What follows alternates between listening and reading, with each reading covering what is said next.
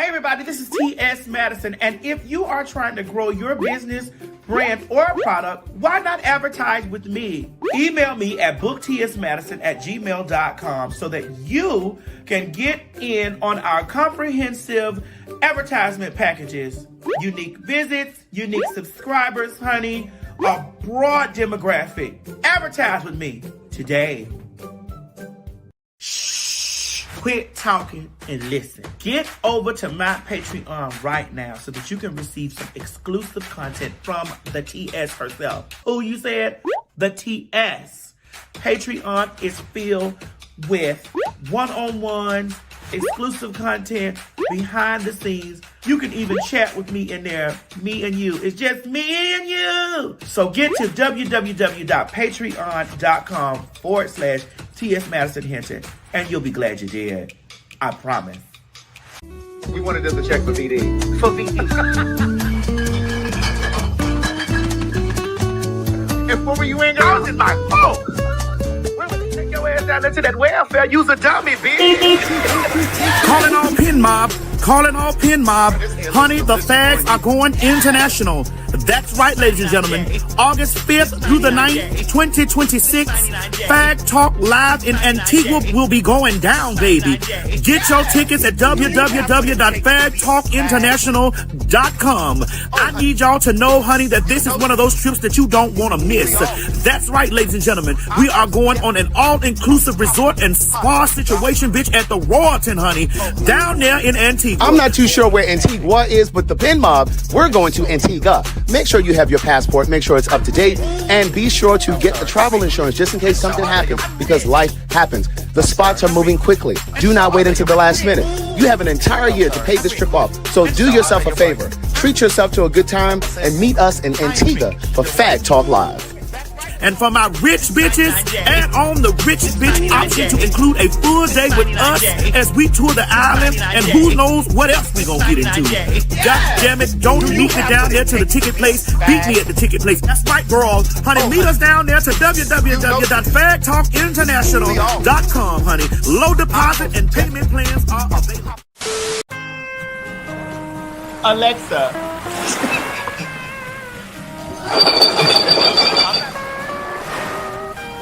Let's have tuna. Let's have tuna. We've seen your mom.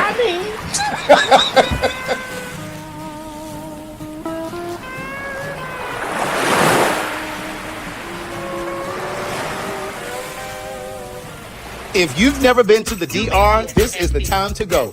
Book your ticket and get your ass down to the beach, baby, because the fags are going to be in Punta Cana. That's right, October 21st through the 25th. Pin mob! Pin mob! Pin mob! You hear me calling your name? God damn it, the TS is celebrating her birthday, honey, of the big 4-9. October 21st through the 25th, down in the Dominican Republic. That's right, we are having a PhagTwalk birthday bash for the TS. Bitch, get your tickets right now at www.PhagTawlk.com. And always remember, don't meet us there, bitch. Meet us there at the big 49 birthday bash for the TS in the Dominican Republic. See. Welcome to Telling Our Stories. This is the lesbian edition. It's the ladies' turn. When did you realize that you had an attraction for women? Looking through this magazine, and there was a lady, and she was naked, and I couldn't stop looking at her. I have known ever since I can remember that I liked girls. You asked for their stories. They showed up and gave you so much more. I have an uncle, Aunt Jackie, right? Wait a minute.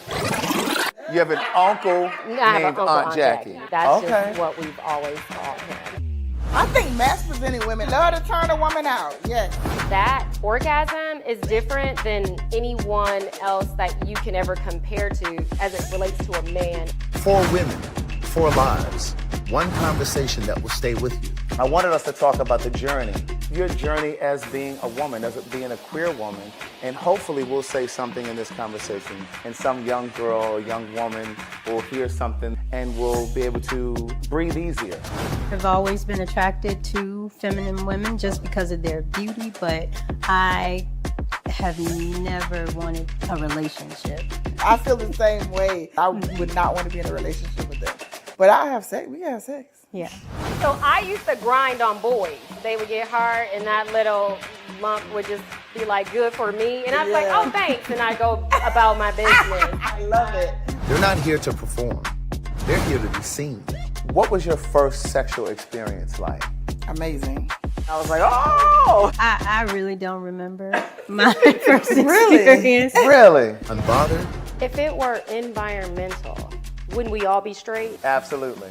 unscripted, God created me to be who I am, and for those who don't accept you, He's going to give you the people you need in your life. Amen. unapologetic, Instead of it just being a physical moment, A transaction. yeah, telling our stories, the lesbian edition. women don't think like most women. Maybe that's why you all don't have the abs. Coming June 12th. Don't miss it.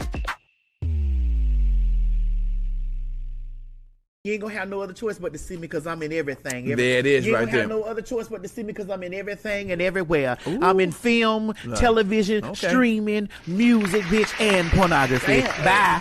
The views and opinions expressed on this program is just that. Views and opinions. Don't take any of it serious. But I will warn you, viewer discretion is advised. Ladies and gentlemen, get ready for some fact talk. You met me as me. Yes. Man, this hair looks delicious on you. Yes. This 99J. This 99J. This 99J. This 99J. This 99J. Yes. Do you have to take the bag? Oh, not your lady. That one. And y'all stop rushing us in the motherfucking. I'm popular, hot ass. I was born a bag. And so are you. I'm rich. I'm sorry. I'm rich. And so I beg your I'm rich. I'm sorry. I'm rich. And so I beg your I'm rich. I'm sorry. I'm rich. And so I beg your pardon. I'm rich. Say it again. I am rich. You're what? That's right, Correct. And you got some people in that. She keeps poking the bear.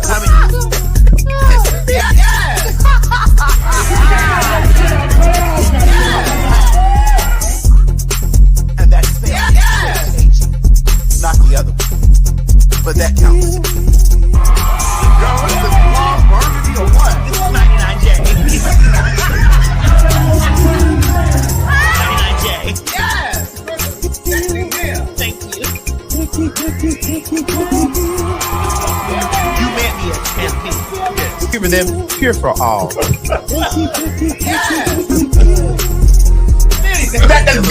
That one. And y'all stop rushing us in the motherfucking. 99J. This 99J. This 99J. This 99J. This 99J. Yes! Girl, what is this blonde burgundy or what? This is 99J. 99J. Yes! Thank you. I'm rich. I'm sorry. I'm rich. I'm sorry. I'm rich. And so I'm rich. Correct. And you got some people in that. She keeps poking the bear. I'm rich. Say it again. I am rich. You're what?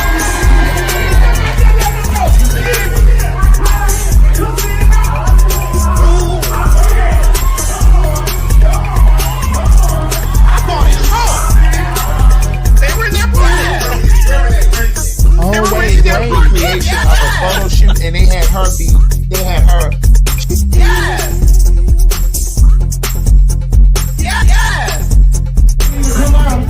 Y'all better be real nasty. All the way back in Philadelphia,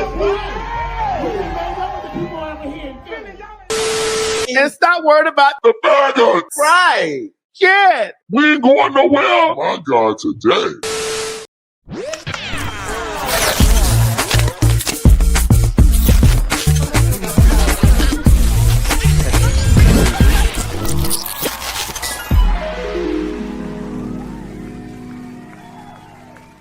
Craig, and it's really. Wait, did we? Are we not here? It's not right. It's not together. It's not. No, it's not together. No, hold on, Mo. You got to fix this because this is Mo. This is what we. Because you made these two cocktails for me. Yeah, this is what we was. This Go is ahead, what. pull them together. This is what I was over here windmilling in the streets. I was outside about his raise. By his raise. And you still ain't sent me the money for that this week. Oh, you didn't come this week, did you? No. Right. I'm gonna send it to you for today, but that's gonna depend on how he because it's just like, girl, Did you catch that? I did, but he's always performing the same way. Underperforming. Well, I didn't say underperforming. I did say underperforming.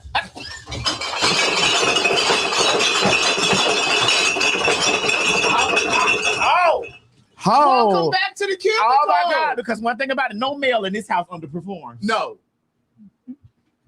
Well, not the ones who live here. Watch it, sucker. Watch it. Wait a minute. You think because you made me two cocktails that I'm going to forget to ask you why I didn't get an invitation to July 4th? You had people over for July 3rd or 4th? Craig, you were out of town. No, bitch, I was here. We had just got back from New York. Craig, I was really under the assumption that you were out of town. No, the fuck you That's weren't. where you were rushing me so bad to get out of New York because you're the reason you're rushing us to get out of New York. No, I wasn't rushing you to get out of New York. Actually, I got some tea. The reason why I had to get out of New York, girl. Oh, so now the truth unfolds. The truth doesn't unfold, but I can't spill that here. Mo, I need 30 seconds.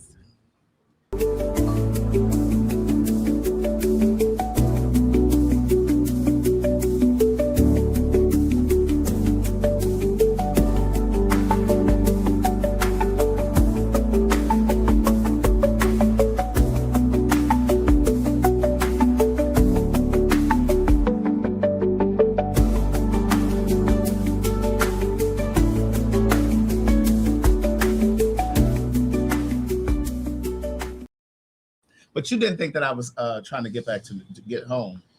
No, girl. That tea I just gave you, girl, is a gag. Well, I'm trying to, listen, I'm trying to let that. Yeah, because you don't want to spill it too hard. Exactly. Because it's in the good. My eyes are already a little low. But you just got to understand that once that transpires, those girls are going to be weakened in there. Bitch, you thought SWV. You thought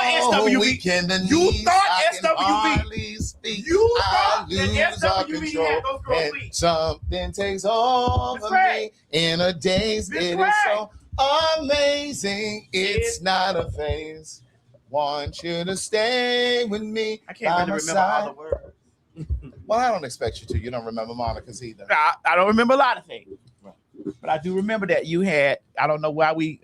Craig, I'm sorry. You don't know why you didn't invite me? I'm sorry. Because I know that you were not in.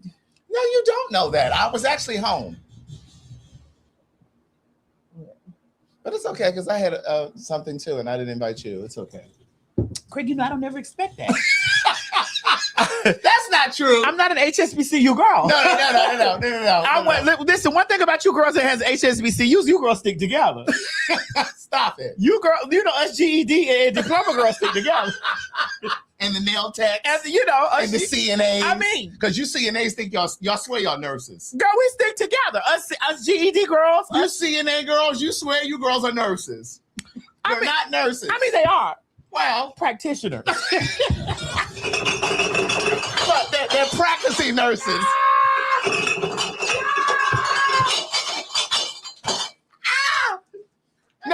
No. If you're in school for to be in CNA, listen, don't let us discourage you. No, I want you to understand, bitch. Those girls make a good piece of change. Yes, they do. It was just a joke. Cause see, I wasn't a CNA, honey, but I did work in mental health. I wasn't a CNA. The dude that tried to beat you. Yeah, I wasn't a CNA, but I was I worked in a group home. Tell us about that. Yeah, girl, I had to work in the group home, honey. This was in Florida? Yeah, this was in Florida. I worked in New Haven. I mean Haven Center, I think it was. Or Sunrise, one of them. They go through so many different names for the girls that are. For the girls who are what? What are they? Do it again. What are those girls? Angel by my side. No, that's a different type. No, that's a different girl. Oh, that's yeah. But do it again. The same touch. Show them again. Isn't it the same type of touch? No, it's a different touch. What's the difference between the touches? Sometimes you can see them on the outside. There are girls that can hide their touch. These girls can't hide their touch, so they're touch. Right. Touched by an angel. So was this, you were in Florida? Yes, I was in Florida. Was this pre or post transition? Because we need to know who you were. Honey, I've been in transition since I was 17 years old. So how old were you at this point? I think I was 20. Oh, so you had already started. Girl, they couldn't, and they get a little milk duds. Oh, it was duds there. You had milk duds. Oh, they were duds. Oh, mistake, they were duds. They were duds. Were they milk duds? They were duds. Okay. And they were getting, I actually was able to push a little bit of it together. So a little bit bigger than Mo's currently. No, they were 2 times Mo's size. Okay. But they were in that process. They were in that area. Yeah. Like, you know how Mo's sit like 2 missiles? Bitch. Bitch. 2 spud missiles. Yeah, 2 spud. Like potato. Yeah, I saw exactly what you did. Yeah. I saw that. Yeah. And it's okay. This is what I be trying to explain to people. Like, there are people that people like who? Explain to people. I thought you were giving an example. Well, there are people that like daddy bodies. I'm a girl that likes a dad body. Okay. Tell us what a dad body is. Mo. Okay, but can you just, like, if I was blind and I couldn't see Mo, tell me what a dad body looks like. It's a man. It's not me. It's a man. I need more description. Well, I'm blind. It's a man that has, a man. Like, I like dad bodies. That doesn't help me. I don't know how to really describe a daddy body, but it's like I don't. Okay, can I say this? And without, I'm waiting. Without getting canceled from you, Craig. No, for sure. It's the gym girls that I be scared of. Those gym girls are fake. the gym girls are what? This is a fact, bro. They're real wishy. The gym girls are fags. Listen, when I be over there watching those men for the gym, I'm like, you in there flexing all those muscles. Men are looking at that. You're doing that, and they're doing it for each other. Yeah. Men are over there admiring and looking at those muscles, like stuff like that. Like, girl, I don't really get into that. There are women that like gym dudes. I know. Okay, so but you still haven't helped me understand. So what do you want to say about those women that like gym body? They're seeking the services of a fag. Well, what's a dad body? Help me understand that. What does it look like? Mo? Stop. It's not me. Stop. Okay, but if I can't see Mo, what does that look like? You can see Mo from here. Is it pudgy? There's nothing. Is it stodgy? It's a dad. Stocky? It's like a dad. Is it portly? Well, there's different phases of dad bodies. Some dad bodies are headed to a very bad direction. Stodgy. No, I kind of like stuff. But then there's some dad bodies that are like portly.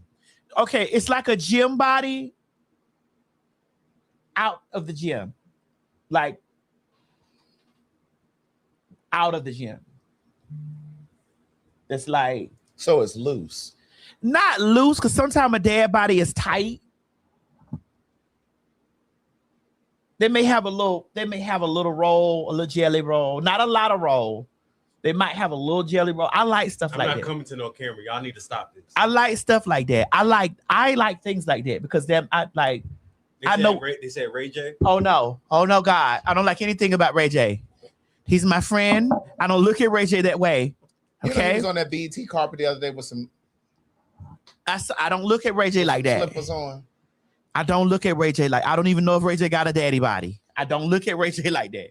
I keep explaining this to y'all. No, I know you've seen. I don't know. I don't know. Because when I'm Ray J without a shirt on. Yeah, when I'm looking at Ray, a lot of videos. When I'm looking at Ray J, I'm looking at Ray J from a different, from like, oh my God, no. So it kind of looks like mammary. I just like a daddy body. I like when a daddy body on me, and I'm like, this a man. He's probably had a couple of beers. So he got saddlebags. No. Well, you said a little something on the side. I said pudgy. I said saddlebags. No, girl. I have saddlebags, girl. These are saddlebags. No, the saddlebags be the things that be hanging from the waist. Those are love handles. Saddlebags. Those are love handles. Ladies, you understand what I mean about love handles is a nice way of saying saddlebags. No, you understand what I mean about dad bodies. I do too. Yeah, they say G has a dad body. Yes. G don't like that I say that he has a daddy body, but he does have a daddy body. When did you ever tell G he had a daddy body? He gets very angry when I tell him he has a daddy body. So he goes to the gym, but he still has a daddy body. It's a nice body, but it's daddy. You're saying that Mo and G have the same kind of body? No, Mo has a different type of daddy body. What kind does he have? An African dad. Stop this. G has a Black American dad body. Stop this. Mo has an African dad body. I disagree. Because G's body is not similar to the average Black American body. I didn't say what. I'm a woman looking at a man. Okay. Are you a woman looking at a man? Okay. But I got eyes. You have eyes. And most straight men aren't built like G. Most women, unfortunately, most women have to deal with a heterosexual man who hasn't seen a gym. G goes to the gym. He does, but he's still a gym man that has a dad, like he has a dad body. Mo has a dad body, a different type of dad body. I'm not saying when I say dad body, you're thinking of dad body as in bad. I told you I don't like those overcut, overbuilt. I don't like that. I don't think G is overbuilt. I think G is. That's dad. See, I don't think so. That's a dad. That's a daddy. Like a woman gonna look and be like, "That's a daddy body." No, she gonna look at him like, "Oh, that nigga goes to the gym."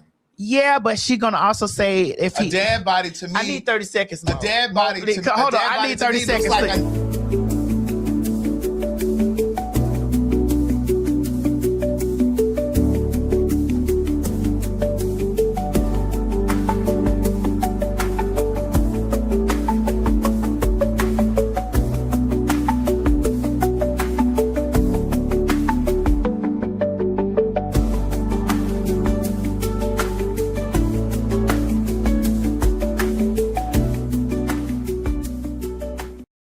I've been through a lot of bodies, Craig, and I know what a daddy body is, and I like daddy body because daddy's bodies fucks down like a dog. There is a bitch out there right now that's fighting a hole in the street about a daddy body. A daddy body will fuck your ass down to the floor. Will tear you to pieces. A daddy body will pull your insides out, girl. Especially if he has a daddy body and a big daddy dick. Bitch, that's one of the things that'll ruin you. That's why them girls will be in there frying eggs for him right now. Not frying eggs for him now. They would. A daddy body is not a bad thing. I'm telling you. I'm not saying it's a bad thing, but I'm just saying that I don't see a dad body as a body that looks like it's been to the gym. No, that's because that's not your definition of a daddy body. As a woman, a trans woman who has a huge woman following, female following, the females know exactly what I'm talking about. Okay, for example, who I can give other examples outside of the people that are around us that has daddy bodies. Who can y'all give me examples of? That's where I got a daddy body. No, you have a gym body. That's what I need them to understand. You have a gym body. You do. Yeah. And that's too gay for me. It's what? Too gay for me, girl. Why is it too gay? Girl, because it's not, I need something, a little bit of unkeptness. Yeah, see, I like a little cream of wheat on the stomach. You say Tank has a daddy body? Oh. They said David Banner. They said Idris Elba. Idris Elba has a daddy body. That's a daddy body, bitch. Okay, that's a daddy body that you're gonna let push you through that mattress and that floor. He's gonna push that. Trick daddy. Oh no. That's a daddy body. No, that's not a daddy body. Well, what is it? That's a daddy body, in my opinion. In your opinion. What is his body then? If it's not, what is his body? No. What? Murder, I don't want to be going through this stuff with Trick. No. I want to know. Murder, I don't want to go through this stuff with Trick. I don't want to go through this stuff with Trick. I don't. What's a daddy body? Because bitch, we ain't never gonna stop reading each other. I don't want to go through this stuff with Trick. What does he have then? If his is not a daddy body, because that's what I think that you saying he's obese.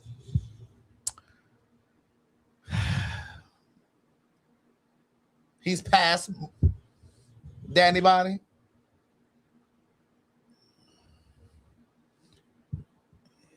Hello. Murder, I don't want to go through this Hello? stuff. I don't want us to be going through this. I'm just trying to figure out Because somebody will clip this and send this to Trick, and then me and Trick will be reading for days. I don't want to do this. Okay, so let's move on. But Trick Daddy Body is not a daddy body. It's a Trick Daddy Body. That's what it is. It's a Trick Daddy Body. Is that below, above daddy body? It's over there. Where is there? Is that a double? Where is it?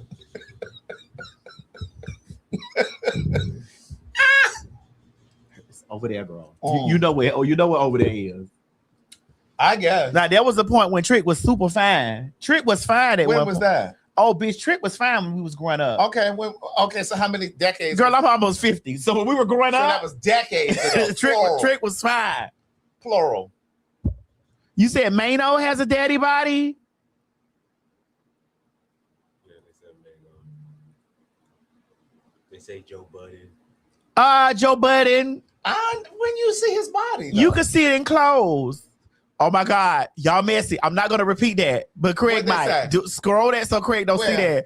Oh, his body shaped like the worms from. No, that ain't it. Where? Miss Netta has a dad body. Oh, we haven't talked about the icons in so long. Don't do that. They said Shannon Sharp. Shannon Sharp has a dad body. Yeah, he got a daddy body. Yeah, and then with that beard like that. But so does Aunt Nedra. Aunt Nedra. Yes, yeah, okay. Like this new body that Jason Momoa has. That's a Jason who? Momoa. Aquaman. Is that his name? Momoa. Yeah, Momoa. This new body that he has is a daddy body. This new body he has is a daddy body. What kind of body Caitlyn Jenner have? A grandfather's body in a dress. She has a grandfather's body in a dress. Oh God. She built like a box of cream of weed. I thought you were about to say actually, athlete's body. She's built like a box of Quaker Oats. Yes.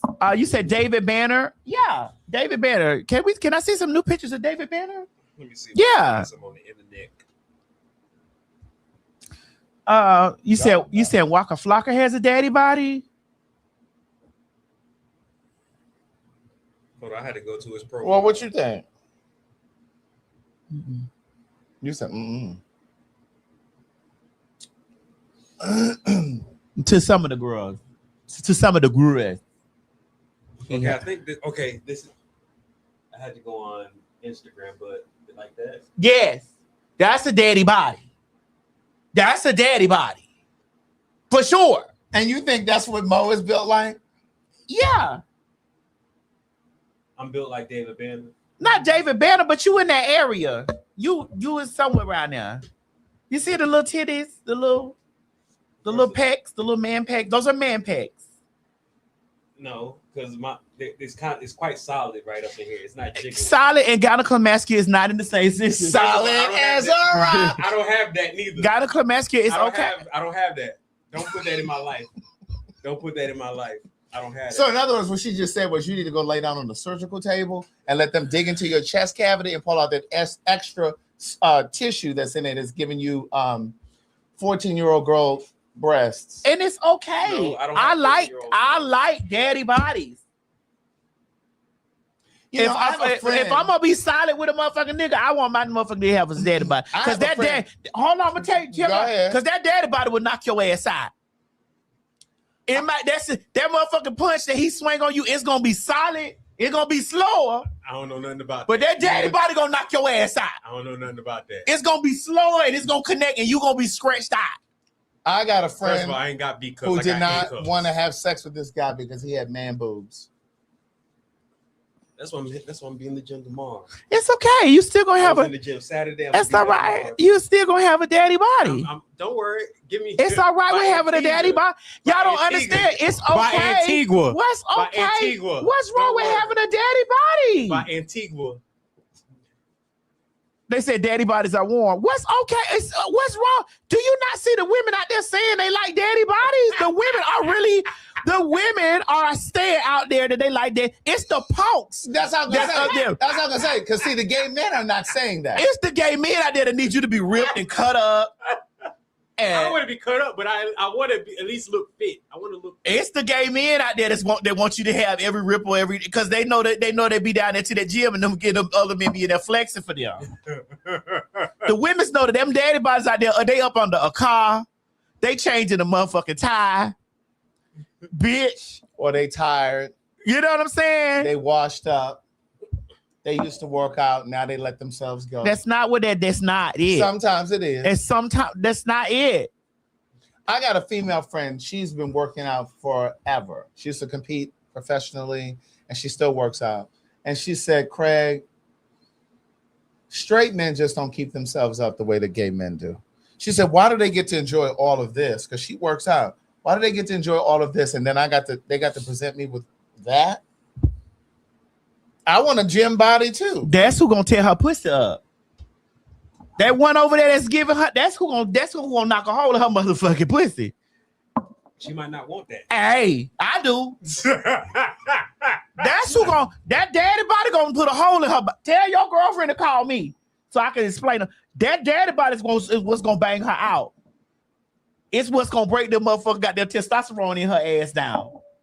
That daddy body gonna come and motherfucker go. I don't know who the fuck that was that just said me and Shannon Sharp have the same body, but bitch, you must have cataracts.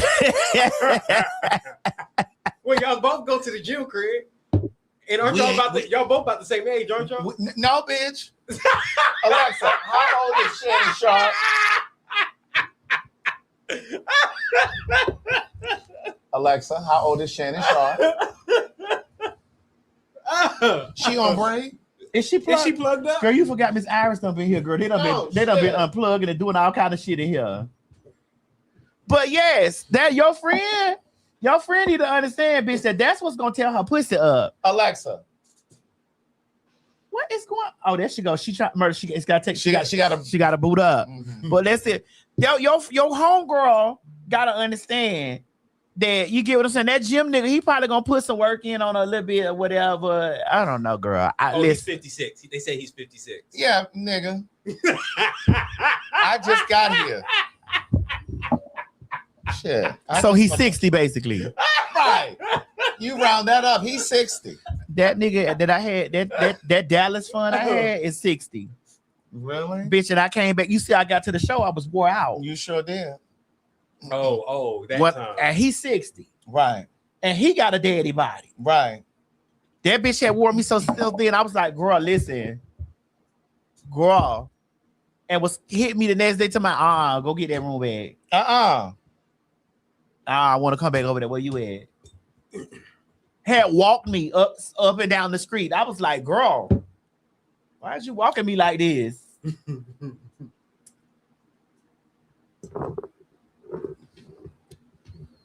We had a great time in New York. Oh, we had a man. Let me tell you something. Actually on tour. I really want you to understand that, like, anytime that we say we're gonna be in New York City, New York City shows up and shows out for Yes, us. they do. And we have the best time in New York. I really think that our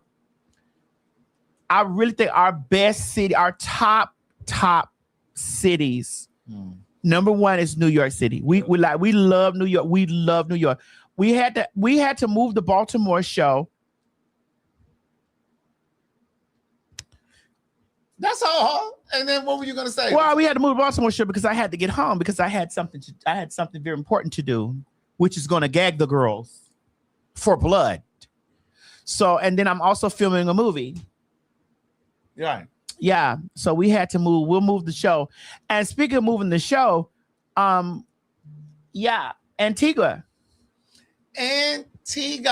Listen, I don't know what party had Antigua or Antigua. Whatever it is. That's because I said Antigua, and people out here correcting me saying you mean Antigua. It's Antigua.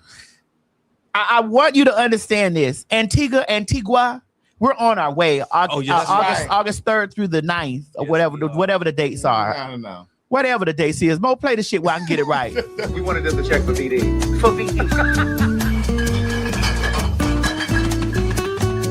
And what were you in? I was in my phone. Where was it? Take your ass down into that welfare. Use a dummy, bitch. Calling all pin mob. Calling all pin mob. Honey, the fags are going international. That's right, ladies and gentlemen. August 5th through the 9th, 2026, PhagTwalk Live in Antigua will be going down, baby. Get your tickets at www.PhagTawlkinternational.com. I need y'all to know, honey, that this is one of those trips that you don't want to miss. That's right, ladies and gentlemen. We are going on an all-inclusive resort and spa situation, bitch, at the Royalton, honey, down there in Antigua. I'm not too sure where Antigua is, but the pin mob, we're going to Antigua. Make sure you have your passport, make sure it's up to date, and be sure to get the travel insurance just in case something happens, because life happens. The spots are moving quickly. Do not wait until the last minute. You have an entire year to pay this trip off, so do yourself a favor. Treat yourself to a good time and meet us in Antigua for PhagTwalk Live. And for my rich bitches, add on the rich bitch option to include a full day with us as we tour the island, and who knows what else we gonna get into.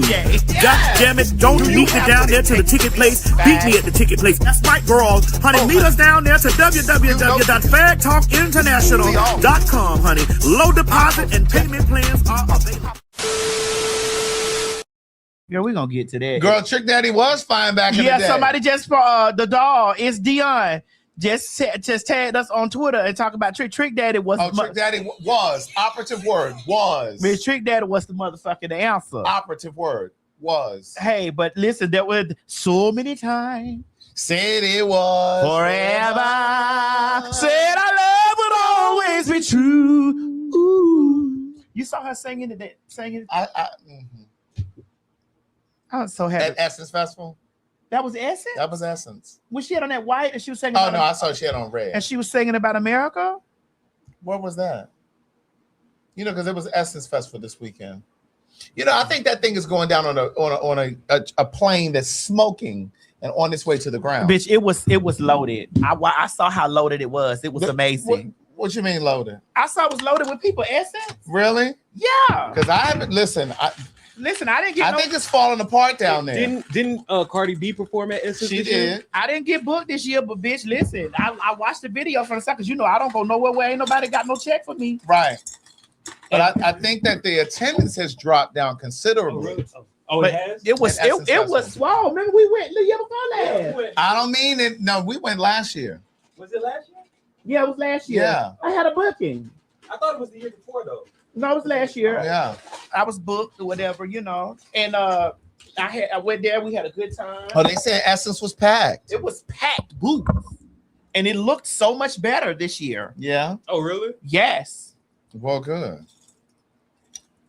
I heard them concert tickets were expensive though for the Cardi B one. Well, they gotta have that girl money. You gotta understand. You got to have that woman's money. You get okay. That's enough. I got to get back to town. Just like you got to have mine. That's a splash, Craig. That's true. You got to have my money. That's true. So you got. I don't know how you gonna sell them tickets, but I need my. This is what I charge. Right. I don't know how you. I don't know what you gonna sell and how you gonna sell it. But this you got to have my. You got to have the back. You got to have my deposit and the balance. Right. That's the way it works. Right. Are they doing an Aaliyah tribute tonight? Somebody said don't make jokes about planes. Hey, don't listen. I'm not making a joke about planes. I don't make jokes about planes anyway. Yeah. No, I was just saying. That's the reason why we drive everywhere. Yeah. That's the reason why we and drive plus everywhere. It is cheaper. And I enjoy the experience though. And we get do you? Yeah. And we get to bring Miss Mary. Just being on the road with. We get to bring Miss Mary. We get to bring give me a little bit more. We get to bring Miss Mary. We get to bring Chi Chi. Yo, because if y'all didn't come out to the shows, y'all miss Chi Chi out there too. Yeah, Miss Mary, we had Chi Chi, you know what I'm saying? Bitch, I'm able to bring my firearms just in case some shit get out of control, and I have to blast me a bitch down to the ground. Antigua, listen, some singles have opened up. Oh yeah, no, because I wanted to let y'all know that the girls had heard that the Fags was coming in town. I don't know what group was booked with us. But they said, but they was like, girl, they had done canceled. And so if you were on the waiting list, Legra had sent you all an email. If you were on the waiting list, then you understand that Legra sent you an email. And in the part of the email, she was explaining to you all that there are single rooms that have opened up. There's a limited amount though. But you got to pay in full. You got to be able to pay in full though. Okay, because the trip is next month. It is already July.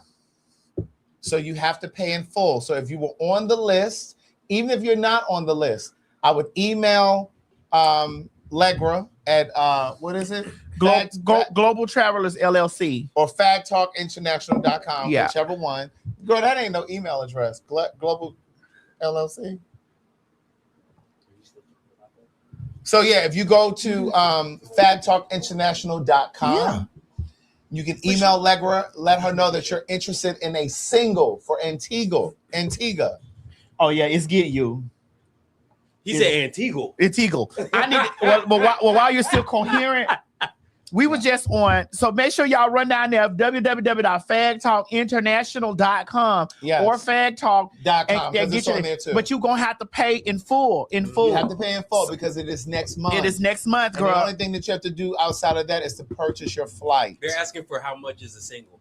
We don't know, girl. So that's why you're gonna email. Girl, you got to go email it or go click on there and try to buy because they're open. Yes. They're open. So I'm looking forward to Antigua. But what were you about to say? You about to say something? Yeah, I'm also in October. So I think Craig is not coming in October for the because it's my birthday. And Craig got something to do. He said Craig don't really celebrate the birthday with me, and I'm all right with it because we don't really celebrate each other's birthdays like that. We just make posts and we love each other.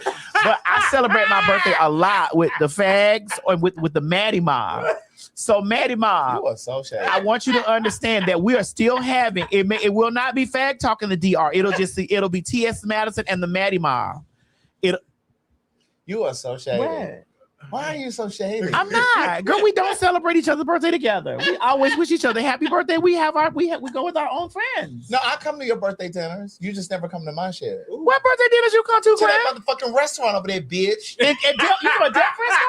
I came there. I also came to that fucking steakhouse, bitch. I came to that one behind Phipps Plaza, bitch. What party I had behind Phipps Plaza? I'm talking about the Galibration. The what? You don't really come to the Galibration. What is that? Bitch, I was at the motherfucking house of the Halloween party last year and the year before. You know what, Craig? I know I was, bitch. Get your hands off me. Get your motherfucking filthy ass trainee hands off of me, bitch. Get your motherfucking filthy ass trainee ass hands off of me, bitch. How dare you lie in front of 7,000 people? How dare you? Wait a minute. They're not just filthy. They're filthy trainee. Filthy trainee. That means they've been over other types of meat. Yes, all that transmission fluid. And gun oil. Yeah. Bitch. Oh my God! When I said that this has taken me, listen, girl, that has just poured me. Have you eaten today? Girl, no. Oh, because you're at company. I still have. Present tense. Have. He's upstairs, y'all. No, we haven't met him. Bo and I have not met him. The night is still young. The night is still young. The week. So I don't know if y'all can get 4 hours tonight or not because this bitch got plans. You know, Ike Turner's always booking ahead. Listen, I had plans last night. And I ate beans and all, honey. I most definitely was goddamn. I was free and clear, because I take my what pure for her. Is that why you're sitting in this chair like this? Let me have this, Bo. Yes, she just took some. Of course, I was free and clear.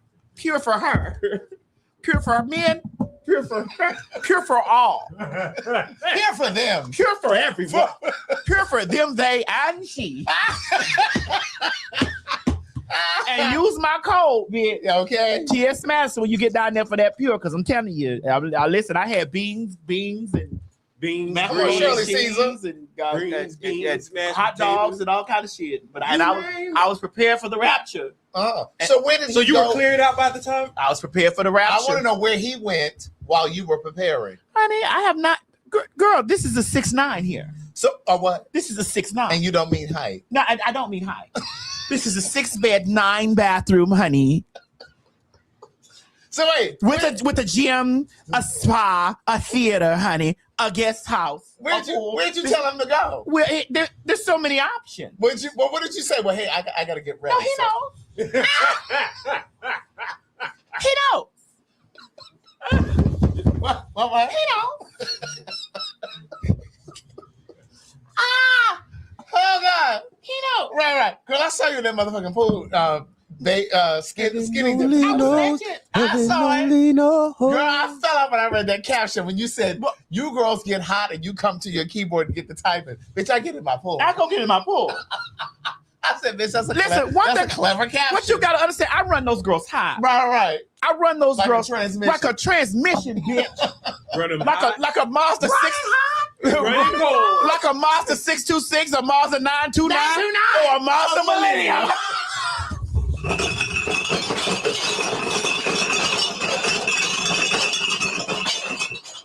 Bitch, I'll leave a transmission on the highway. I used to love that Mazda Millennium, bitch. Oh my God, I used to love the Mazda I tell Millennium. you, girl, I run those girls. Yes, indeed. Yes, indeed. I tell you, we've been on tour. Yes, we have. And as all year since and we're gonna go back. We are. But we've been on tour, and sometimes I get in the comment section. Yeah. Sometimes I don't. Yeah. But those girls have been flustered. I've been seeing them make think pieces, video vlogs. I've seen them link up. Right. I've seen McGilla and McGilla and Curious George. I seen them two link up. They were so angry at the outcome that came from my legal case, right, that I won, because I'm the victim. Mm-hmm. The legal case that I won, and had they showed up for court at any time during the legalities, they would have seen that I was going to always be the winning party, because I am the victim. Right. And at the end of the day, on June 23rd, I allowed. What was the word? I allowed. Gave permission. I gave permission for the defendant to return back to society. Yeah. For those that are watching, I need you to understand, I gave permission for the defendant to return back to society, because as a human being, I understand when you're dehumanized and when you're treated like trash and drug on the ground because you're a trainee. But see, the unfortunate part about the situation, what faggots tend to forget, is that they're moments away in the eyes of the oppressor from being the exact same thing that you are dehumanizing. Right.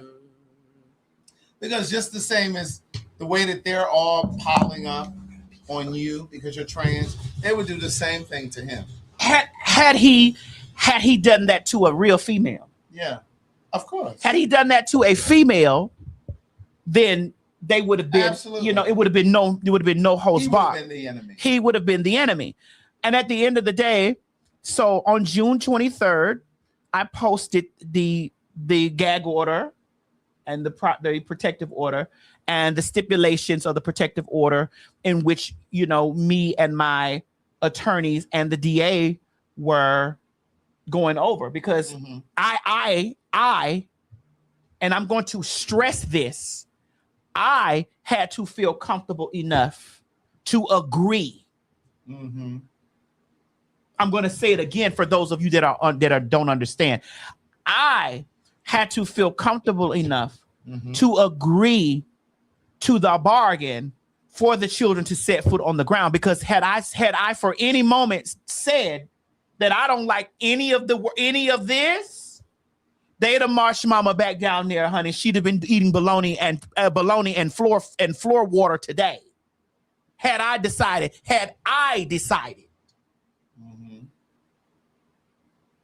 And so when I posted the original post on, and I posted and I left it, and I posted, when I posted, my post stated, I'm only going to say this once.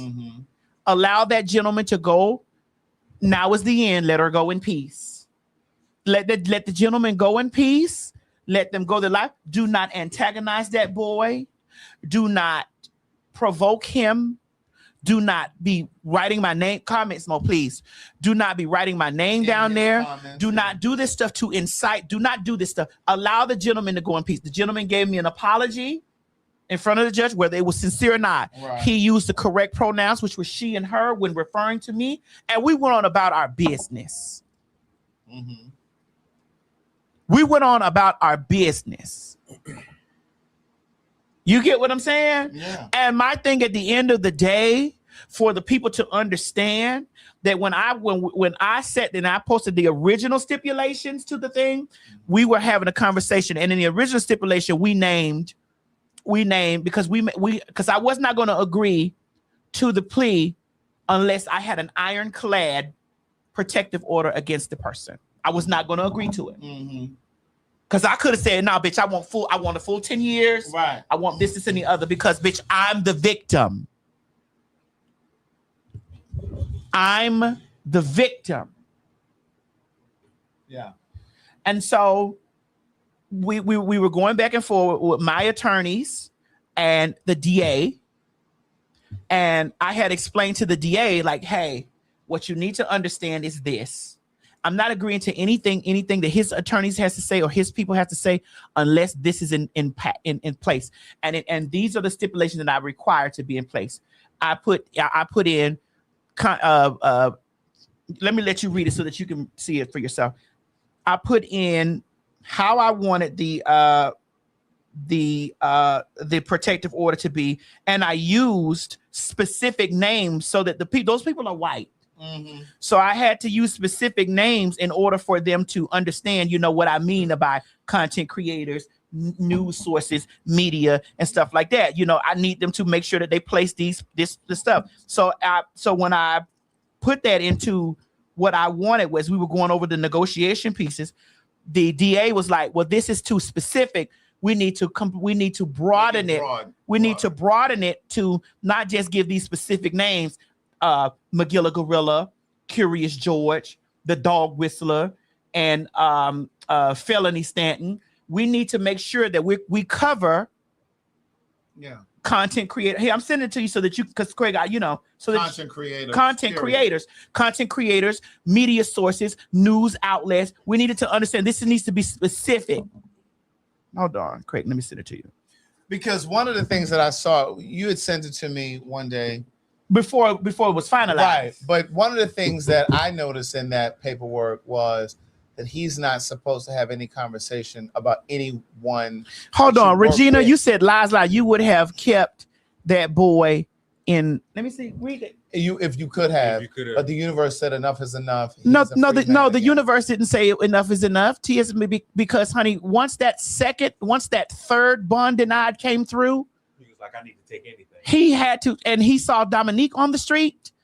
Because everything, what you need to understand, all the vicious, vile, nasty, foul things that he said about me and Dominique, he ended up falling into the snare of his own words. Sorry. And to be honest with you, because I was watching it, the judge literally asked Madison, "Are you okay with this?" The judge asked me that. She said, because had I motherfucker said anything else, Regina, the girl would be eating bologna right now from the floor. The girl would be eating bologna from the floor. Had I said anything else, bitch. Yeah, the judge. So you can go get your news. You can go get your news from Magilla and Curious George and Felix and all you want to, bitch. This is the source. This right here is the source. Had I decided, bitch, that I didn't like anything, bitch, it was going to be motherfucking baloney for the rest of this year until we had motherfucking goddamn trial. Pussy. Now, if you that girl fan, go over there and be that girl fan. But go ahead, Craig. I was saying, what was I saying?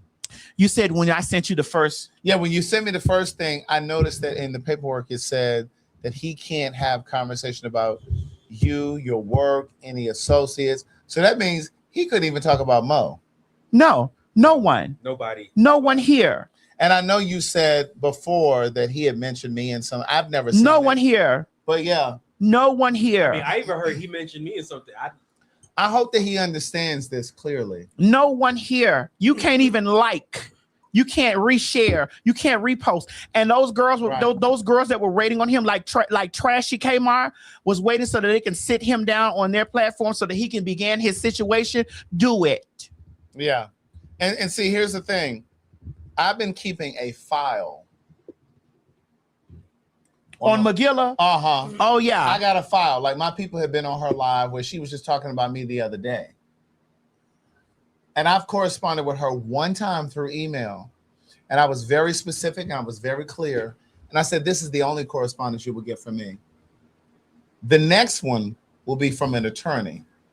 So I just need her to understand that I am documenting every live stream. Well, because I'm sure she's watching. I'm sure she is. As a matter of fact, I didn't even take the time. And listen, people be like, T.S. Madison, why do you respond? Do what Beyonce do. I'm doing exactly what Beyonce does. Beyonce responds in her music, in her craft. This is my music. This is my craft. And when I want a motherfucker respond to something, I have every right to, because I don't have to let a bitch motherfucking play on my top or play on my motherfucking name, bitch. And I know your big neck, your whole hog neck ass is fucking watching. You and Trash, you goddamn Kmart. I know you girls are watching because I'm your content. Yes, right. Now let's do this. I got streams, right? I got links of like times where she's mentioned me. And I'm just going to present this shit to an attorney. Here are all of the moments where she talked about me. I don't know this woman, never met this woman. We don't know this individual. Not interested in her. She has nothing else to do with her time except create content about other people. This is what she's been saying to me, and I wanted to stop. And so while we were on the road and they had done did the bum bitter bitch tired ass whole link up. I was kikiing because they were trying to do little trigger words or trying to read my mama, do all this type of stuff, talking about my house is nasty, talking about the same playbook. But I tell you what, get your homegirl to sit on the show and talk about me. Do that. Take your homegirl and set your homegirl down and tell her the motherfucking Alexa, play say my name, bitch.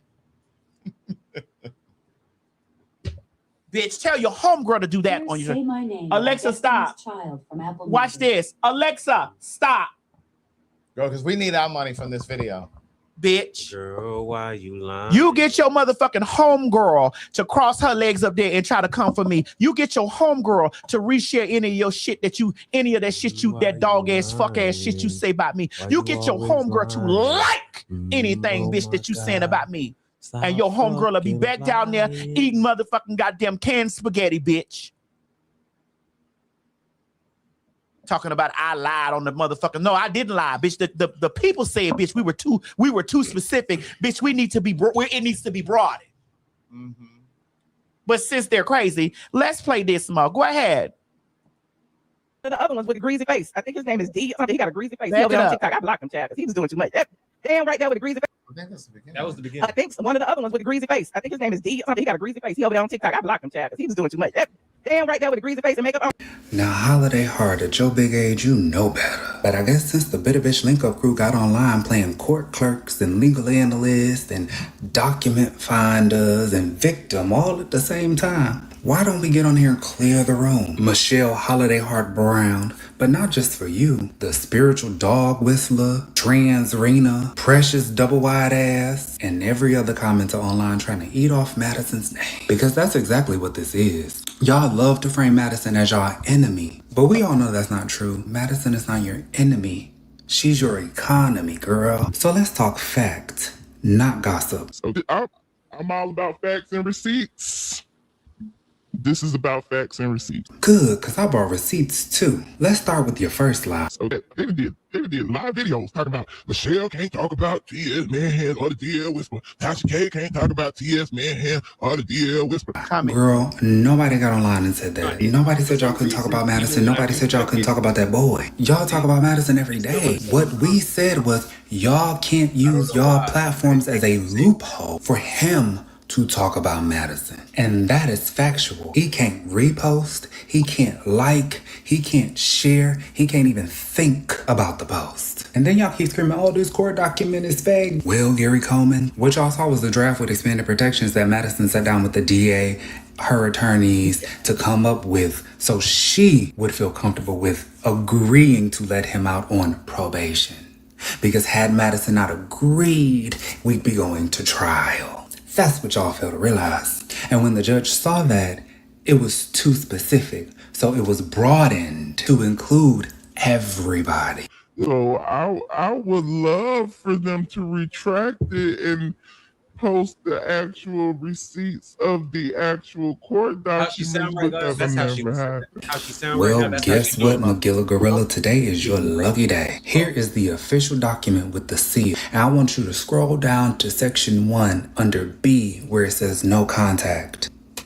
It clearly says there should be no contact through friends, family members, co-workers, employers, agents, publicists, media outlets. Like Tasha K, we would consider her a media outlet. Content creators, anonymous accounts, or online communities. Holiday Heart, you would fall under content creators. Spiritual Whistleblower, you would fall under content creators and online communities. Because remember, Michelle, you sat down with Tasha K and both of y'all had a kiki about this little moment. This interview did well on my platform. Yeah, it did. I watched it. And I'm gonna platform his ass again. Do it. I promise you. So yes, Ving Rhames, that's where you come into the protection order. That is where Tasha K comes into the protection order. Y'all got the facts, y'all could read the documents, but you couldn't comprehend that? So how about you do this, girl? Go get your exclusive. You, Tasha K, the spiritual whistleblower, Big Mama Precious, how about one of y'all go get the exclusive interview, huh? Invite him on down to the podcast. Let him talk about me and let him talk about Dominique. Let him talk about Dominique's case. And then y'all let him drag Madison for filth, bitch. Y'all have a good key about that one. I bet you it'll be his last interview. I bet you it'll be his last day free. Because that interview becomes the loophole printed in the document. Y'all sit around every day and act like Madison talk about y'all. You was crying other day, oh my God. Madison, they know I'm a blogger, so I talk about what's popular. Does this sound like popular gossip? That part. So it was nasty Whatever. inside. I believe it. Nasty. He's nasty. He look like he stank. Madison is your content girl. If you go to Madison's page right now, you don't see her post about you and gets millions of views not talking about y'all. You online whimpering and whispering, everybody knows I'm a blogger and I talk about hot topics. Girl, Madison is your hot topic. You are a 50-plus-year-old content creator sitting around calling her TS man hands like you not built for tough. Built like a motherfucking linebacker. With the same size hands as me. Sitting around talking about I'm in makeup with greasy skin. No, babe. This is what a good skincare routine looks like, but you wouldn't know that either. Judging by the optics alone. Y'all are so bitter, bothered, and boorish. That's why your stomach is distended the way it is. It's full of bitterness, bitch. But back to the facts. And Hands, who actually doxed the DL Whisperer. We're going to go to the Youngman Supreme Court transcript, page 64. The attorney asks Madison, so when it comes to the doxing piece of it, have you ever read out loud on any kind of podcast any information dealing with my client whatsoever? Madison says no. Then she explains, I would never post a person's address. I would never post their phone number. I would never post their social security number. So where is the video? Where did she say his name? Where did she post his address? Where did she say his social security number? If we go back to the transcripts on page 65, the attorney asks, you never talked about any of his credit report, his address, or anything else like that on social media? Madison responded, we were talking about credit reports. We didn't particularly say anybody's in particular. The attorney asks, well, whose credit report were you reading? Madison said it was one online. He asked again if it was Mr. Palmer's credit report, and Madison says, I mean, it could have been. So all of y'all reporting that he was doxxed by any of us has been a lie. I like the receipts. Damn right there with the greasy face and makeup on. He hates the DL Whisperer, and he hates the fact that women supported the DL Whisperer. He wants the women to support him. And that's the same thing with T.S. Madison. He wants the women to support him. You don't know anything about my situation with that boy, but that's what you got. Me and Madison want women to support us, and I hate him because women support him. But just last week, didn't you say? I don't understand how women support them. So which one is it? Do we want the support, or are they supporting and you're bitter about it? But fun fact, I don't hate that boy. I have a lifetime protective order against him because he was stalking and harassing me, threatening to kill me, sending me hateful messages, posting malicious lies on the internet about me. Similar to what you do, Magilla Gorilla, but you're not the only one. But with T.S. Madison, textbook narcissist. Textbook. This is the playbook of a narcissist. This is what they do. Girl, you are delusional. It's funny how you can get online and see the pattern of narcissism in everybody but your own self. Everybody's a narcissist. Your ex-husband, your mother even. Everybody's the problem but you. because you can't see that you're the narcissistic psychopath. You have been think it's the parasocially video. attached to Dominique Morgan and T.S. Madison for months. Why? Invite him to your podcast. Since you can talk about whatever you want to talk about, invite him up then too. And watch you being throttled in legal drama. Y'all sit around calling us minions and lapdogs for defending somebody we personally know, but y'all sit around and talk about her every day. And she don't think about y'all. That's weird. Y'all are nothing but a bunch of old and miserable, pathetic broads on the internet. Madison is the engagement girl. Y'all really don't hate Madison, y'all need her. Y'all hate that the same woman y'all try to reduce, ridicule, mock, make fun of, disrespect is the same bitch carrying y'all views on her back like it's community service. Y'all hate that Madison's silence has more reach than y'all screaming. I think that's the most pathetic thing about all of y'all. Y'all hate a bitch so much, but y'all gotta keep talking about her, cause it's how you're sustaining, girl. So Michelle A.T.L.N. Brown, since you love receipts, there they are. Y'all go tell Conscious TV and Dosa D or whatever his name is, they need to report on the actual document and leave my name out this shit. Okay, they will be hearing from my attorney. Send your attorney, Miss Mama. That was it. Let's take it down, Mo. All right. Now, here's where we are. Like that other girl over there that's screaming narcissist, that everybody else is a narcissist. Remember we had one conversation, Craig, because you didn't even know who that fucking broad was. You was like, who is this? Craig. She got on these people's show, and she is still on these people's show telling these people that I buck break men. We do know what the word buck breaking means. Right. It means raping men. It means taking sex from emasculating against their will. And she's finding every platform that she can sit down to have these conversations. Now, I need for her to understand there's not been any allegedly. There's been none of this stuff. She says, this is what I do. She's speaking as if it's fact. So when it boils down to it, and we have to sit down, meet T.S. Madison. She needs some paperwork. Madison Chanel Renee Hinton and Chanel Denise Clark. She needs some paperwork. When we have to sit down and we're sitting across litigating, you have to. And the broad said, I've been watching Madison's videos on her sex. She's probably in here now. I haven't done sex videos in 10 to 12, maybe 15 years. Yeah, I was about to say it's longer than 10. Like I haven't done porn in 15 years. Almost 10. And I haven't done adult film in 10 years. So you girls are stuck. That's where you're stuck. In the past. You're stuck there. Tasha K has said on her platform and stated that me and Dominique ran a scheme. And I'm like, and she just says my opinion. And she says, I believe. And it's just like, bro, when we sit down and we have to when you getting cross-examined, I need you to produce the paperwork for this stuff. But devil's advocate. Who is more to blame? Is it her or the blind people that are following her? Well, I think it's both. It's both. And I said that one time here before, and I know I said it right here on this camera. It wasn't at a live show, because there are certain things that I'm very clear about saying when I'm here, because we have a broader audience as opposed to like a captured audience when we're in New York or in New Orleans or wherever. There are certain things that I'm very clear about saying here because I want the masses to get it. But the truth is, there are a lot of things that she has said, ATLian has said, that could really be brought up against them in court. Yes. You're right. And the reason I say that is because this whole thing that they're doing, not trying to get religious, but it reminds me of church. Yeah, it kind of reminds me of church. Yeah, you just blindly following people. Yeah, that are saying anything to get you to support their cause or support their. And that was one of the things that, again, I said here on the show, that there are, I believe I have a problem with Black people. I have a real problem with Black people who are, for the express purpose of just making content, to hate on other Black people. I don't mean when it comes to like ingest or fodder.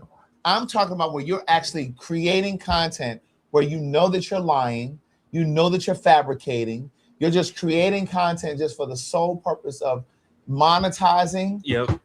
You understand what I'm saying? I fault the people who watch it as well. And I said it recently. I said, you're just as dangerous as MAGA. Even if you're black, if I see you creating content for the express purpose of trying to fuck with the mental capacity of another black person, you are just as dangerous as the KKK. Yeah, I think it's inexcusable. I think it's inexcusable because when you look at the landscape of what's happening in the world, when you look at the landscape of what's happening in the world, I don't care what social media platform you go on, TikTok, Instagram, X, also known as Twitter, Instagram, Facebook. When you talk about, when you look at any of those platforms and you see black people on there creating content, attacking other black people, considering what we're going through right now under this administration, and not even just because this administration bleeds out into the rest of the world, like what's happening right now between Asian communities and black communities. And I'm not saying that it's all Asian people, but what I am saying is, as black people, we have got to be in support of one another. We've got to be in a position where we are sweeter and kinder to each other simply because we have a similar experience in this country.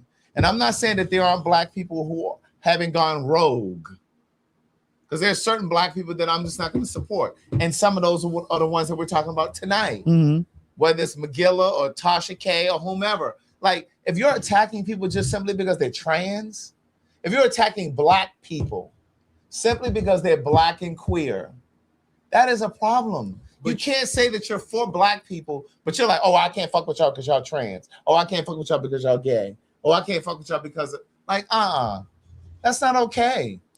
I agree with you, but also at the same time, though, you also have to realize people are always going to try to monetize off of people's phobias. I agree. Yeah. But what I'm saying is, I don't think that it's just the creator being Tasha K, Magilla, or anybody, or whatever this other girl's name is. What I'm saying is, you're complicit, but so are the people who watch your shit. So are the people who watch your content. Well, you got just as bad. You got to understand that their transrena, is MAGA. That's it. So of course they fall up under the guise of that. They don't give a fuck about stuff like that. And the only thing that I would say, because like I think we talked about this on the road when you did Jason Lee. And I think I didn't watch the Candy clip yet, the one that you did with Candy. What's her show called? Speak on It. Speak on It. I haven't watched it. I've just seen some clips so far. I think one of the clips that I saw, you were saying, you mentioned this girl's name, the spiritual witch. I mentioned it. I mentioned that broad's name on when Jason Lee asked. I know you said it on Jason. And here's the thing with them saying that I'm always ma'am, I only mention your name because they asked me what was the beginning, what initiated. Correct. For me to even be going through legal situation with this gentleman. Correct. And I get it, and I understand all of that. I'm not faulting you at all. I understand why you said it. My hope is that moving forward, you don't even platform those people. Don't even mention their names, because the people who have been following the case,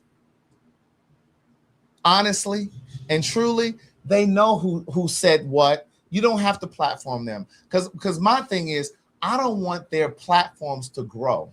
But I don't want their voices to grow. I get that, Craig, but also at the same time, especially now, especially the age that we are in now, I think you have to explain yourself, because I think there's a way to explain, kind of like the Oprah Winfrey thing, but we'll talk about that. Right, because the reason I say that is because we're not in the age where people interpret things with their what is the word? Interpret. No. What is interpret. No, interpret. They interpret. We got it. Craig didn't understand, but I did. You're African. I didn't. Interpret. Interpret? Yeah. Interpret. Is that how you all say it in Nigeria? Interpret. I said interpret. I want to stay No, there for a no, moment. we don't have to stay there. Why We did don't- you say interpret? Craig, we do not have to stay there. Why did you say interpret? Craig, we don't have to stay there. We don't have to. Interpret. Why did you say that? There are words that we pronounce differently. So is that Nigerians? It's the same way. It's the same way we. I know there's some Nigerians It's the watching. same way. Do you all say interpret, or did he just fuck that up? I did it. I just need to know. It's the same way we spell certain words different, like Okay. color and flavor and stuff like that. Yeah, but even though you spell color differently, it's Yeah, still but pronounced the same. I still have to. It's still pronounced the same. I still catch myself. I still have to catch myself even when I'm. This nigga grew up in Kennesaw, Georgia, but he swear he was. Interpret. I said interpret. He swear he was in Nigeria all his life. Let him I land didn't the say plane. all my life. Let him land I the didn't plane. say all my life. Go ahead, Mo. Go ahead. But I was going to say that people take things in and they receive it the way they want to receive it. Mm-hmm. And that's why one of the reasons Complicit bias, is it? Yes. It's especially when those Yeah. people are, when there's a group of people. Like I know that That's there's it. when something happens with me, you can guarantee McGilla is going to be in the Yeah. she's going to be in the front. Yeah. Trashy is going to be on the side. That's it. Felony going to be somewhere on the other side, and the Narcisse going to be somewhere. But the first person to come to the forefront, who is my biggest fan, Yeah. is McGilla. McGilla steps up when McGilla has no, Because that's all she has. That is, I need you to understand this, and I think you do on some level. But I think what I need you, because this goes back to before I was sitting here with you. This goes back to when I was behind the scenes and we were doing the Queen's Court, not Queen's Supreme Court, Queen's Court. Right. That's all. ALL. That's all that woman has. That's all she has. And I know that you understand that, but I need you to know that. That is all she has. Whether she believes that shit she's saying online or not, because I personally don't think that she believes all of that stuff. I believe she believes some of it. I know what I'm telling you is She's saying things that's going to get her clicks. she's saying stuff that she believes is going to get her clicks and views. That is true. I believe she doesn't that. necessarily believe all of that I shit. do believe that. She's sitting there doctoring up shit that she believes that's going to go viral, that's going to increase her YouTube check, because that is all that woman Because has. think about it. Where That's is she? all Where she is she has. really getting this information from? Because when Real Housewives of Atlanta is not airing, what else is she talking about? And where is she really getting her information from? Pause right there. What else is she talking about? When the Real Housewives of Atlanta is not airing, what else does she have? Let's go down to Claudia. But that's not enough to keep that YouTube check up. Wasn't she on? Wasn't she used? Didn't she used to be on? No, she's never been on anything but the floor. Yeah. Claudia, Housewives of Atlanta, Candy, okay, Daniva, yes, me. That's it. I think that's it. I think you're out of fingers. Claudia. You already said that. Claudia. Candy. You said that. Candy. Kenya. Okay, that's one extra. That's an extra. You said one. Daniva. That's 4 things. Me. That's 5. That's all she has. When you go over to her YouTube channel, that's all she has. Okay, somebody said Portia, but again, that falls up under Real Housewives of Atlanta. That falls under Real Housewives of Atlanta. That's all she has. I mean, that's true. That's true. And see, to me, in my opinion, that's not a content creator. You're not creating anything. All you're doing is repeating what other people most likely have said about others. And That's there's all you're really nothing doing. special about that content. And driving around, like what was so crazy to me, how and this is why they have have you noticed how they link up? Yeah. How Kmart built up that parasocial attachment with Cardi B. Yeah. And how McGilla built up that parasocial attachment with Sheree first. Yes. End up fucking that man was allegedly fucking Bob. I saw him and his wife the other day. I was grabbing a salad. And she was so angry at this. She was so angry at Sheree, but because she was, but this is alleged. I don't know if this, I'm not stating this as fact because I don't know if it's true, but this is what I heard in the streets. Yeah. Then she built up that parasocial attachment to Sheree. Yeah. And was standing outside that woman's house. Yeah, that's right. The reason why they were building it. The reason why they don't see nothing wrong with what that boy did is because these are the things that they do. Yeah. And if That's it's against somebody that they don't like, it's okay. Yeah. Yes. And what I've realized too is like all these people who are saying you weren't the victim and this, that, and that, you couldn't have handled it if that boy was doing that stuff to you. Right. Exactly. Or if a person was doing that stuff to you. Y'all, to be honest with you, I've seen plenty of videos recently that when somebody is stalking somebody pulls out a gun and starts shooting. Yeah. Yeah. And if you look at the comments, when you look at the video and you look at the comments, you're saying they deserve it. Right. Because you shouldn't be walking up on somebody harassing them. Right. So how come when and I know why. It's a rhetorical question, but how come when you're going through the same thing and you say, hey, you keep messing with me, it's not going to end the way you expected it to end. But see, it now goes back a to what you said earlier. They dehumanize me. you. Yes. So they don't see you as a viable human being, as a person who has feelings, who deserves safety. Well, that's right. It's because I'm a man and I should handle things like a man, and men don't, and which goes back to them thinking that men don't need protection from other people. I was just about to say that. Right. Which goes back to them with their warped thinking of men. Like, I'm a woman, and I should be. Let's play the accountability card, because this one they finna start really winning. Right.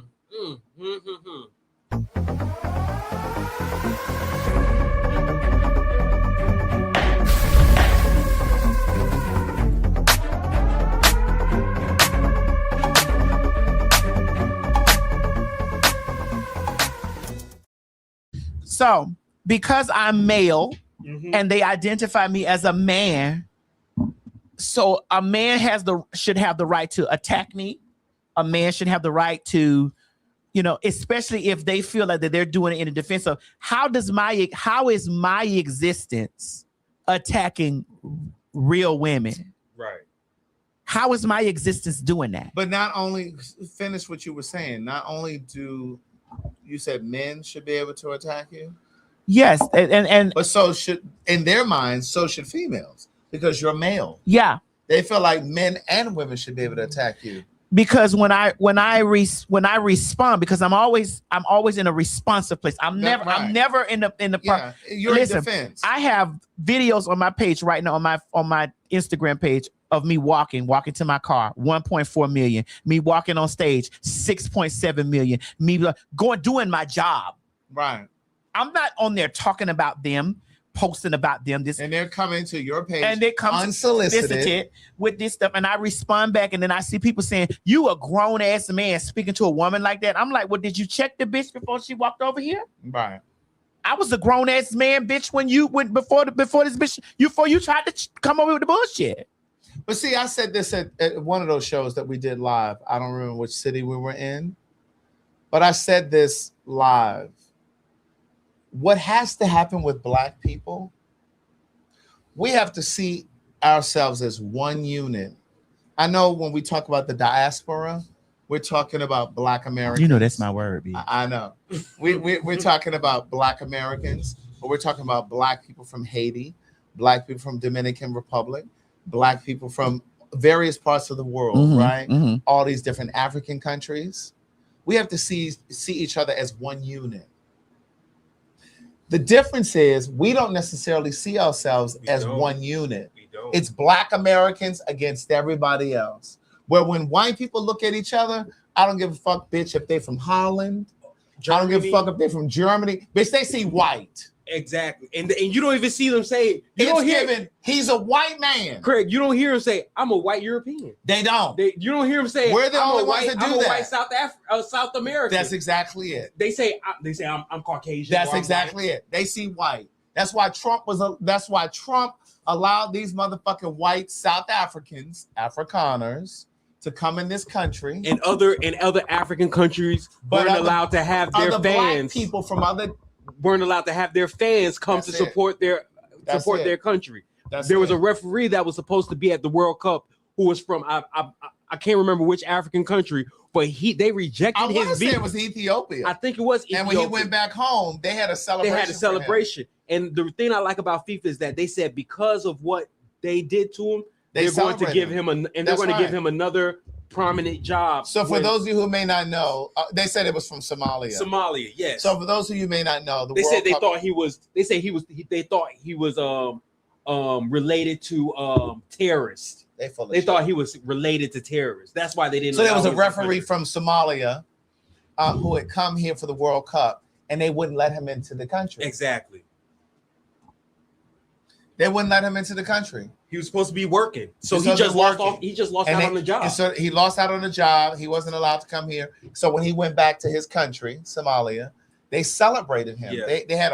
There was like this huge stadium full of people just celebrating and cheering, welcome him back, just to give him, I guess, a lift from being humiliated. Right. And that's part of the reason why the fucking FIFA, the World Cup the attendance was low. Like here and other places, because attendance was down in like hotels, people who have Airbnbs, like hotel rates were the same rate that they would normally charge. You know when they have events and shit, they usually go up on the rate. Yeah, they didn't go up. Like our shit was in New York. Yes, bitch. Our shit, bitch. When we got what city that was? She was like, girl, this hotel room is $350. Right, I think it was in Philly. Like, girl, what is the tea? Right, it was shit going on. But again, going back to what we were saying about like these people who create this content specifically for the purpose of attacking other Black people, regardless of sexual identity, gender, whatever. I just think that it's toxic. I think that it falls right up under that whole MAGA bullshit. Like, and I see Black people who do that as MAGA. Yeah. I see you're the same as MAGA. You said on a show before, you said Black people are gay people's Karens. Yes. Yes. A lot of heterosexual Black people are Karens to Black queer people. The way that we get annoyed by white people who are showing up in our apartment buildings or our cul-de-sacs or our workplaces and like, who are you? Why are you here? We don't like that feeling. But we also don't like the feeling when straight Black folks do it to queer folks. And so again, Black. Well, what about the butch queens that do it to the trans? Well, that's a problem too. That is a problem too. And it's interesting because I want to do a telling our stories. I reached out to some of your training friends. I want to do a conversation about the trans girls on telling our stories. Ooh. Mo, you came around the corner with that. Yes, ma'am. Damn, your thick ass. You want something to eat? This is all for me. Yeah, you want something to eat? Oh, she playing those games? She wasn't sure. She said she wasn't sure if you were ready. Now she baked the fish, so she's those are the games she playing. Tell her I want fish and salad too. Would you like a piece of my sandwich? Tell her I want fish and salad too. Tell her I'm eating light. I want the light flaky fish. Okay, I'm gonna text her now. Hey Mo, hey. Ooh, what I do? Oh, that's me. I'm sorry, y'all. I'm sorry. That's me. Interpret. Stop this. Oh Lord, hold on, y'all. Motherfucker. I got it. That was me. I stepped on a cord. Oh dear God, what done happened? Oh, there it goes. Yeah, I told you. All right, Mo, look down now. My fault. I'm trying to get your food together. Girl, why are you moving the salad dressing? You want some? Yeah. She could have warmed that up. Well, it was up there for a moment. She's watching the shows too, so she might have already seen it. But I just ain't the season good? She could have put that. She could have warmed. Thought that my friend watching. He watching? He might see me eat that. I might think that someone do that. Well, he knows I'm a fat. Wait a minute. What did she say? I texted. She hasn't replied back yet. Hold on.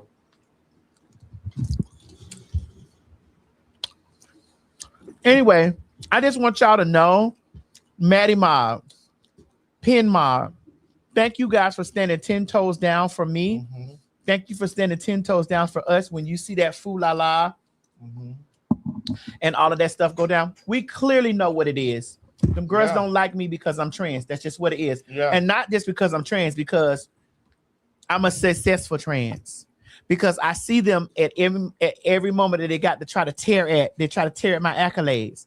They try to tear at my accomplishments. They try to tear at my presence. And they try to reduce and deduce me to just being a porn girl. I've been there, done that. Right. Mm-hmm. I've been there and done that. And I'm open about it because you'll never be able to sit up there and think that you uncovering something like, girl. Right. I love you all for fighting, for standing 10 toes down. I see y'all in the comment section sometimes. I see we'll see y'all on Twitter.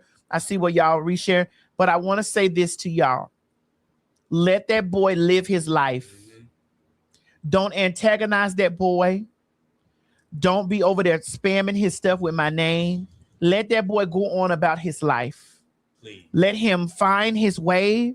Let him. He already has enough of those people that claim that they love him, that are pushing him to do that. Mad him out. We don't do that. Now keep y'all open, but just don't be doing that shit.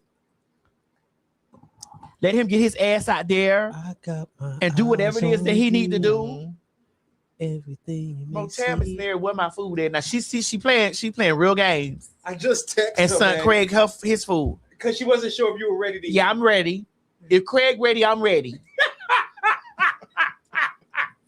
Why you attacking her? Nah, like because why you attacking? These are the games she played earlier. No, she told me. She said that she wasn't sure that you were ready to eat. That's why she didn't make you nothing. I think Craig told her he was ready to eat when he came in. She wasn't sure about you. I text her though, and she's watching the show. Yeah, so she know because we talked about the seasoning that she was going to put on the fish.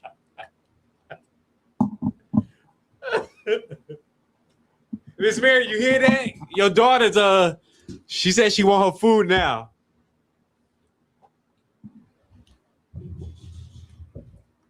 Oh, she said the fish was still baking. Okay. Oh, it's bacon. Oh, so Craig was fried. Yeah, I wanted mine. I didn't want that batter in my stomach. Right, because you got company. I do, and that nigga will get batter. I hear that nigga working with a paddle. Okay. He gonna go get that fish up out of there. Okay.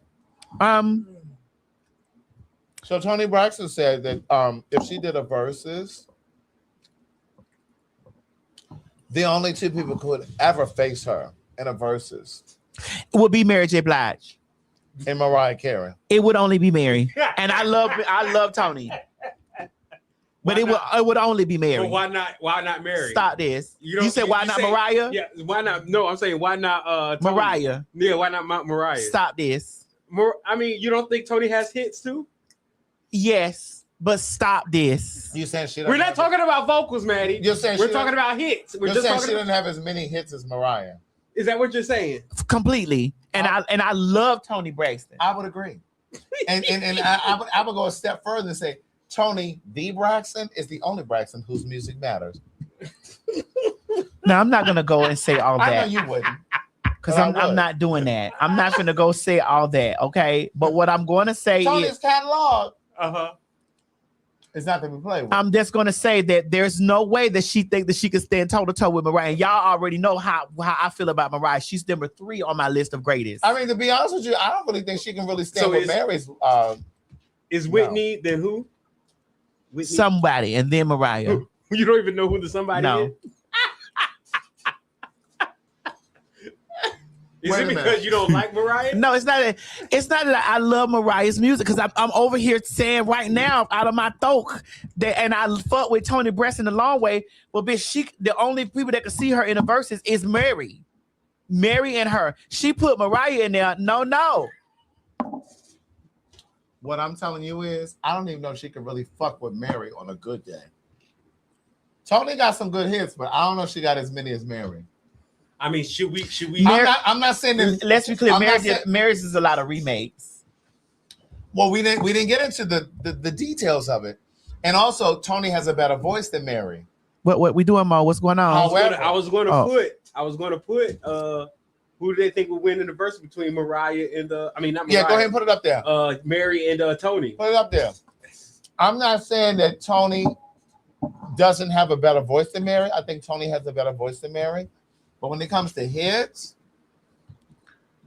so you saying Mary J. Blige has more hits than Tony Braxton? I think so. You want to count them now? Alexa. No. Let's see. I want to know what the AI. Hold on. Let me know what I want. First of all, let me ask the AI. I want you to know. No, what you know. Let me ask the AI.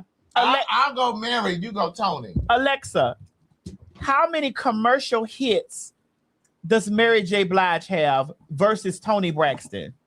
Drake holds 402. This bitch said Drake. Talking about Drake. This bitch 207. Alexa, who do y'all? That's the poll right there, y'all. That's not who do y'all think? Asked you about. Who do y'all think has asked you about more hits? The trainee asked you about Tony Braxton versus Mary J. Blige. Go ahead. The post is out. The post is out. Y'all ain't even got to put it in the comments. I don't even see the post. Where is that? It's at the corner, Maddie. They say Mary got more hits. Well, no, that's we're not done yet. Hold on. Alexa. The poll is still going. The poll is still going. Alexa. The poll is still going. Who has more commercial hits, Tony Braxton or Drake has more commercial hits? See, she ain't getting it. She ain't getting it. They saying Mary J. Craig, ask this hoe so she can stop telling me about fucking Drake. Alexa, stop. Alexa's on break, bitch. Alexa, who has more commercial hits, Tony Braxton or Mary J. Blige? That lady don't want to be bothered. Well, so far, Mary J. is winning. Blige tops the count with about 83 singles, while Tony Braxton has roughly 34 hits. Mary J. has 83. Tony Braxton has 34. Thank you. Good night. I'm not saying that Tony has I'm not saying that Mary has a better voice, but what I'm saying is Mary definitely has. You want some more? Well, no. I mean, according to the people in the comments, they're going with Mary. Yeah, 78% so far saying Mary. 22 is saying Alexa. Who has more commercial hits? You've already asked her. Tony Braxton or Mariah Carey? Mariah. Mary J. Blige still leads with about 80. Berta, ask her. She can't hear me over this fish. She can't hear me over this fish. Alexa, who has more commercial hits, Mariah Carey or Mary J. Blige? Mary J. Blige tops the count with about 83 singles, while Mariah Carey has roughly 45 hot ones. You don't stop motherfucking playing with Mariah Carey. I mean, Mary J. Blige. Wait, so you said Mary has more? Mary has more hits. Commercial hits. Commercial hits. Stop playing with Mary J. Blige. Now, we're not talking about who sing better. That's right. We're not talking about who sings better. We're talking about hits. We're talking about hits. We're talking about hits. Oh, that just gagged me. Okay. They don't want Mary J. Blige. You know, my girl Brandy just performed When You Touch Me down at the Essence Festival. Oh, really? Yeah, she never performed that live. She always says that it's too high. The key is too high. But she performed it at Essence. Now, I will say that no. Go back. Ain't nothing to go back to. Now, ask her who has more, Tony Braxton or Mariah Carey? Oh, yeah, go ahead. Alexa, who has more commercial hits? Mariah Carey or Tony Braxton? Mariah Carey leads with about 90 official singles, while Mary J. Blige has roughly 40 hot 100 hits. She back and forth. Yeah, that ain't even who I asked you about. See how it's all over the place now. The answer's not correct. And Maddie, Miss Mary said, "Tell you don't try her. She wanted baked. You wanted baked fish. Don't try her." Well, baked fish would have been clearly done before for fry. It takes more effort to fry fish than bake it. You think so? That shit would have been. This is. I'm having cod. Oh, okay. This is haddock. I think Craig is saying. No, this is barramundi. Barramundi fish. What kind of Monday? Barramundi. Barramundi. That sounds like bareback Monday. Really? Really? Right. But no, I think Mariah definitely has more than Mary. But you're not gonna play with who did we say before? Why y'all coming after Tony like this? I ain't have to do Tony like I like Tony. What? Well, I'm supposed to eat my salad with my fingers. We had no fork. No. It was on the tray. My fault. Oh, thanks. I fought with Tony, but like, listen, she got to sit down somewhere with that. Why? With that? Oh, they say Mariah has 19 Billboard Hot 100s. Yeah. Now, who do you think has the better catalog, Tony or Tamar? I'm not talking about Tamar. I'm not doing this. I'm not talking about Tamar. Murder. I'm at peace. I'm not doing it. I'm at peace. If you talk about it, she's gonna bring you. I'm not peace. I'm at peace. I don't want to do this. I don't want to do this. There's no peace if you talk. I don't want to do this. I'm at peace. This is peace. I'm at peace. This is it. I'm about to get up, get the fuck out of here because I don't want to do this. I don't want to go through weeks of this on the internet. Because you saying she don't know how to let stuff. No, it's not she. It's the people. I don't want to go through this. I don't want to go through this stuff. Just like I said over there, I didn't even say anything about that fucking Nicki Minaj and the girls over there still adding me about this dumb shit. I haven't said anything disparaging about that woman. Nothing. And it's weeks and weeks and weeks of it. And girl, I'm tired of it. I don't want to do it. I don't. You basically over it. For sure. They say you being petty, Craig. I'm over it. Well, that's what we do over here. But what I want to let you know is that Anita Baker's catalog is better than them all. Even Patty? Yes, Myrtle. Stop. I'm just asking. I'm glad you were honest. I'm glad you were honest. How about Whitney? Yes. Anita's Baker catalog is better than Whitney. Yes. Okay, I was just asking. I prefer Whitney's voice. I prefer Whitney's voice, but I definitely think that Anita Baker is better than Whitney. I was just asking because I wanted to see if you were going to be unbiased. I was going to see if you were going to be biased or not. So I'm honest. Making sure. I'm honest. There are songs that Anita sings that I don't think that Whitney could have handled. Oh, really? Like what? Like I was about to say, yeah. Like what? Because you say Whitney has the best voice. Out She of does, everybody. but there are songs that I don't think that because I didn't like the way she sang "Home." Oh, you didn't? I didn't like the way she sang any of Jennifer Holiday's songs. I'm glad you said it. Oh, I didn't like it. I didn't know you had this level of honesty. Yeah, because I love her, and I didn't like the way that she sang. Now there are some Celine Dion songs that I felt were for her. Like what? For all those times you didn't by me. Okay, I can see Whitney could have killed that. I could see Whitney. Whitney would have peeled the cap back on Whitney. that. I could see Whitney killing I think that. Diane Warren wrote that. Whitney would have peeled the cap back off of that. I could see Whitney killing that one. I could definitely see Whitney killing that one. Oh, wait, go back to the question I asked though. Okay. Which one was that one, Craig? What songs did she couldn't have sang? Oh, Body and Soul. I don't think that she would have. I don't. It's your body, baby.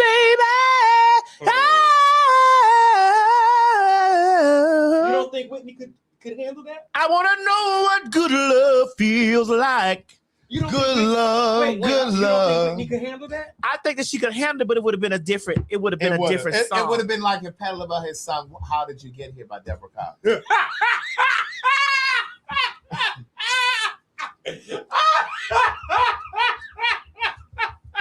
You know that song was originally for Patty. We talk about this all the time. Patty turned that song down. She should have.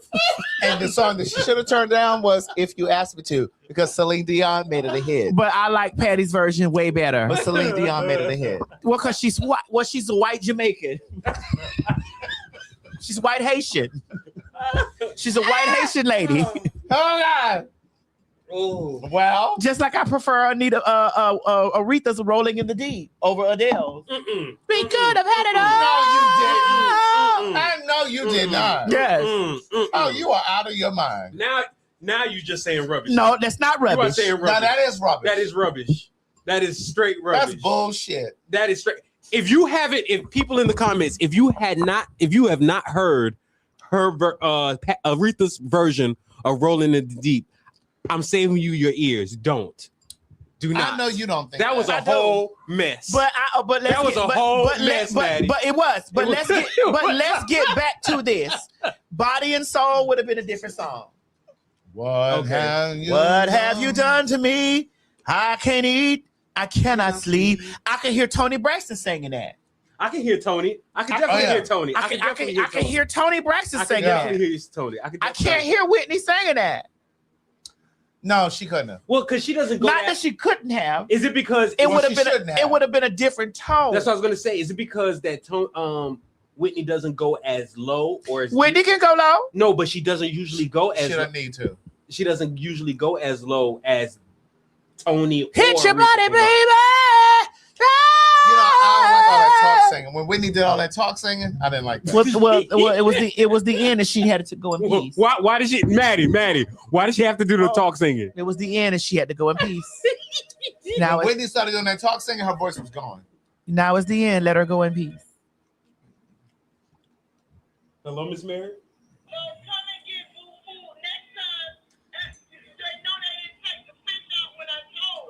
Oh, nice! I didn't take the fish out. That fish was out before Craig's fish was out. Okay, Mama, here you come. I'm coming, Miss Mary. Stop being like that. Craig, I actually pulled your fish out the freezer. I had my fish out first. Stop acting like that.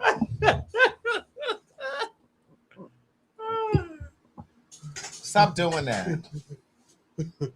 Ooh, someone just put who has more hits between Tony and Lauryn Hill? What? Lauryn Hill has one album. What are y'all talking about, girl? The lady has one album. Now I will say that the BET Awards was very good this year. I'm sorry, y'all. The lady has one album. The lady has one album, and she just started singing X Factor. And she's just now getting to the people's place on time.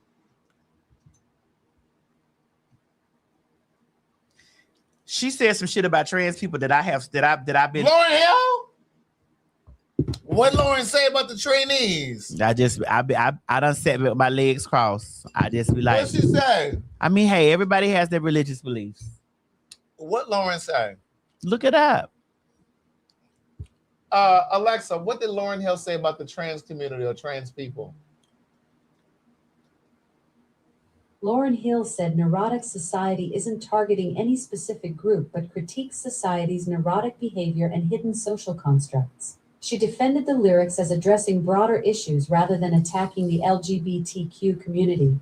Critics, however, noted the lines girl men, drag queens, and social transvestism as negative references to transgender and drag cultures. Oh, really? I'm well versed in the girls who like the girls and who don't. It's very heated with you. It's very heated with you. She said she had to let the thing throw out. And she said, you know what? Let the thing what? Thaw out. Sorry. That was me. She said, she told me to tell you this. Okay. So I was going to eat this with my fingers? No, this. Oh, let me go get you a fork. Again, she said. Wait, is there more baked fish? Yeah. Can I have some of that? Yeah, you want me to take your plate up and quickly and put it on that plate? So it's not so. You can oh, you like the baked version? I like both, but I would like some of the baked. Well, let me see if I can just get her to give you a small plate. Thank you. I was gonna get that piece. Mm-hmm. Grab.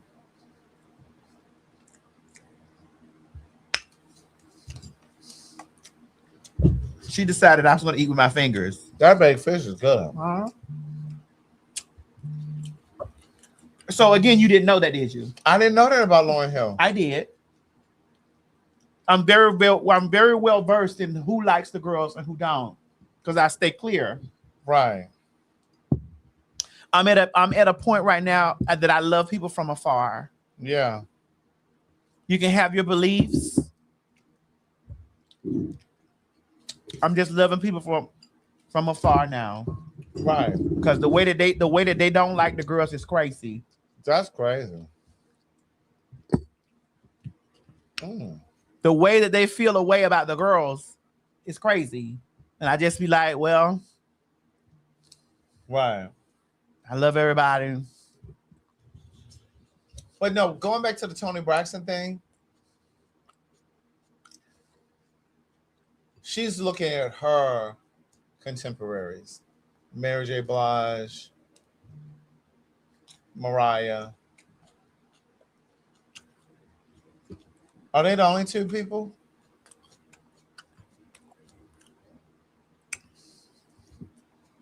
Anita. Anita was before her though. Well, she can still get in there with her. She don't want Anita. Tony don't want Anita. I feel like Tony has some great songs. I really don't think she could compete with Tony with Mariah or Mary. Pick one. I gotta pee. Give me the four. Welcome to Telling Our Stories. This is the lesbian edition. It's the ladies' turn. When did you realize that you had an attraction for women? Looking through this magazine, and there was a lady, and she was naked, and I couldn't stop looking at her. I have known ever since I can remember that I liked girls. You asked for their stories. They showed up and gave you so much more. I have an uncle, Aunt Jackie, right? Wait a minute.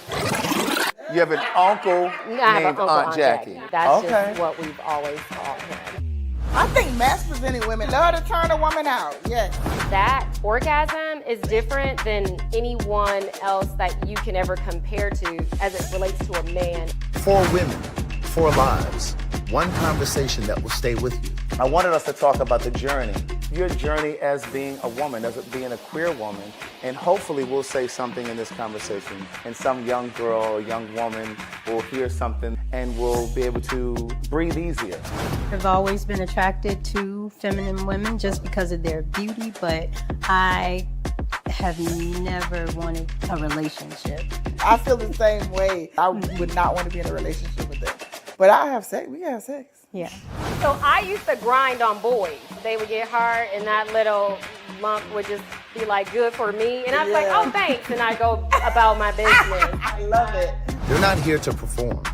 They're here to be seen. What was your first sexual experience like? Amazing. I was like, oh! I really don't remember my first experience. Really? Unbothered? If it were environmental, wouldn't we all be straight? Absolutely. Unscripted. God created me to be who I am, and for those who don't accept you, He's going to give you the people you need in your life. Amen. Unapologetic. Instead of it just being a physical moment. A transaction. Yeah. Telling our stories. The lesbian edition. Women don't think like most women. Maybe that's why you all don't have the abs. Coming June 12th. Don't miss it.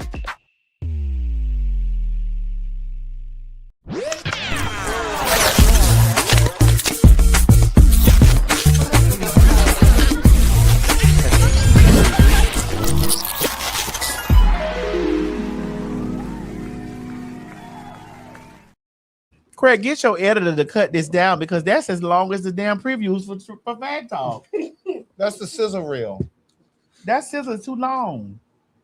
It's Telling Our Stories. It's the lesbian edition. You guys have been asking for it. And it's already viral, but we hadn't been here, so I just figured I would run the promo. That's like 45 minutes. Girl, damn. What?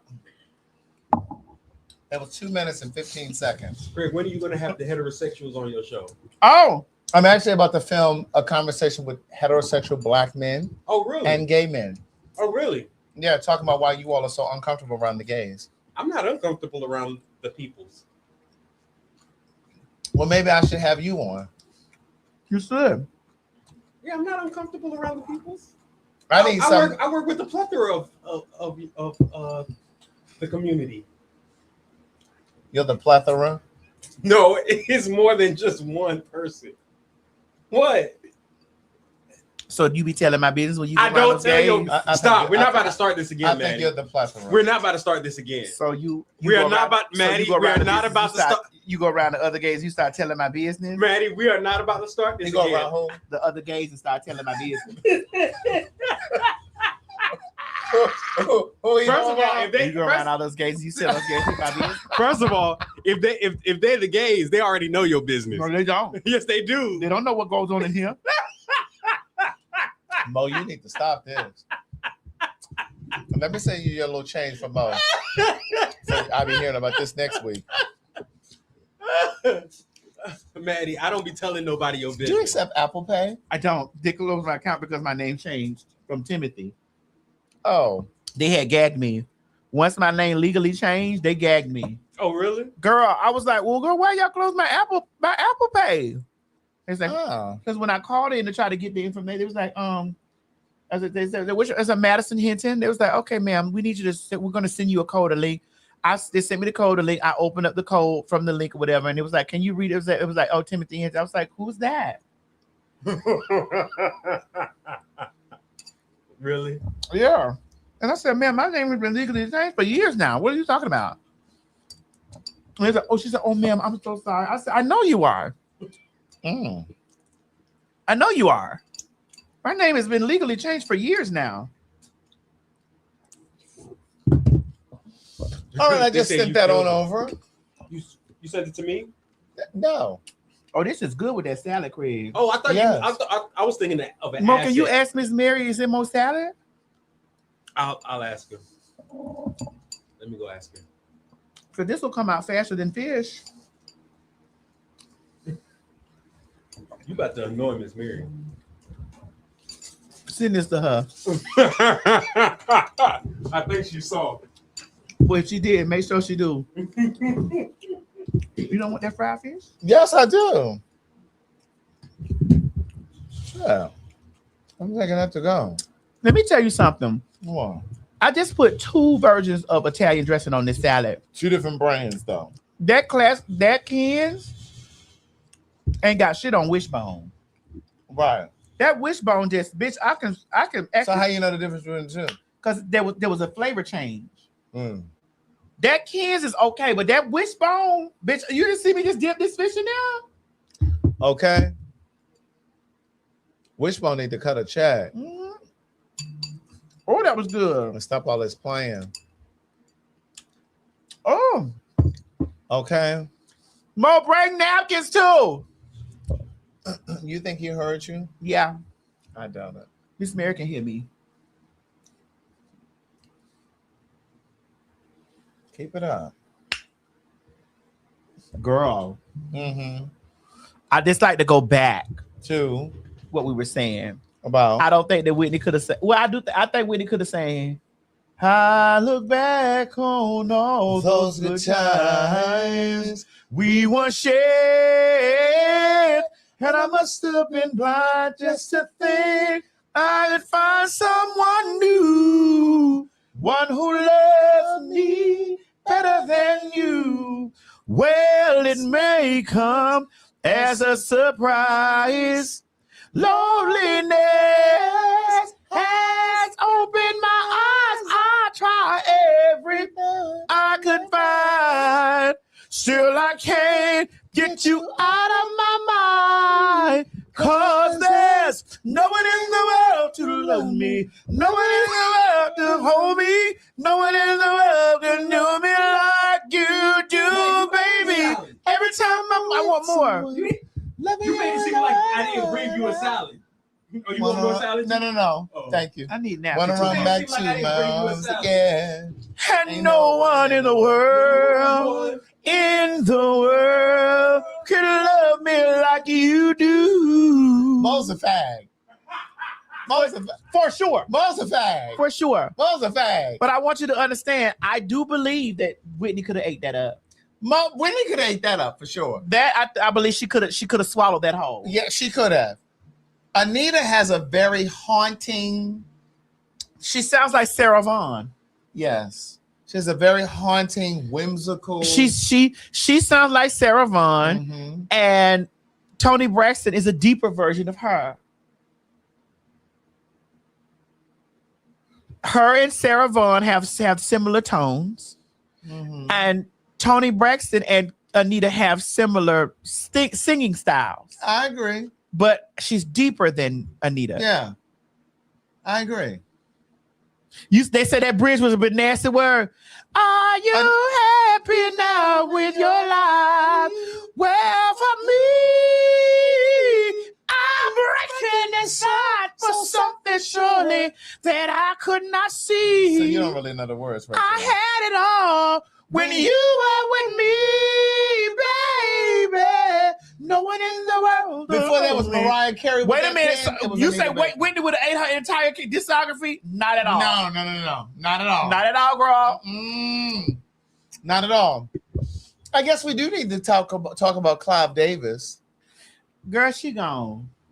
She didn't went on, but our friend to the show, Don Lemon, did say that Clive was this amazing friend to him, and he invited him over for holidays and this, that, and the third. And the people were in the comments tearing Don Lemon up. They were like, okay, well, yeah, but he also fucked up the careers of Angela Bofield, Phyllis Hyman, Whitney Houston, and they said that man died. Tevin, well, he messed with that lady's career too. He could have easily stepped in with those movies and cleared that gay shit up. That was a little girl. Well, we go round and round and round. Well, Tevin was over there in that corner, in that back alley. He could have went and handled that. He was trying to solicit that cop for fellatio. He could have handled that. But Tevin Campbell, he was out there trying to, He could have handled that. And what we looking for too is never found. 'Cause nothing come but dreamers, but dreams. Well, Clive didn't come out till 3 years ago. We go round and round and They said Clive died worth $850 million. He had 4 children. I would have gathered up my money too. He died with 4 children, and they divided that $850 million. I would have gathered up my money too. Some of that money belonged to Whitney and Angela Bofield, as well as Phyllis Hyman. Well, if the girls that read that, if they can't pass the minimum basic skills test, that means they can hardly read. You have to read your contracts. I done been fucked in a contract before too, several times. Really? Yes, in the beginning of my career. I was not able to pass the minimum basic skills test. That means you can hardly read. Well, that man died of $850 million, and they said his 4 children were divided. No 4. I just think that it's disgusting that the artist who made that money. The sad part about all of that shit, Craig, is this. If it wasn't for Aretha's sofa, he'd have got her too. Because Aretha had that wheel stuffed in that sofa, that arm of that sofa. She came home and said, let me put this wheel in my love seat. Well. And you can't be so excited. Oh, yeah, he got Angie Stone too. So pissed off, looking at life through the glass that you shattered. Yeah, I know you don't know this one. What are the things that are happening to you? I'm sorry? What are the things that are happening to you? Oh, you do Listen to love that I'm missing you. Okay, you do know a little piece of Angie. Okay. You better press rewind before you lose your mind and get some understanding. Come on, Betty, right? Yes, bitch. It was my baby. Yeah. I was your baby. Yeah. Listen, I was an Angie Stone fan. Yeah. I was an Angie Stone fan. But I also thought about it the other day. I'm like, why did they do a tribute to her? They did a tribute to D'Angelo on BET. They did a great tribute to Lauryn Hill. I know you said she, feels. No, I didn't say I didn't like Lauryn Hill. No, I know. I didn't. I want to get some. I wanted to be clear here. I did not say that I did not. I just said that I was. What's all this stutter? Well, because I don't know if I want to say was or is. I was I bought the Miseducation of Lauryn Hill album. Now the joy. Yeah. Of my whatever it was. This is Zion. Is in Zion. Yes, I bought that album because it was stolen from me so many different. Oh, you want one? Really? He didn't get out here with 6 deviled eggs. It was not 6. Why you be exaggerating? It looks like it's 4. It's 4. Okay, 4. It's 4. And he don't want to share with you? It's all right. I said you could get. I said, do you want one? I asked all the wishbone is gone. I asked you, do you want one? If you don't want one, I'll just take them. I did. I was trying to get my words together because I'm a fan of her artistry. Yeah. I don't know her as a human being to be a fan of her as a human being. Of her artistry, yes, I'm a fan of her artistry. I think you got enough dressing on there. It's vinaigrette. It's going to tear into the line of my stomach. Really mad. It's going to tear into, it's going to do what it needs to do for the lining of my stomach. It's going to move the doo-doo that's on my shoe. You know they say that once you put dressing on it, it takes away the nutrients. Well, listen, this is Who said that? This is That's oil. what I heard. This is oil and vinegar. Where did you hear that? I don't know, but I think there's only certain. So let's have rumors get started. Niggas just be No, saying it was anything. on Instagram. I can't remember the. Oh, so that makes it so that makes it true. I said that's what I said. I heard. I didn't say it was true. I just said I heard. I don't know if it's true or not. But they said when things like 1,000 Island and stuff like I don't like take 1,000 away- Island. Well, that I ain't used to nothing. love But it, that though. ain't nothing but the special sauce on the Big Mac. That's true. That is very much so true. Now, what were you saying about Angie Stone? Lauryn Hill. Oh, Lauryn Hill. Lauryn Hill was fire. She had a good album. When they get into their views on the girls, because I'm a girl and I'm where you at with the shit. Mm-hmm. You said you boycotting those Asian people for that shit that they do. Yeah. I'm doing black people the same way. Mm-hmm. When I know you motherfuckers feel some type of way about the girls, I have to retract how I am. Yeah. Because Yeah. it's too dangerous at this point. Mm-hmm. It's too dangerous. It makes sense. Definitely so. I have to disengage. But the people were beating Don Lemon up because they were saying that Clive was all of these things. He was a monster. And, you know, people felt the way. Black people felt the way about Don Lemon celebrating him because they felt like, listen, he has stolen so much from black people, black culture, black artists. And while you have all of these memories of him being like a friend and inviting you over for 4th of July and all of the things,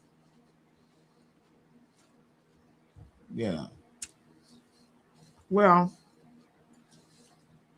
Oprah's not a friend either. Ooh. Why did you say that? What you want to say about Oprah? She did it with Michael. Mm. Michael was like, Oprah. And who else she do it with? Oprah. Recently with Whitney. She did. Now I kind of think a little differently about the Whitney thing. Wow. I know that a Girl, lot you of be saving Oprah from a lot of shit. No. Listen, no, that's not true. Because you guys know that I feel a way about Oprah being over there canoodling with that motherfucker Jeff Bezos and that badass wig wearing ass motherfucker Gayle King over there going up and out of space, motherfucking They're gonna throw trash in space. right. Talking about they're gonna store trash in space, bitch. That ain't what space is for. Be storing trash, bitch. We don't know what the fuck that's gonna do to goddamn ozone and shit. And what happens when that shit starts coming back? Right. We won't see it. And start fucking up the atmosphere and shit, the oxygen and motherfucking heat for the winter. But what I'm saying is, so this is my thing about Oprah. I do understand that the anger that the people have, you know, for her talking about it, because I do feel like she could have. So for those who may not know, Oprah was just in Cannes, which is a place in France. She was in Cannes. Well, everybody may not know. What? I like to talk where everybody is on the same page. What? You think, what? Craig, I didn't know that the Nile was in Egypt, but I knew Kansas was in France. Because I watched Beverly Hills 90210. I watched Beverly Hills 90210, bitch. And I know that Kansas was in France, bitch. I knew that. Cannes. I knew that's where it was at, bitch. So because you were watching 90210, that's where I got my culture from. And so that's why you didn't know where the Nile was. I didn't know where the Nile, because they weren't talking about the Nile on Beverly Hills. No, I just You gotta get this sequence all over your face. Sequence on my face. Yeah. I just want to make sure everybody's on the same page. I'm not trying to be funny. I just want everybody to know what we're talking about. So Oprah was in Oprah was in France, and she said in an interview or in a conversation, it was a panel discussion. She said she talked about how when Whitney Houston came on the show, I think it was her last performance Mm-hmm. on the Oprah show, and she was saying how Whitney was high and she fell. And she told the story that she was telling was that during that time, Oprah had such a relationship with her Oprah audience that she could say to them when Whitney fell and all these people were videotaping in the studio, Oprah was saying that she had such a trust with her audience that she was able to say to them, listen, please do not post these pictures. This woman has been beat up in the media. Over there for me, baby. They've already been talking about her drug addiction. They've already been. So if you post these pictures, they're going to just say, oh, it's because she's been high and da-da-da. So Oprah begged the audience not to post those pictures, and they did not. What she was also trying to say in that conversation was, based on those times then and what would happen now, she said if that was now, this is the piece that they didn't really post. She was saying that if it happened now, there would have been nothing she could have said to that audience that would have prevented them. Yeah, kind of like what she said now, and then the audience posted that shit on viral clips. Yes, right. You got sequence. Right. I still got sequence on my forehead. She was saying that the shit would have been all over the media. Okay, that's true. But it would have been all over the media. But that clip didn't look like she was saying it. If the clip looked like she was that's trying what to I'm make saying. light of, They cut it that way. Yeah. But I will say, I still believe that there was a way that she could have said that without saying a person's name. Right. She could have simply said there was a high-profile celebrity on the show who had been battling with drug addiction. And this particular artist fell in the studio, and I begged the Oprah audience not to post it. But if that had happened today, they would have been all over the blogs and da-da-da-da. So she could have said it without saying who it was. Right. But I don't think her intention was to be nasty and messy, as a lot of people are saying. I don't think that was in her heart. That's what I'm saying. Oprah. You mean Michael J? Oprah. But I do feel a way about how Oprah has been moving lately, because again, you know, like she went all over there to Jeff Bezos's wedding, and you know, but she's always been friends with all these people, though. That's the thing. But my thing is, I just feel like these people represent the opposite, the complete antithesis of everything she's ever stood for. And so Jeff Bezos and all these other people that you're now supporting, they're in support of everything that's happening now. All of this AI stuff that's happening, that's hurting people, that's replacing regular people's jobs. Even in terms of like paying people below minimum wage, it's just like, and then it's like the contradiction of you campaigning for Kamala, but you over here at Jeff Bezos's wedding. What you gonna do?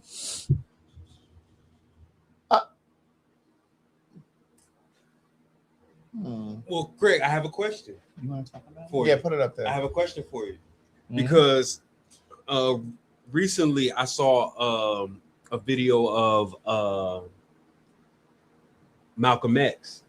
Yeah. And he was saying what people should never do. He said that people should never allow the celebrities to dictate who you vote for. That's exactly it. I was going to ask, do you agree with? I agree with that. And one of the things that I also believe, like for whatever reason, like when celebrities become really famous, they oftentimes will attach to a cause. Like we saw Patti LaBelle attached to diabetes and cancer because she had sisters and all those people who died from that. Right. And then you have like you know, like, her sister Jackie. Jackie, you were the one with all the strength. She was a Patti LaBelle. She was. Face without a name. She's a Patti LaBelle for that. She was. I never heard you once complain. Did you ever know? You never know that you were my hero. Ooh, you're everything I'd like to be. And can fly higher than an eagle. You are the wind beneath my way. Hey,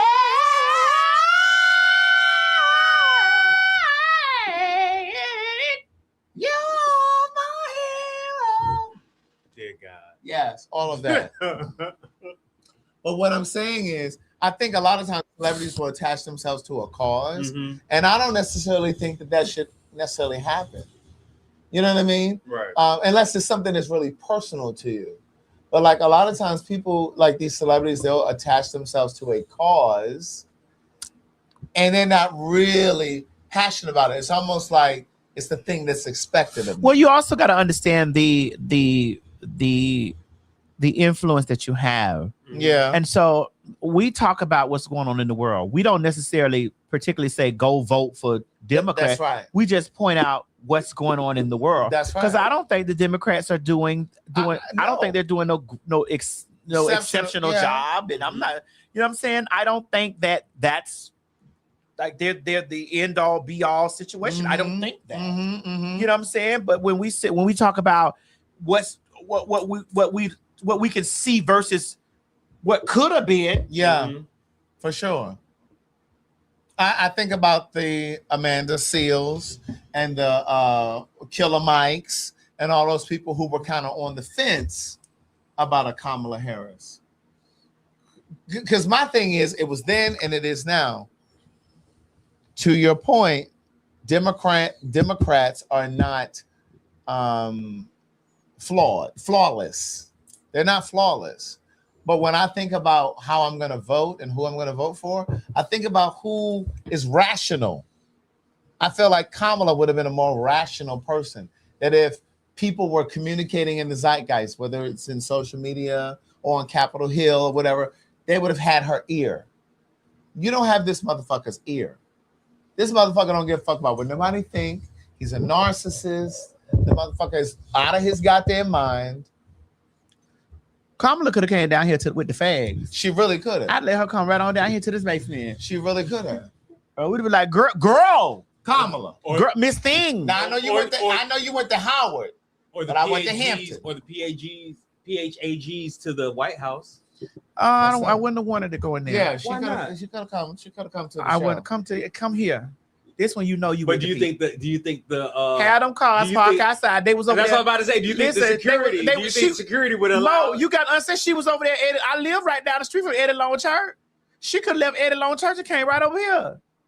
I live down the street from Eddie Long Church. She could have had the whole shit blocked off. They had all that shit blocked off over there.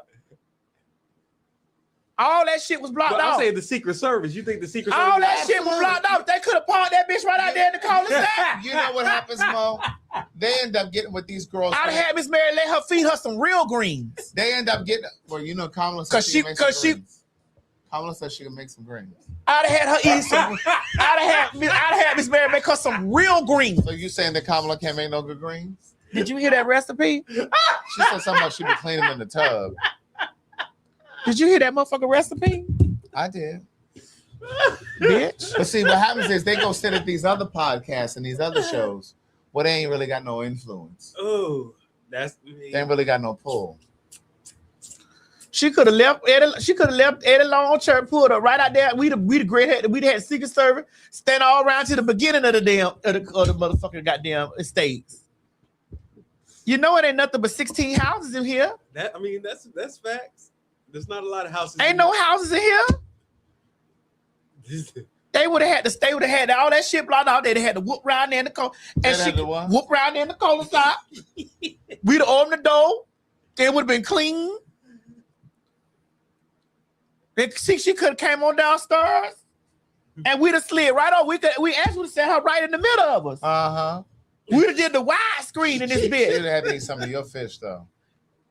No, we'd have had her some greens made. I'd have like Miss Harris. Because I don't know how to really say her name all the way. Miss Harris.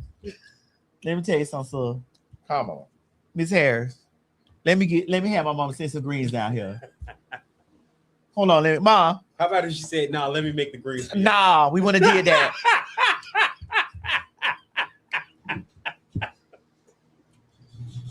Nah. We wouldn't have did that. You know, she went to Howard. Oh, she did? And she's an AKA. I know she's an AKA. She might know how to make greens. She might. That Indian man don't know nothing about this shit. Wait a minute. He probably over there eating that goddamn saffron. What Indian man? That man she go with, that Indian man. He white. Oh, she's married to a white man. He's a Jew. They're the same. They from the same area though. No. Yeah, they both Middle East. I mean, they both Middle Eastern. They both Middle Eastern. Well, more according to the history books, you Middle Eastern. No, I'm not. No, I'm not. Do y'all hear this? I'm from the heart.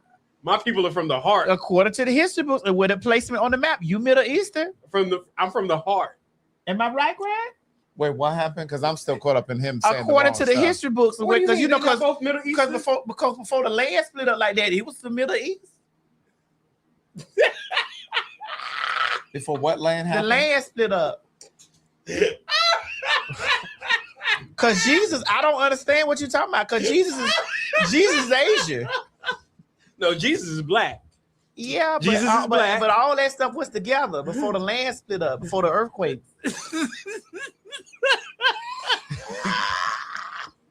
Before the what? The earthquakes. Cause that's how I ain't know nothing about the Nile River.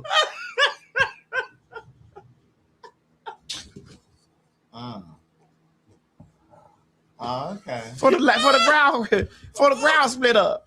Oh, Maddie. Yeah. Maddie, something wrong with you. Ain't no shit wrong with me. Something wrong with you. Okay. Oh. I'm just trying to figure out.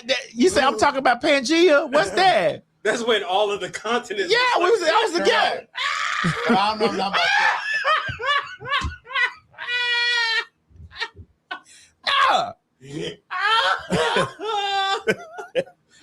That shit was one. Oh shit, man, my stomach hurt. I want to understand this, right? See, when we start talking about, listen, my mama watching the show. She's finna tear me up probably when I get upstairs. When we start talking about the Bible, yeah, and people start talking about when in the beginning there was the word and the word was, and he in the Bible.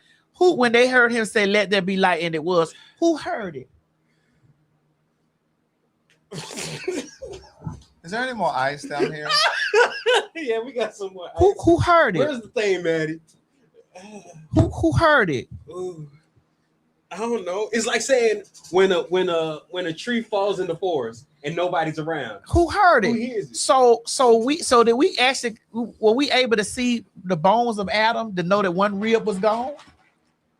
I'm gonna have to get some more ice. Wait, can you maybe just strain the water? When we see the bone, just keep pouring that way. Just pour it right up. I had to make sure So my question is, when we dig up the bones of Adam, can we figure out that he got one missing rib? Huh? When we start talking about that Cain went out in the world. Did it get in your It was cold. I'm sorry. It's all right. I'm just throwing ice. I did not throw ice. It slid. So when we start talking about, I just got questions. When we get out there and we start talking about, because people love to beat me down with the Bible. Okay. And I like to ask them, well, who heard it?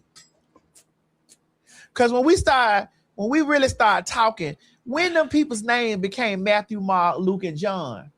Because before it was Hezekiah, Nebuchadnezzar, it was all them other names. By the time it got to the New Testament, it became white people. Matthew, Mark, Luke, and John. How did all of a sudden did it change from Nebuchadnezzar, Hezekiah? That's when white people came in and infiltrated. That's all these are questions I want to understand. Well, they say the current picture of Jesus is actually the son of the artist that created the picture of Jesus.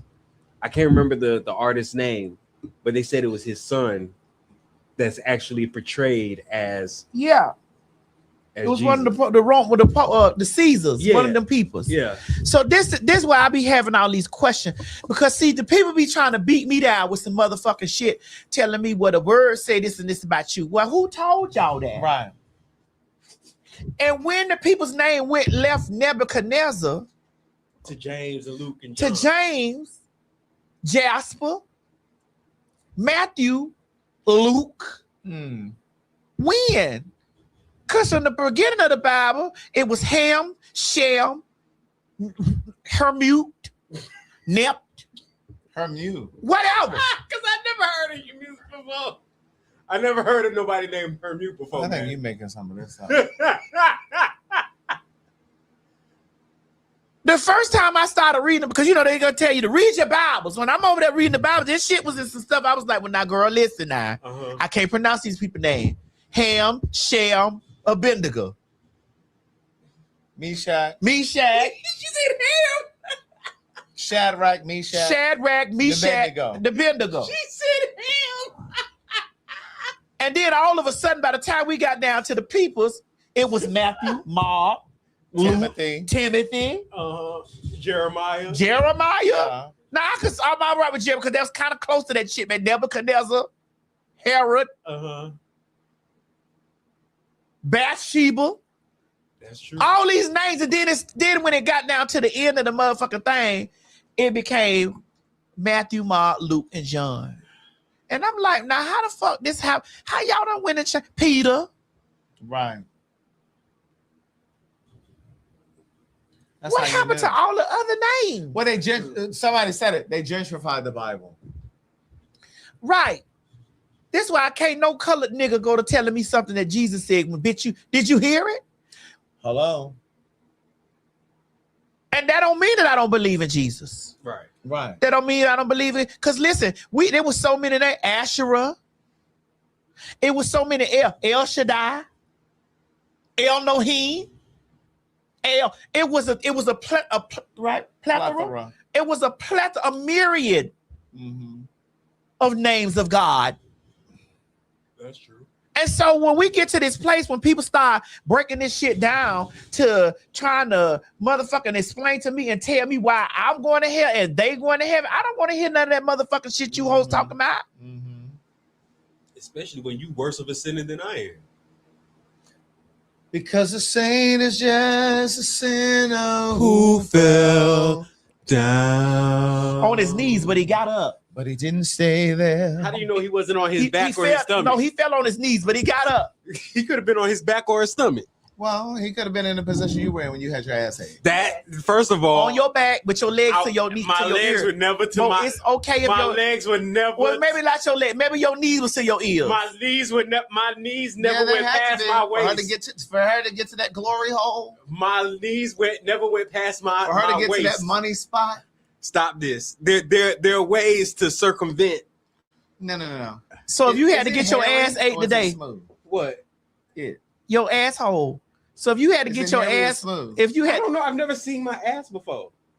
I've never seen my ass before. I don't know. This is the problem with them straight niggas. No, I really haven't. I'm not. They don't be knowing what's going on with their body. No, I clean myself. These straight I clean niggas, myself. So I myself. So okay, Mo, let me say how you see how. Let me show you how easy it is to answer the question. When I was doing a cleansing of my pussy the other night. You were doing what? When I was cleansing my pussy the other night, my poisson. And I was sticking that deodorant in and out of me to make sure there wasn't no doo-doo on the no what? No doo-doo on it. And I kept feeling hair follicles around the deodorant. And they was kept gripping that deodorant. What it was doing? It was them hair follicles was gripping that deodorant. Yeah. Gripping that motherfucker. I said, damn, I got to go ahead and get some clippers or something to go up because I'm not putting no nair on my asshole. But my asshole was covered in hair. Well, I wouldn't be surprised if there is hair down there. I think everybody. Oh, you wouldn't be surprised. I think if you got it on your chest. I believe everybody. If it's on your chest, Mo, it's on your asshole. I don't have a lot of hair on my chest. Let me see. I don't have a lot of hair on my chest. Let me see. I don't have a lot. No, pull your shirt up. No, I'm not pulling my shirt. Oh, he don't want to see stomach. He don't want to see that. It's okay, Mo. You don't want to see your stomach? We know you have a daddy body, and that's all right. You don't want to see your stomach? It's not even my stomach. Well, what is it? The titties. Uh-huh. It's okay. You don't want to see your titties. But we see right here. Did you get him a training bra yet? Oh, he Stop don't this. We're not doing this, Craig. Mo, we see why you don't want to pull the shirt up this way? Because I'm still a work in progress. I'm still a work in progress. Oh, okay. You know, I haven't been in the gym as frequently as I would like to. You just said you were there on Saturday. But I had that was yesterday. Yeah, I just started getting back into the gym because lately I haven't had. When did you just get back? We got back on Thursday. And you haven't been in the gym since when? Well, we were on the road for like 2.5 We were on the road, but I brought gym clothes with me. Well, okay, I'm not gonna lie. I didn't go to the gym when we were. We went to the movies. We went to the movies. Oh, so you was sitting around being a couch potato? Yeah, we watched movies and stuff. Yes, yes, we were. He don't want to answer specific. Yes, we were. So he was sitting around eating and farting and eating and stuff. Miss Mary was cooking in that house. She was cooking, and he was just rubbing his belly. We had a crab boil for Supreme. Bitch, we had crab legs. We had steaks. Really? Bitch, we were eating. Miss Mary made barbecue. We had what, a seafood boil too. Miss Mary had barbecue. She made barbecue chicken. Yeah. We had shrimp, cabbages, cornbread. Oh. G was there too, tearing it down. That's why G came back to the gym also when we got back. But he still has a daddy body. And how old are you, Mo? 40. I'm 38. Very much so 38. This is why you at a certain time and age, you got to understand them daddy bodies is coming. You just got to lift that stomach up, put that dick down. I ain't got to lift my stomach Can I get up. some Ain't no more. It ain't no more. Oh, y'all need some more ice? Oh, and Pepsi? Well, I can drink it like this. It's actually nice. It's actually nice like that. It is actually nice on ice. No, we don't need none. Them daddy bodies, I'm trying to tell you lift the stomachs up on them daddy bodies, it's good. Stop this. When I you don't have to lift up my you stomach. know you finna get your ass tore up when a daddy body lay that stomach on your ass. I don't have to lift you up get my tore stomach. because he gonna take that motherfucking stomach and lock that stomach I on don't your have to bike. I don't have to lift up my stomach. He gonna put that stomach on your bike like that. Man, and he gonna lock that ass right there. He gonna tear that ass up for the back. Ladies, I don't want to hear shit you talking about. I don't have to lift up my stomach. Ladies, I don't have to lift up my stomach. Ladies, have you ever been tore up by a daddy body? That nigga laid that stomach. He laid that little pull stomach on the crease of your ass back there and dug in you. You thinking that's your skin and shit here and that shit stomach and your ass and shit doing like this? I don't have to lift up my stomach. And you over there saying, "Hold on, nigga, hold on." I don't know nothing about that. Cause he dropping that long ass. He dropping. I don't have to do something. Man, fuck that. He dropping that dick down in your motherfucking stomach like that. You say, "Oh shit," and he getting a little tired, and you know he about to nut because he back there tired in the motherfucker. How you know they tired? Shit. What? Because that's all the cardio you gonna get. What cues do you know that they tired? Listen, I get fucked. I know when they tired. Motherfucker gonna move you around in the bed and say, "Hey man, shit, I'm out of breath right here. Hold on. Hey, it's morning. Hey." And we slept the night. Shit. Away. Hey. Oh, you wait a minute. You say you had yours on Friday, sir? Right. Oh. Craig, we have these conversations. What's the deal? Sometimes you need to just hush. I want to know listen. what's the deal with guts? What's the deal with the stomach? Listen, what's the deal with the it's stomach? either burr. You got a little stomach? Yeah, it's a little bit. It's a little stomach. A little bit. What's a little bit? Like it's a little. That's bit. a little punch. It hang over your belt. No, it don't hang over my belt. It's not that big. Well, what kind of? How is it? But you can see It's it. there. You can see it. You can see It's it. there. It's all right. But it don't hang over my belt. It do not hang over my. Can you plug that light back up? Oh. Sometimes I know. Listen, I can tell. Sometimes I know them dicks gonna be real good when that I think it motherfucker overheated, maybe. No, it just I wasn't plugged in all the way. when them bellies get to hanging over. Sometimes, yeah, it's back on. So you can still see your dick when your stomach is. Yes, I can still see my dick if I take off my shirt. Yes. Yes, I can. When your stomach is relaxed, you can still look down and see. Yes, I can see my. Yes. Ain't nobody body shaming. I'm over here. I'm big up in the motherfucking daddy bodies.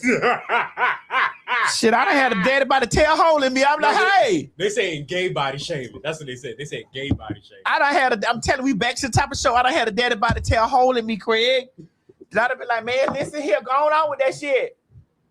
Go ahead on now. Well, go on down the street with that bullshit. You ain't finna keep tearing me up like that. Motherfucker done laid on his back. The dick come over. The dick. He lay back the stomach, and the dick come up too. I'm like, wait a minute. Ride me. That's what he said. Ride me. I mean, that's a good feeling. He not upstairs watching, is he? And he don't got no daddy. Well, he don't got no stomach. I'm talking about. Is he watching? I'm just telling you. I don't know. Ain't know how a motherfucker talk. Shit, that's what got them in the situation like that. I pull that stomach back and two hand that dick. Wait, what do you do?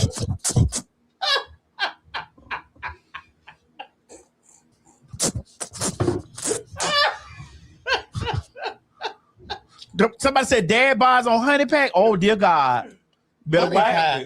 What happens when they on honey pack? Don't put so no. you had a guy that was on a honey pack? Don't put no daddy bot on the honey pack. That nigga be having. Have you had a guy with the honey pack? I done had a lot of guys with the honey pack. What's a honey pack? It's like a arousal. It's like a arousal supplement. It helps you. It's honey infused with horny like gold Viagra. weed. What's like a pill? Yeah, it's a honey. It's like a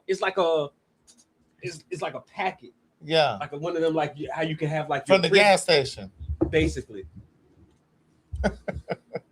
Basically, is it a Viagra or something? It's kind of, it could get that. Yeah, but it's honey. It's some. You know them bitches be putting that shit on wings at the club. Oh, for real? Yes.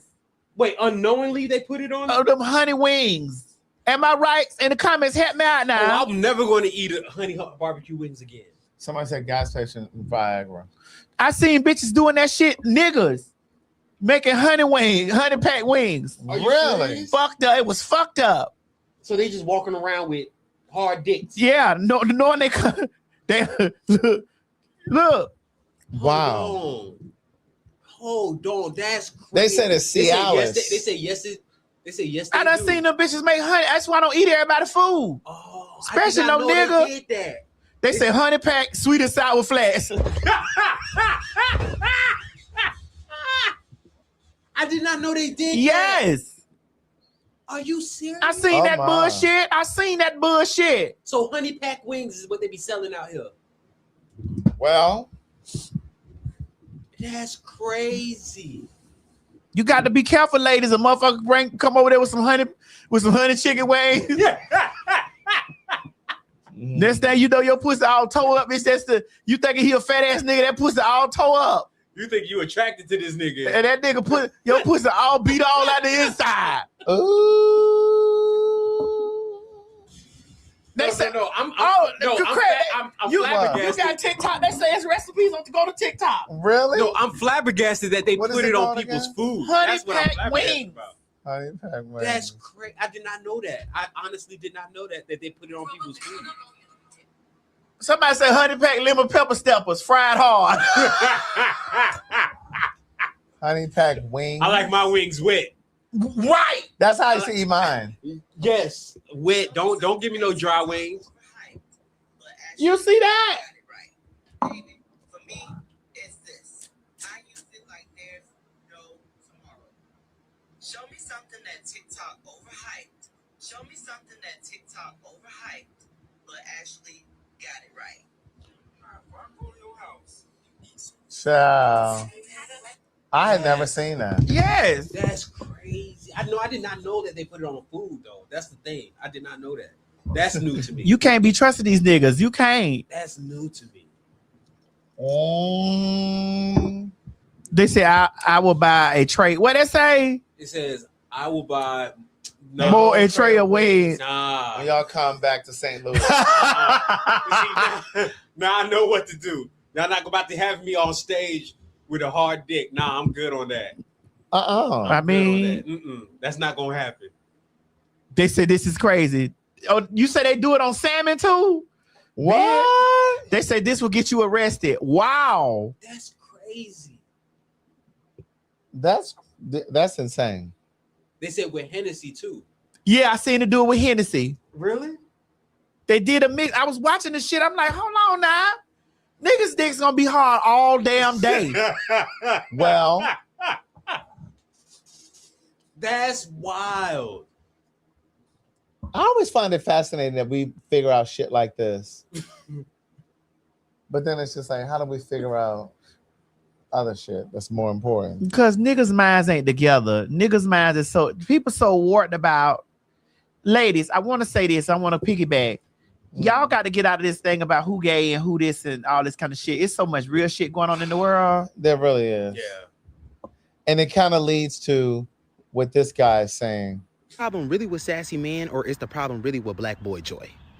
It just seems like every time there is a man that is being expressive and he looks like me, y'all have an issue with it. Whether he is gay, black, straight, tall, whatever the case may be. He like to wear pink, that's a problem. He like a little sparkle on his jeans, that's an issue. He like matcha, that's an issue. He got his ears pierced, that's an issue. He got a certain amount of tattoos in awkward places, that's an issue. Maybe he's just joyful. Maybe he's just expressive. Everybody does not have to be nonchalant because everybody doesn't want to hide the joy that God gave them. And, and to attach to what he was saying, we say this here a lot on the show. Unfortunately, black straight men are not allowed the freedom to express themselves, right? Black straight men are expected to be linear. They cannot be interested in the arts because if they are, oh, he's so eccentric. Oh, he must be gay because he's interested in theater arts or dance or whatever. He can't be interested in pastel colors. He can only be interested in black, brown, blue, and gray. He can't experiment with his hair. He can't dance. God forbid he bite a banana without breaking it off because somehow, some way that means that he wants to suck a dick. He can't talk to another man on FaceTime. So basically, is this what you're saying about the contributions to DL culture? Absolutely. I mean, it's true. Absolutely. From male and female? Absolutely. This is the contribution that the accountability needs to be taken. Absolutely. Got it. Absolutely. God forbid if he smoke a hookah.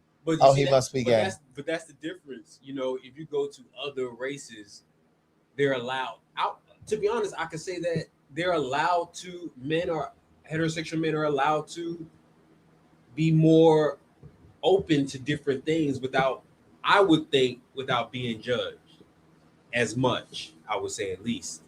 But as a black heterosexual man, it's like every single thing that you do is picked apart and it's scrutinized, and you're not supposed to do it. If you do it, that means you're gay or you're sassy or there's something wrong with you, instead of it just being, hey, maybe I like to get my nails done because I like to look upkept. Let me tell you something. I'm not letting a society of people who can't read cue cards tell me a motherfucking thing. I'm not letting a society of people who can't add up real dollar bills tell me a motherfucking thing. Or tell clock. I'm not letting a society of people who look at clocks and don't know 2:15 bitch from 2:30. I'm not letting that. When I'm sitting there watching this stuff and I sat there on the show when we was at the last show, I say, Craig, these are the people who argue with us about what's a man, what's a woman. That's it. These are the people who over there in the comments telling me about heaven and hell. These are the people I don't want to hear shit from these niggas. That's it. Yeah. That's it. Like I used to do, like when I was a kid, I used to do ballet. A lot of people wouldn't know that about me, but I see your toes. I know you did. Stop this. You're not going to keep coming for my feet, Maddie. Well, they not bad. They might not be bad, but you keep making it seem like they bad. Ballerinas usually have really bad feet. They do because they always on their toes. That's why. Joyful, joyful, yeah, joyful. Oh. But again, I think that's part of the reason. All of that lends itself to why oftentimes black men drop dead at 42, 37, 55 from a heart attack because they have no place to send that feeling, those thoughts, those emotions. They're expected to, and then God forbid they get into a relationship with a woman or a gay man, and when I say woman, I mean without regard to whether she's trans or biological. Whenever a man gets into a relationship with a woman or a man, he's expected to not emote. He's expected to not have feelings. Oh, he's too sensitive. Oh, he's too expressive. Okay, but do you want him to be able to communicate and speak to you, or do you not? Like, which is it? But because men, straight men in particular, but it affects gay men too, are conditioned to believe that we should not express ourselves, we bottle that stuff up. And then the result is suicide.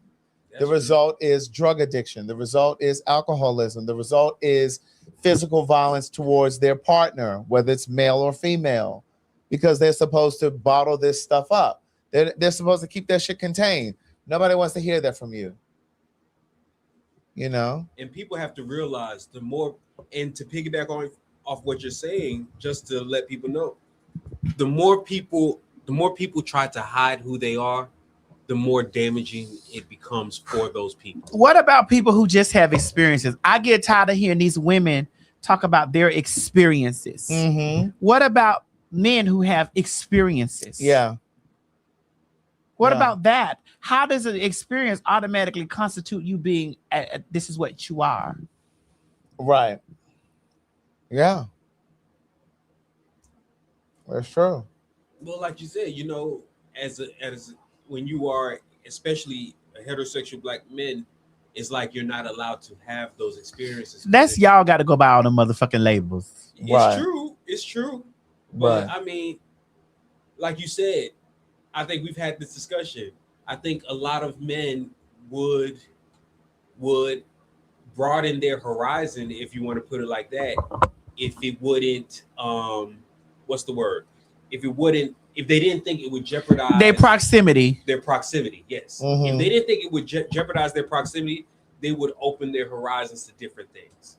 But because they know it will jeopardize them, mind you, it might not even jeopardize, but it's their thought process of thinking that it might do that. That's why men might just say, you know what? I will absolutely die on this hill. And that hill being that men, regardless of sexuality, straight, gay, bi, pan, whatever, men, black men in particular, care more about what people think of them than they care about themselves. I can agree with that, but can I Go ahead. do a devil's advocate? Do you think it's that way because as a black man throughout your whole life, you're always being put under a microscope from the time you're a kid to the time you're an adult until the time you're dead? As a black man, you're constantly looked at under a microscope where you have to portray yourself as a certain type of person for people to either respect you y'all or let them do that to y'all. Yes. I ain't letting the motherfucker thing do that shit to me. Y'all let them Men care about too much about what other men think of them. I think you see it in the barbershop. I think it's people. I think it's men. No, stop I think this, Mo. Yeah. No, because Mo, stop this. Okay, Mo, if stop it's this. just It's if men. it's just men, It's men. if it's Here just, we go with this. We no. can't If it's just men, Mo. If it's just men, why do we say that we men that don't explore their sexuality or anything? Yeah, they think they're in fear that it will jeopardize their proximity with women. Yeah. So it's not just men. It's also women too. It's basically people. Women get out there in the streets and don't give a fuck. That's a lie. That's a lie. How many times in this show that we've witnessed women saying, you were just on the show last year with Nene Leak saying, I can't fuck no man that fucks you. Mo, but we talking about but Maddie, if Nene would have said that she threw her legs, we just sat here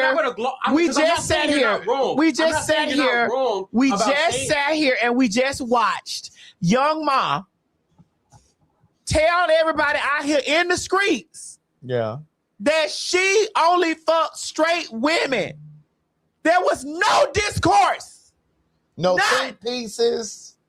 Okay, but how many majority of the time when a man is coming out as maybe being bisexual or gay, who are the first people that come and attack him? It's not men. It's women. Thank you. That's my point. My point is, it's not just men that men think about affects them. Yeah. It's also women. We can't just say it's just men. It's also women, because I believe that if men really genuinely believed that, you know what, no matter who I fuck, no matter who I'm in love with, I could still get a woman, I think a lot of men will be okay with it. I honestly do.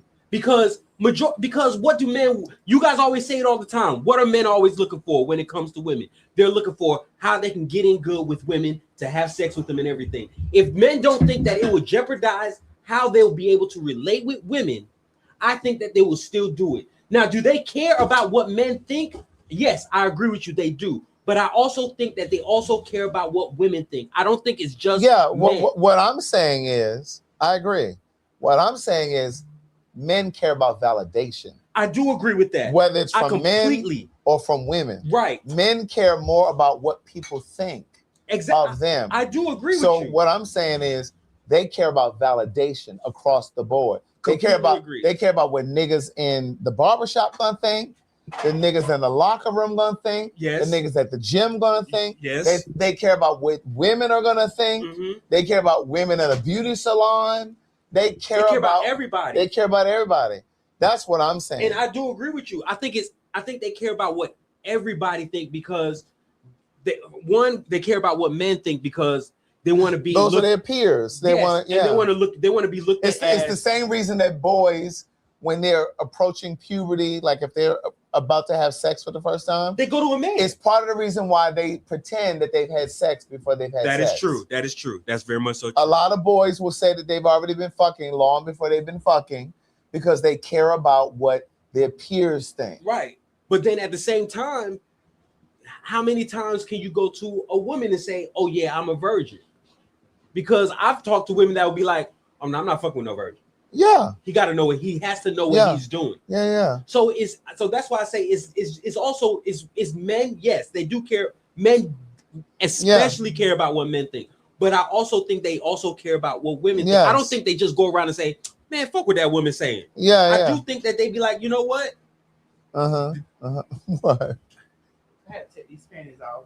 That's what you went there to do. So you free balling right now? Right. But that's because you're a woman, though. You see, as a woman, you could do that. Okay. As a woman, you could do that, Maddie. We can't do that. Yeah. Me and Craig can't do that. Right. But no, I agree with that. I think that men are concerned. They're easily influenced. They're very easily influenced. Easily influenced. And they care about what people think, whether it's men or women. Yes. And I think they care for different reasons. They care about what men think for very different reasons from what they care about why women. Yeah. And I would say they care about what men think because it's about validation. Absolutely. And when it comes to women, they care about what women think because they don't want to jeopardize their Being my language, as a man. their pussy access. Yes. They don't want to jeopardize their pussy access, so they will do certain things to make sure that they're still in good terms with women. Yes. So that's why, and I'm not blaming women and I'm not blaming other men for it. I'm really blaming the individual. If you're allowing somebody to dictate the way that you would like to live your life, or the way that you believe you feel the correct way of your life should be lived. If you're jeopardizing that because of what you think other people or how you feel other people will think, then I would say you're more of the problem than not. But I also think too that a lot of this points back to how we raise our boys. I can agree with that. You know what I'm saying? I think a lot of it points back to how we raise our boys. And I've said this so many times here on the show, and that is women who are mothers to little boys, especially those of you who are single mothers to little boys. You are in the very unique position to raise those little boys to be the men you could never find. That is true. You could teach those little boys how to show up for their girlfriend or for their women or for their wives. Like, you are in the very unique position to show up and become the men you could never ever find. You could teach them how to be integral. You could teach them how to be faithful. All of the things, how to show up for a woman, how to be concerned about her needs beyond sex. You understand what I'm saying? Like, so it's very important for men to be present. It's very important for men to be present. But when men are not present, there are definitely positions and points that women can teach. That's true. Baby, them panties was tearing me up. Okay. So you feel free now? Oh. You feel free? Oh. Where'd you take those panties? Baby, I had to take them panties upstairs. Because I felt like they was gonna choke me by looking at them in the chair. Where'd you put them? On the sofa. So you took the panties off. Yeah, I ain't got them. Took them upstairs. Y'all don't have no panties. And put them on the sofa. Y'all don't got no panties on. I don't have on no panties. It's not like I ain't never sat down here. But it's not like I ain't never sat down here. Panties on the dance floor. Ooh. Watch it. It may get real aromatic in here. Turn that fan off. No, you need to keep that fan. Yeah, you might need to keep the fan Did on. you not keep? Did you get warm? Did you not hear? No, excuse me, sir. Excuse me. Be smelling nuts. Excuse me, We're gonna be smelling nuts. Excuse me. I just want to let you know that my pussy smells like lavender. Well, you didn't catch that lavender smell when I just walked back in here, bitch. Chestnuts roasting on an open fire. But if you get warm and toasty, did you just not catch that? That's actually that dusting powder that I made the other day. But Maddie, the way he was talking, if it get toasty, stop all this flapping. If it get toasty in stop here, all Maddie, this flapping. Stop all this flapping. Maddie, are you telling me if it get toasty in here, we're not going to smell nuts? No. You sure about that? The upkeep, the maintenance between my legs is immaculate. Craig, I know you smell that aroma, Craig. What's your legs ago? Oh, is that why you fanning your legs like that? Girl, you smell that? Girl, I see it too. I also see Girl, it. I have a big pussy. What are you talking about?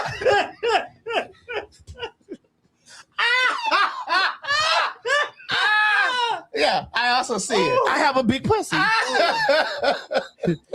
Some nights you can't hide. Oh my goodness. Chestnuts roasting on an open fire. If you stay in the same building, they asked me what's that all over my chest. These are the sequins. That's the sequence from this dress. fucking dress. It's sequins. You see, if you living with Maddie, all you're going to hear is ass clapping. Yeah, because I be walking over sometime. I come like when I ain't having no panties at the house. I walk around. All you heard was ass clapping. I'm like, Lord. Yes, really, ma'am. Maddie? I gotta let y'all know. Really, Maddie. That's ass. Okay. That's ass. What is it? Girl? That's ass. Okay. That's ass. And if you a motherfucking nigga, you gonna have to work with a monster to handle that. But you ain't got to make noise everywhere it goes. It got to, because it's ass. Everywhere we go, plop, plop, plop, plop, plop, plop. I want you to know that's ass. I'm like, come on now. That's ass. And it ain't cement like the children think. That's ass. That's ass. That motherfucker goddamn get the rolling around that bitch and plop, plop, plop, plop, plop. I'm like, yeah, great. Yeah, great. Maddie Ma, Pin Ma, make sure that you are. I don't know if I love Chelsea Handler. I know this thing. Make sure that you go on Netflix and watch my interview with Chelsea Handler on Dear Chelsea. Mm-hmm. Yeah. And if you're just tuning in, there have been some single rooms that have opened up for Antigua. Yes. So if you're interested Run in it, coming Mo. to Just Antigua, run it. Just run it. there are some singles. And you got to pay in full, though. You have to pay in full because the trip is a month away. Yeah. So if you're interested in coming y'all to that Antigua wanted with y'all us, single rooms that didn't want to bunk with nobody. Right. You know what I'm saying? Y'all didn't want to bunk with nobody. There's just a few available. So email Allegra. You could have found you a piece and came and bunked with the girls, and you could have put y'all payment plan. Y'all could have put a barrier up in the room. Mm-hmm. You could have shared. You know what I'm saying? You could have bunked. What they could have done? They could have bunked. Yeah, you know, I'm used to it. When I was in high school in Nigeria, it was like 15 people in one room. Yeah, it smelled like nuts in there. Mo, play that. Third world. It smelled like nuts in there for sure. It did not smell like nuts. Bitch, nuts and corn chips. It was not musty neither. Cheese We were sticks. very. Have you ever clean. set foot in a room full of men? Yes, I lived with a whole bunch of men. But y'all don't know that smell. What do you mean? How do you know? Because sometimes there's a smell that y'all have in a room full of y'all. That's a lie. I done walked in a room full of men. I was like, oh God, there are men in here. That's a lie. We did not smell up. I've actually walked in the back room and said, oh God. We were very. You didn't catch We were that? very clean. I've actually walked in the back of a dressing room and said, oh God. Can you play the commercial, please? There are men in here. What's some drag queen? We wanted us to check for VD. For VD. And what were you in? I was in my phone. Take your ass down into that welfare. Use a dummy, bitch. Calling all Pin Mob. Calling all pin mob. Honey, the fags are going international. That's right, ladies and gentlemen. August 5th through the 9th, 2026, PhagTwalk Live in Antigua will be going down, baby. Get your tickets at www.PhagTawlkinternational.com. I need y'all to know, honey, that this is one of those trips that you don't want to miss. That's right, ladies and gentlemen. We are going on an all-inclusive resort and spa situation, bitch, at the Royalton, honey, down there in Antigua. I'm not too sure where Antigua is, but the pin mob, we're going to Antigua. Make sure you have your passport, make sure it's up to date, and be sure to get the travel insurance just in case something happens, because life happens. The spots are moving quickly. Do not wait until the last minute. You have an entire year to pay this trip off, so do yourself a favor. Treat yourself to a good time and meet us in Antigua for PhagTwalk Live. And for my rich bitches, add on the rich bitch option to include a full day with us as we tour the island, and who knows what else we gonna get into. God damn it, don't meet me down there to the ticket place. Beat me at the ticket place. That's right, girl. Honey, meet us down there to www.PhagTawlkinternational.com, honey. Low deposit and payment plans are available.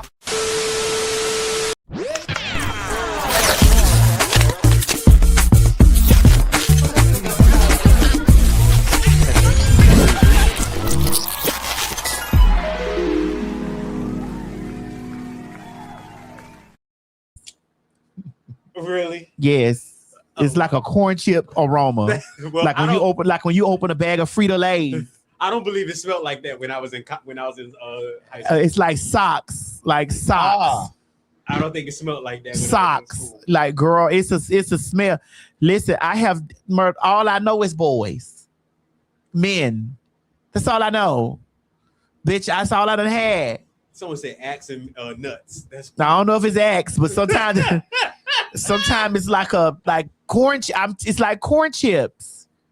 Well, we were in bunk beds. Everybody we had bunk beds. So where was this? When I was in Nigeria. When I was in Nigeria. So to clear up everything, no, I did not live in Nigeria all my life. I was in Nigeria from the time I was in like 6th grade till I graduated high school. So from 6th grade to 12th grade, I was in Nigeria. And so where were you from 0 to 6th grade? I was in Georgia. So you're American. Yeah, I was born here. I tell y'all this all the time. I was born in the States. It's just that I went to Nigeria to go to school when you were about 12. Yeah. And then you came back. What grade? After I graduated high school. So about 18. Mm-hmm. And then when I came back, I just went to college at Kennesaw. Well, I started off at Mercer University to go to pharmacy, and I had a job as a pharmacist tech. So you're supposed to be a pharmacist? My parents wanted me to be a pharmacist, and you're in here working for the trainee because I couldn't be a pharmacist. Why? I couldn't do that job. To be counting pills for 12 hours in a day. You couldn't, or you didn't want to? I didn't want to because I was a pharmacy tech. I was actually a pharmacy technician, and I was doing the job, and I was like, oh, if this is all I'm going to do from 7 a.m. to 7 p.m., this isn't what I want to do for the rest of my life. Well, that's pharmacy. Yeah, but it wasn't until I got the job that I realized it's not for me. So what did you think they were going to be doing over there? I thought it was going to be a lot. I don't know. I just didn't expect it to be that. I thought they said now you're a phagicist. Because I mean, a pharmacist count pills and give people their prescription. What did you think they were going to be doing over there? I thought it would be more interesting. I didn't know. Okay, with all due respect to pharmacists, pharmacy is boring. What exactly did you think the day-to-day was going to be? I thought it was going to be more interesting. I really did think it was going to be more interesting for some reason. I don't know why. So when people go to CVS and Walgreens, you thought that they were going to... I don't know. Craig, I don't know. You thought it was going to be something other than... Hi, my last name is Stewart. My birthday is 5476. Craig, I don't know why I thought it was going to be better than what it was, but I thought it was going to be better. And not only that, when I looked up that page, I was like, "Oh, the pay is quality. Let me get into this." No, the pay is good. That's what I'm saying. They made like $500,000 a year, I think. They definitely up in the 6 figures. And so I was like, "Oh, okay, let me do it." And so one of the reasons why I wanted to be a pharmacist, it wasn't that I wanted to be, it was because, you know, when you're African or when your parents are black from other countries, You know, the only things that they want you to do is be attorney. A doctor, a lawyer. Well, that's attorney. Yeah, well, you know, doctor, lawyer. What else? What else is there? No, I'm trying to think of all. I'm trying to think of all the occupations. Are doctor and attorney something different now? No, I'm just trying to think of are those two. Are those two different professions? Craig, attorney and lawyer. Yeah, they're those, two different. Craig, those are I'm trying to think of. No, I'm trying to think of all of the occupations. Defenders. Oh my God! Stop this! God, this sounds like interpret. Stop! No, see, here y'all go. Here y'all go. Thank you. Engineer. Things like of STEM. Things of the STEM category. Things of the STEM. They want you to be. What's STEM? Engineering. Science, technology, engineering, math. And yeah, that's it. That's it. Okay. That's it. Yeah. You thought you were about to catch me, didn't you? I did. You could have been an attorney or a lawyer. Stop this. Stop this. One or the other. Stop this. Not Stop both, this. but one or That the is other. not what I meant when I said that. No, that's exactly. Yeah, that's not what I meant. That meant you could be a public defender. That's what I said. Or a prosecutor. That's what I said, but that's not what I meant. Y'all know. Stop. Yeah. Why are y'all doing this? Oh, God. Why are y'all doing this? Why are y'all being messy? Because we interpret different way. That's right. That's it. You know what? Okay. You know what? Don't worry. Don't worry. Y'all time is coming.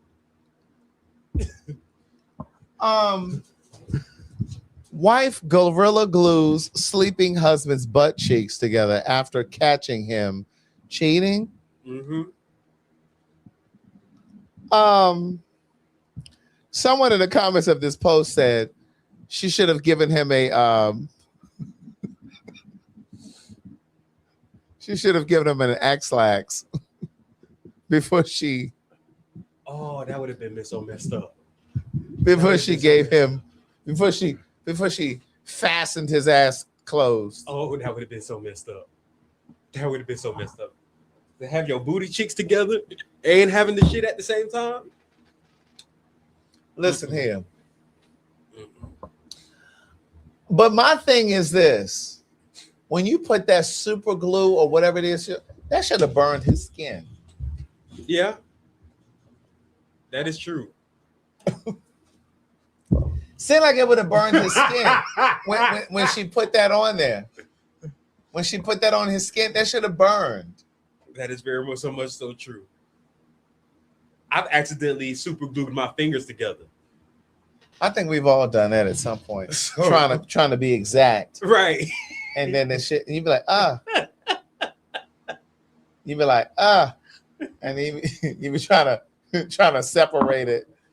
But now I think that's kind of like normal. So do you think that's OD or not, Craig? I think that's extreme. And I mean, I understand that she was hurt. I get all of that. But I really do think, and I know some of y'all gonna feel a way about this when I say this, but I just don't think you should give somebody that much power over you. I can agree with that. You don't understand what I'm saying? I understand in the moment you're hurt, you're pissed off, you want to get them back. But I believe, and I haven't always done this. I haven't always done this. But there are instances where I look back over my life and I'm just like, I wish I had been so disciplined or more disciplined where I just walked away and said nothing. I can agree with because to be honest with you, the truth is, the absolute truth is, silence sends a message much more powerful. Men only recognize strength. Men only recognize strength. Mm-hmm. And when you can walk away, when you completely cut that shit off, completely dry, and you don't entertain text messages and phone calls, and you just completely go ghost, that shit fucks them up more than anything you could ever do. And I think they respect you a lot more too. Because men only recognize strength. Yeah. And when you don't give them anything to respond to or to react to, like they're baffled, they're befuddled, they're sitting around looking like, damn, he didn't say anything. Mm-hmm. Like you leave them wondering, But it takes a lot of discipline to be able to do that. It takes a lot to be able to walk away, not say anything, not do anything. It takes a lot of discipline to be able to do that. But it is the most effective thing that you can do. So really is. What do you think about people that say, like, when they come back and say, well, I need that closure? I don't think that you do. I don't think that you tell yourself that you need that closure, but you really don't need that closure. You can close that shit yourself. Okay. You really can. Because really what happens, I believe, when you go back looking for closure, you're looking for permission to let go. You don't need permission to let go. You don't need permission to let go. You make the decision that enough is enough. I've had enough. I want to close this chapter. And then you just move on. But I think that this whole idea of, that's right. Somebody said leaving is closure. Leaving is closure. That's it. But I think we live in a world where we tell ourselves that we need to make peace with it. We have to have some sort of a final closure where you take like this, you make this beautiful red bow and you put this beautiful bow on it to kind of close it up and to seal it up. But you really don't need that. And I think part of what happens is we tell ourselves that we need to have a story to communicate to our friends and our loved ones. Oh, child, I left him. I went over there and I did this, that, and that. No, you really don't need that. Right. You don't need a story. You don't need something to convince your friends and family that you finalized it, that you closed it off, that you cut it off. You don't need any of that. And I think that's part of the reason why a lot of times we stay in situations or relationships as well until we have some sort of a tangible proof. But one of the things that I've learned about myself and about relationships, you don't need tangible proof. You don't need to be able to say, oh, you know what? He did this, this, this, and this, or I walked in on him and he was doing this, or he did this to me. You don't need something tangible. Your instincts alone are enough to walk away. You don't have to have anything physical. You don't have to have anything tangible. If your instincts alone are telling you that this isn't good for you, that should be enough for you to walk away. You don't have to have something to be able to point to so that when people ask you, well, why did you and such break up? Oh, well, because this, and this happened. No. You don't need that. You should just be able to say, I just didn't have a good feeling about it. It didn't feel right to me. So it didn't feel congruent. So are you saying it's good enough to leave just on a feeling? Just on your instinct. Your instincts alone are enough. You don't need something physical. You don't need to be able to point to something and say, oh, he put his hands on me. Oh, he cussed me out. Oh, he cheated. You don't need anything tangible. Your instincts alone are enough. My feelings were enough. Something just didn't quite sit well with me. You may not be able to explain it to yourself or to other people. You may not be able to explain it to yourself or to other people, but you alone are enough. If you just simply say, you know what, it just didn't work. Something didn't feel right. It just wasn't lining up. I couldn't quite put my finger on it. How many times do people say that? I don't really know what it was. I couldn't put my finger on it. You don't need to be able to put your finger on it. Your intuition, your instincts are enough to say, you know what, this just didn't work. And one of the things that I also believe and understand to be true too is not everybody that you go on a date with is a potential partner. That's true. That's facts. I think a lot of times we spend time with people, we go out on a date with someone and we automatically start putting them in this box. And we start trying to see them in our future. We start trying to put them into compartments in our life.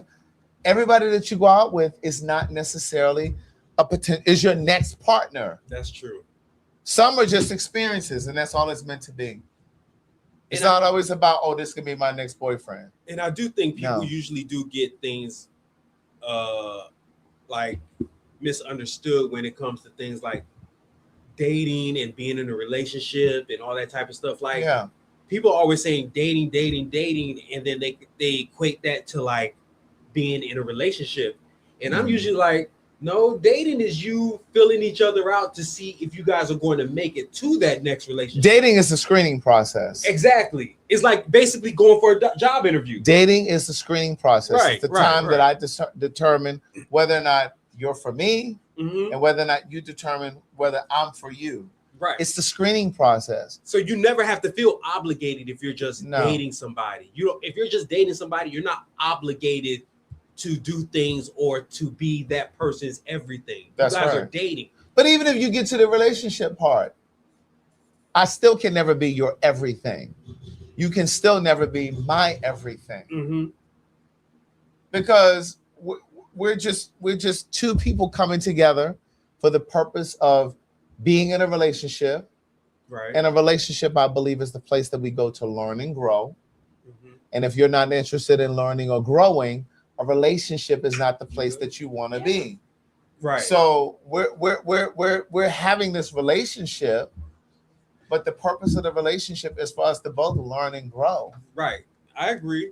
What do you think, Maddie? Because I know she's going to have something completely different. What are we talking about here? About dating, the difference between dating and actually being in like a real relationship. And then also like thinking that just because you go out with somebody that they're going to be your next relationship. And just because you fucking raw, that don't mean that's your next relationship. You see like what what the fuck? Bitch. You see what I'm talking? I knew she had enough. I knew something else was. I knew something out here different was fucking coming. raw and they be like, bitch, that's not your man. That's Russian roulette. Really, Not your Maddie? man. That's Russian roulette. Really, Maddie? Yes. God damn. How did we get here? Nobody's supposed to be here. Nobody's supposed to be here. I tried That this raw love dick for the last time. My Heart says no. Nobody's supposed to be here, Nobody's supposed to be here. but you can't come on and change my mind. my mind. She eating this fish raw. Girl, that shit finna tear her up. That's the same shit that killed this damn. What's that man name? They got out there, the stingray. The white guy. Oh, Jeff Corwin. Jeff The one who Corbin. got killed by the stingray. This thing, Corbin. this thing finna fuck her ass up too. She out there trying to eat that shit. Put Bro, that, look, that thing still alive. and it's finna that tail. Oh. Watch that tail. She better be glad that bitch jumped off. She better try to get out that water. You see that thing? That thing ready. Wow. That's oof. I spend all my life On a Ooh, that shit slapped in the face. Yeah, she better be glad it was gonna hook up. Why do people do shit like that? Oh, sad to say, but when it turned Steve. Sorry, I said around, Jeff. Sorry, my fault. again, love has knocked them down. Girl, they are in love, bitch. They are in love. I'm sorry, y'all. I apologize. No. How did you get here?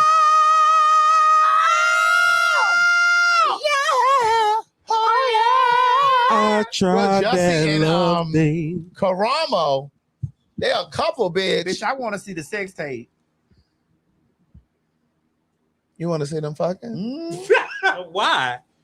That's my question. I thought you, because I'm now. Don't get me wrong. Please don't attack me. But I thought I didn't know you liked homosexual. I just porn. like. I'm just take the mood out to the side. I'm sorry. I'm just like real fish. Because they like to see. You don't be fooled. Oh, they watch Real fish homosexual. loves to see two men fucking. Oh, really? Don't you look the statistics up? Let's ask the people in the chat. I don't give a fuck what the people in the chat talking about. Put a poll up there though. Oh, okay. So wait a minute. Go ahead. I'm about to put the poll up there. You didn't hear that goddamn dog whistler bitch over there talking about so she watching my porn? That dog whistling hoe said, bitch, I watched T.S. Mass and I watched your porn. I'm like, girl, it was 15 years ago.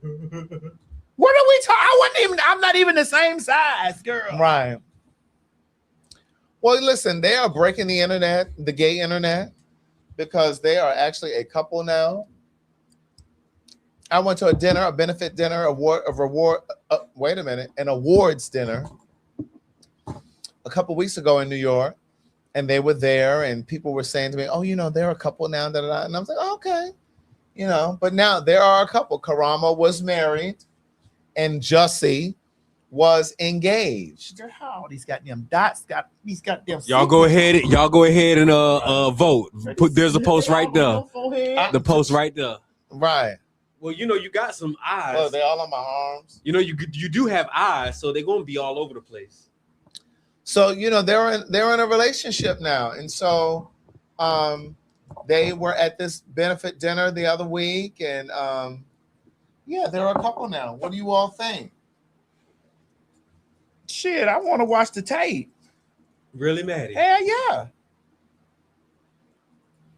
Well, what do you think's happening in the tape? Bottoming. Who do you think is doing the bottom? I don't know. What do you think? I know Brashiri over there doing the bending and getting bent. I know Brashiri is over there doing the bending and getting bent. But between these two, who do you? I don't know.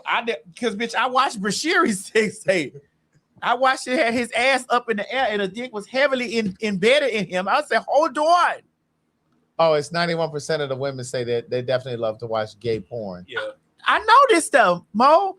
That's an industry that I was a part of. Okay, so just because I'm curious, so what is it about the gay porn that women enjoy? Women don't have dicks.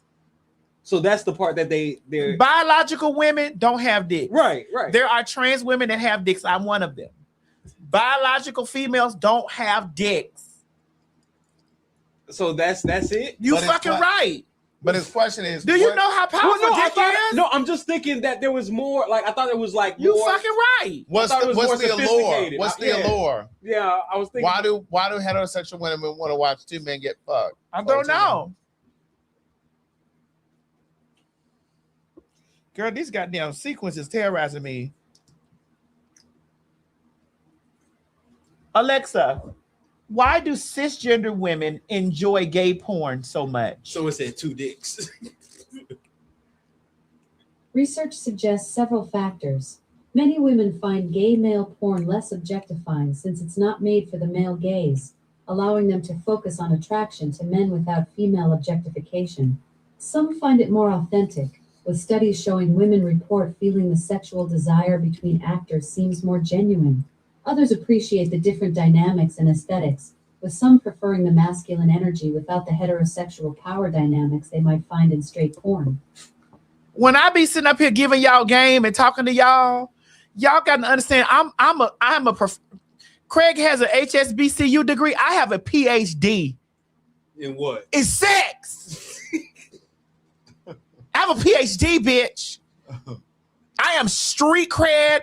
I am certified. Oh, so your Yelp reviews are on 100. I'm certified in what I be talking about. You see, Alexa, I asked Alexa, the bitch went and broke it down because she knew what I was saying was correct. Heterosexual women enjoy watching two men fuck. That's true. That's why them girls can't let my shit go. That's why they can't stay. Then the first ones to be jumping up there talking about, I watched your porn. Like, girl, that shit was that is over a decade ago.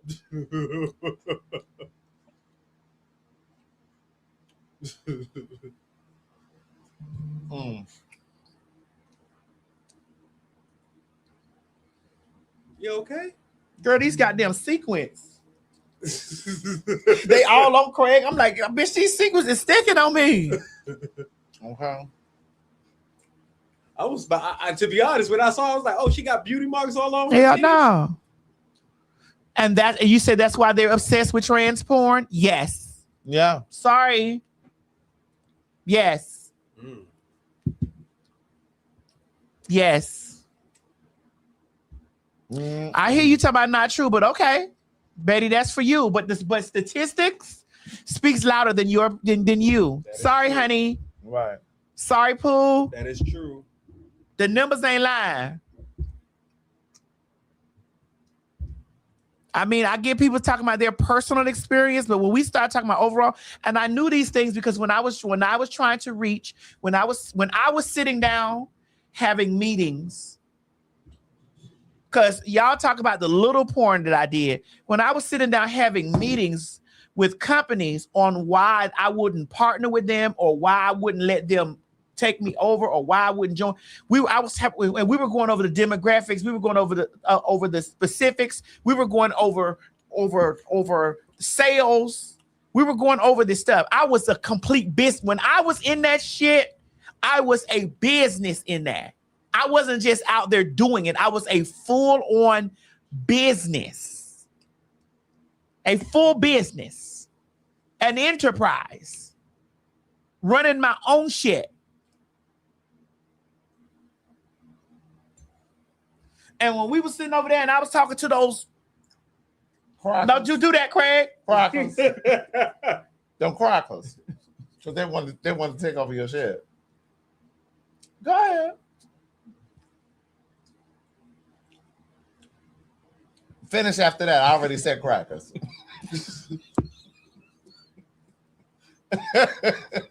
I've already said that part. Pick up from there. Miss. I've already said that part. Well,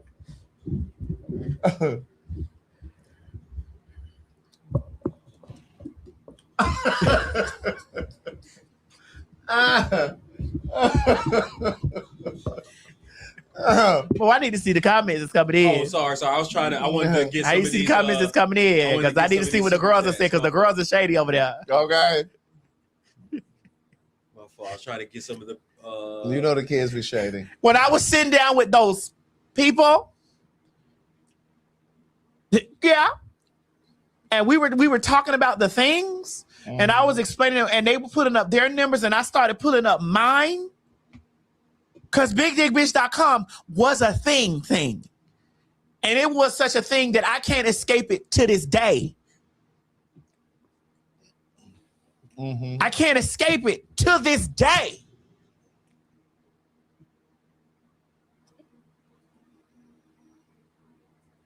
And when they saw those numbers, and when I logged into my shit and you saw how huge I was in Africa. How was it? How huge. Come on, Jackie's back. How huge I was in Africa. You were gagging too.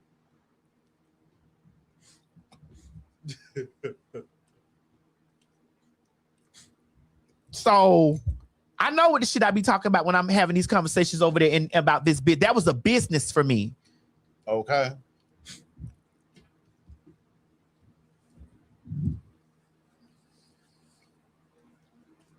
And them motherfuckers over there telling me, well, see, Madison, this is what we know. I say, listen, I don't know what you do for those black girls over there, but this nigga right here. Okay. That's how you refer to it? I don't know what you do for those black girls over there, but this nigga right here, I'm not doing 60-40.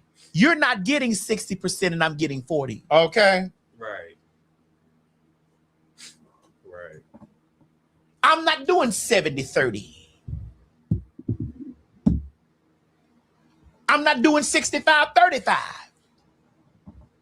I'm not doing 50 motherfucking 50 because bitch, you ain't doing 50% of the motherfucking work. That's it. You done lost your mind. I'm black. See, what y'all don't understand, when I was up there screaming out, I'm black like that, you don't know how deep that runs with me. That shit runs back into when I was running into it with them niggas, crackers. Yeah. When I was running into it in business situations with those crackers over there, and those crackers was trying to take over my business. But I told those crackers that I'm all nigga. I'm all nigga. And I want you to understand that my black skin outweighs any of you crackers on any day. My BBC with the titties at the top and dick at the bottom, I am black like that. And one thing about me being black like that, I'm not 50-50 and with you motherfucking crackers on nowadays. I'm not 65-35 with you crackers on nowadays. I'm not 70-30 with you crackers on nowadays. I'm not even 99.1 with you crackers on no day.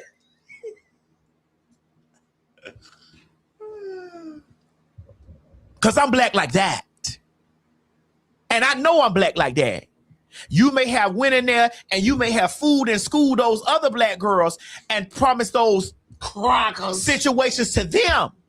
But I see my numbers. I look at my numbers. I understand what I'm putting in. And why in the fuck would I take 100% of all my sales and give you 70% and take 30 to be known as mainstream? Because when you are cracker, that's when they try to mainstream you. Bitch, I would do underground all day. And keep 100% of my sales. How the fuck you think motherfucking Ludacris made his first million? He was selling mixtapes out of his trunk before he even had a deal. So you can't tell no independent bitch like I'm a business bitch. You girls could talk all the trash y'all want to talk about me all day. I've been a business bitch back when I was naked. When I was naked, bitch. When were you naked? Back when I was naked. I ran a motherfucking business. Oh God. Honey, she was in a business uniform, bitch, where she was naked. I ran a motherfucking business, bitch. And when she dressed up, it was casual crop Fridays. She was in a business uniform, bitch, where she was naked. When I was naked, bitch, I had on a suit and tie. Yes. And when she had clothes on, that was casual Friday. That was casual Friday, bitch. Oh God. That's why I don't let nobody. That's why I don't let nobody disrespect me when it comes down to talking to me about that bullshit. If you ask any other motherfucker on earth, how many black transsexual porn stars motherfucking crossed over? Okay. What's the number? That is true. What's the number? Ask Siri. Matter of fact, ask how many black adult entertainers crossed over into mainstream. What's the number? It's not a lot. I don't know a lot. That was infamous and notorious for being who they were. You can count them on one hand. Okay. And I'm in that number. So none of you bitches can make me feel no type of way when you start talking about that's a porn star. No, I'm not, bitch. I was a business. RuPaul was not an adult film, honey. Stop this. Yeah, stop spreading rumors. Stop this. We over here, we do not spread rumors. You say Kim Kardashian? Okay. She was notorious for one tape. Which was weak. Very weak. Which was a very weak tape. She was notorious for one tape. That was a very weak tape. I was so disappointed. So disappointed. Really? Yeah, I was highly disappointed. Why? I expected more from the likes of I expected when I found out who Ray J really was, I expected more from her.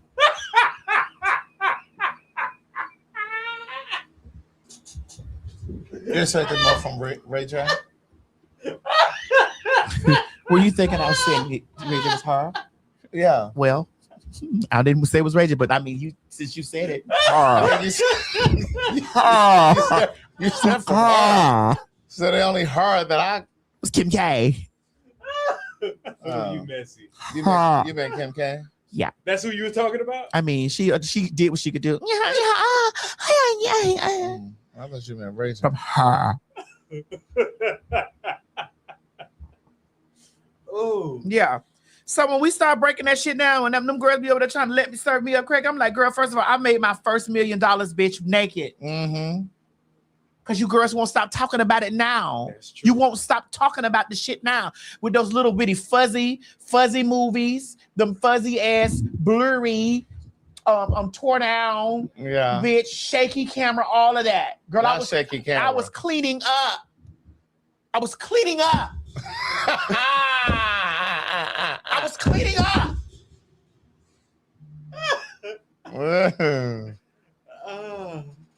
I was cleaning up, Mo. Oh my God.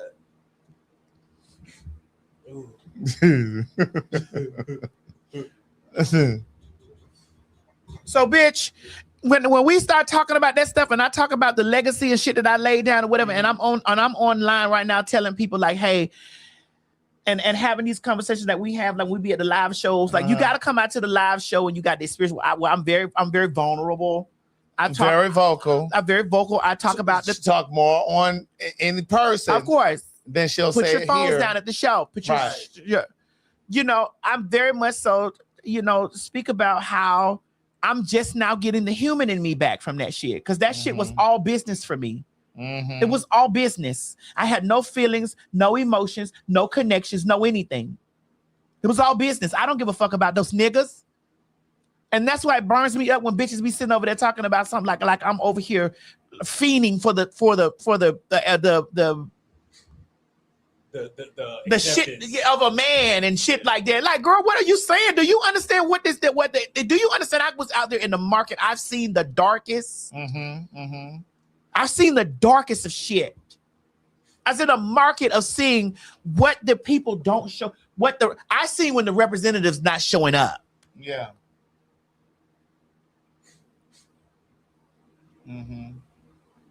I don't see the representative. I see the real nigga when they get there. And I'm like, wow. Wow. Yeah. Wow.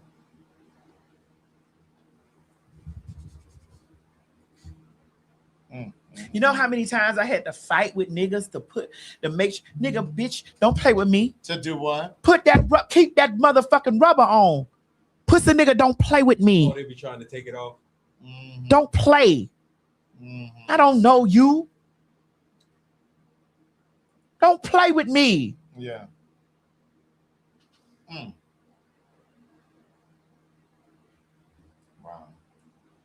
And this why I be telling broads and shit like that. Ladies, listen, I don't give a fuck what somebody out there telling you. Go out there and get on your prep. Prep yourself. Because we say this shit all the time on this fucking show. Ladies, take care of yourself. The person that's responsible for your health and your upkeep is you. That's true. Don't take that nigga word. Don't take that nigga word. Don't take that bitch word. Carry your ass out there and motherfucking keep yourself tested up. Get on your prep. Because birth control is not enough. That ain't enough. And birth control does not protect you from the all thing the stuff. I was trying to all of that it encompasses. Right. I couldn't think of the ulterior words for those things, but yeah. So therefore, you got to, because you don't know. I'm telling you, when you walk outside that door, the life I live made me see people's in a whole different light. When you walk outside that motherfucking door, bitch, it's fair game. That is true. Yeah. It's fair game. I don't give a fuck who you made your vows with. It's fair game when you walk outside. That's true. Okay, the only person you can trust is yourself. These motherfuckers is outside, especially in this day and time. These motherfuckers is outside. They're outside. These niggas is out the door. They're outside. They're living their best life. Who? Going Ain't back got and time forth with you niggas. Niggas. They outside. You better know it. Motherfucker be home. Motherfucker be home flipping eggs, boiling eggs, raising churn. Next thing you know, we set up here. We watched the woman up there crying. She put her whole life in that man. I felt so bad for her. And now look at Wait, which lady? That light-skinned lady and that man. She didn't know she had no baby until a week, whatever week that was. And she was on there documenting her. I started following her. And she was like, I didn't know that he just had a baby on me. The baby's 4 days old. Oh, I think I saw that. Yeah, we talked about it on the show. But so one of the shows that not shows, but one of the podcasts, the clips that I see is from this particular one. And we talked about this, and I wanted to share this because we wanted to talk about this. We're gonna put it over here in the presents. Oh, Because so then we can, so we can kind of stop it. Just let me know when you go want to ahead. stop. In a situationship for 23 years. Can we just stop right there? She says she's been in a situationship for 23 years. Now, this girl don't even look like she's much older than 30. But I digress. I mean, Right now, I'm single, and he's still in his relationship with a person that he did have a child with, and she just had a baby. Y'all, don't judge me. He in a relationship, and you still having conversations with him? It's just, That's her. That's her. That's her. Somebody is with her man, Kitty. I don't know. When the last time y'all had sex? 2 weeks ago. You know what? Let's do the breakdown real quick, because I'm going to give it to you raw as a woman. Okay, I'm listening. 23 years, he's had relationships, but not with you. 23 years, he started a family, but not with you. Right. Now he's in a relationship with another woman that he doesn't want to leave, and that other woman is not you. For 23 years, he's consistently not chosen you. Right. And he's liking someone enough now to go, you know what? I met somebody that I might want to choose. I met somebody that I might want to be with and build with. And I have this unhealthy attachment to you. So sexually, I'll come and dump on you when I feel like it. But I ain't leaving what I got over here and what I'm potentially building with her. Right. So because you have this attachment to him, you're like, but what about me? And for 23 years, you think you have this deep bond that has been sex. A man could you all day and have no love for you. Right, yeah. Pause that. Mo, make me big. I say this all the time. I sit here on this show and I say this shit all the motherfucking time. Yeah. Sitting right here in this chair, I say this shit all the motherfucking time.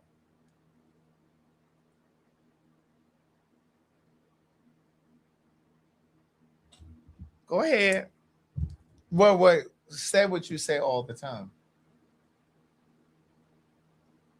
A motherfucking nigga would be digging your ass down and don't give a fuck about you. He don't care about you. Motherfucker be stringing you along. I'm telling you, the representative be there all the time. Be stringing you along, running you up and down the street. This is why I tell y'all to choose you. Choose yourself. Choose you. Choose yourself. Stop centering that. And motherfuckers be over there feeling some type of way about everybody else but that nigga. You put your trust in a nigga. Stupid hoe, how you figure? Go ahead.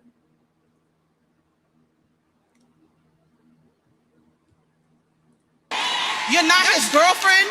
You're not his wifey. You're not the fiance. You're none of the things. You are the girl that he is in secret that nobody else can know about.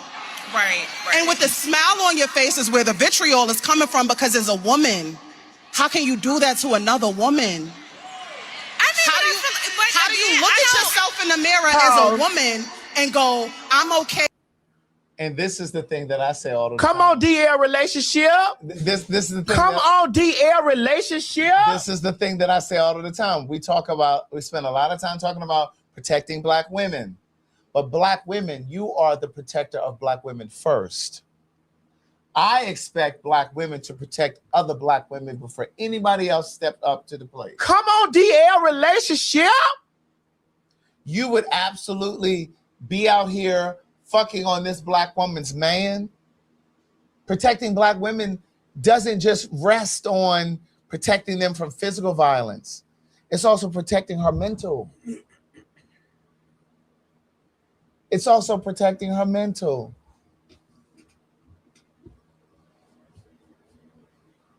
My God. But it don't sound right coming from me because I'm a man. Right. If you aren't going to protect each other first, you can't expect anybody else to protect you. Like when I think about that, like I think about that so often, it's just like you all have to protect each other first. If nobody else protects you, it should be you protecting you first. Tell that nigga no. Ain't you married? That's it. You shouldn't be fucking on somebody else's man. Because that's my sister. I'm not about to fuck with you. I'm not going to do that to another sister. It ties into all of this stuff going on with how we have moved away from supporting Black nail techs, Black beauty supply stores. Like, how did we move away from that? How did we move away from taking care of each other in that kind of way? We can't because he's so fine. He looks so good. No. And you know what I'm saying? And see, she got to be not really taking care of him, right? Because that's why he over here with me. Because it's something that I'm doing. She lacking in some area because he male centered. Yeah. Yeah. Male centered. That's it. That's it. You got to protect your sister first. If nobody else does it, you should be doing it first. Go ahead, Mo. With hurting another woman like that by sleeping with the person she's in a relationship with. I mean, it's been done to me before. So that's your trauma speaking. Whoa. That's your And you see how she so cavalierly said, "Oh, but it's been done to me." So because it's been done to you, this is the perfect example of hurt people hurt people. The cycle. It's the cycle. Oh, it's been done to me, so let me go ahead and do it to somebody else. No. You should be your sister's keeper. If you can't count on any other man or any other person, you should be able to count on your sister. Nah, I got rung up the other day by something. I think it was Mo or one of the others, or something happened. And I said, my friend group, my friends, yeah, I'm not fucking on y'all nigga. Right. Yeah. I agree with I'm that. not fucking on no. Ain't nothing that my friend's nigga gonna be able to say to me. Yes, to convince me to take my shit off to get around and to fucking. It's not happening. Yeah. Ain't no bitch I hang with. Ain't no bitch I'm around. Ain't no person that I commune with. Yeah. Ain't no person that I kick it with. Ain't none of my girlfriends, whether they're cis or trans. Yeah. I'm not fucking on your nigga. Right. I agree. And I've had that conversation with some of my friends. I've had that very conversation with some of my friends. If I feel like I can't trust you around somebody that I'm fucking with, then I don't need to be your friend. I can't even, to be honest, if any of my friends even fuck the girl, I can't even fuck them. And that's just me.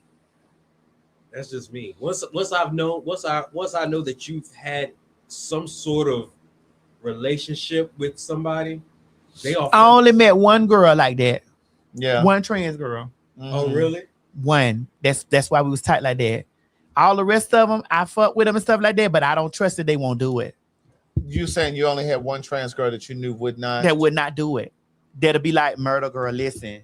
Mm-hmm. This ain't no good. Mm-hmm. This done try. Here you go. You see the messages? Mm-hmm. Mm-hmm. The rest of them be over there like, especially if he fine or and it's because again, they're male centered, and two, the food supply, and the food chain, and most men know that they are part of the food supply. They know that a lot. Perfect. This is perfect where I want to be. Mm-hmm. Yes, a lot of men understand that they are a commodity, especially when you talk about men. Period. But let's just, because I know we have a lot of women who watch us. Women, a lot of straight men, straight black men. Let me bring it on home for you. A lot of straight black men who are gainfully employed, educated, do not have children, have their own home, they're established. When they are that, they know that they are a commodity. A lot of times that kind of man finds issue or find it troubling to settle down with one woman because he knows that he's a commodity. He knows that he would be interesting to a lot of different women. So why would I settle down with you when I know I'm a rarity? I'm a rarity. I know that a lot of women do not come into contact with a lot of black men who are without children, who are college educated, who are cultured, who have their shit together, who have a great income, who have their own home, who have like all of those things. He knows that he's a commodity. He knows that he's going to be an allure for a lot of women because he doesn't have the trappings that a lot of straight men come with, a lot of baggage. So sometimes they're the ones that aren't going to settle down. Sometimes. And I just want to correct Kareem. I got your second, what you call it, and it's not a read nothing. That's not what I'm going at. And that's the thing, is that I think that people just have a, and I may be wrong, I may just be assuming, but I do believe a lot of people just think the worst of men, and I think that's where this is coming from. Because the reason why I would never mess with a friend of mine's girlfriend or ex or whatever isn't because I look at him as, I don't look at anybody as an object. I don't look at anybody as used good or anything like that. I've dated women that have had children. I've dated women that have been virgins. I've dated women that have been strippers. It has nothing to do with that. It's more of the fact that I wouldn't want to mess with somebody that my friend has messed with. And it's not of used good. It's more of the fact that you can maybe say a loyalty thing, but it's more of the fact that why would I want to? I look at it as I'm also sleeping with my friend also. And I don't know if that makes sense to other people, but if I'm sleeping with people that my friend has slept with, I feel like I'm sleeping with them also, because people have to also realize when you're sleeping with people, no matter how much you want to deny it, you're exchanging.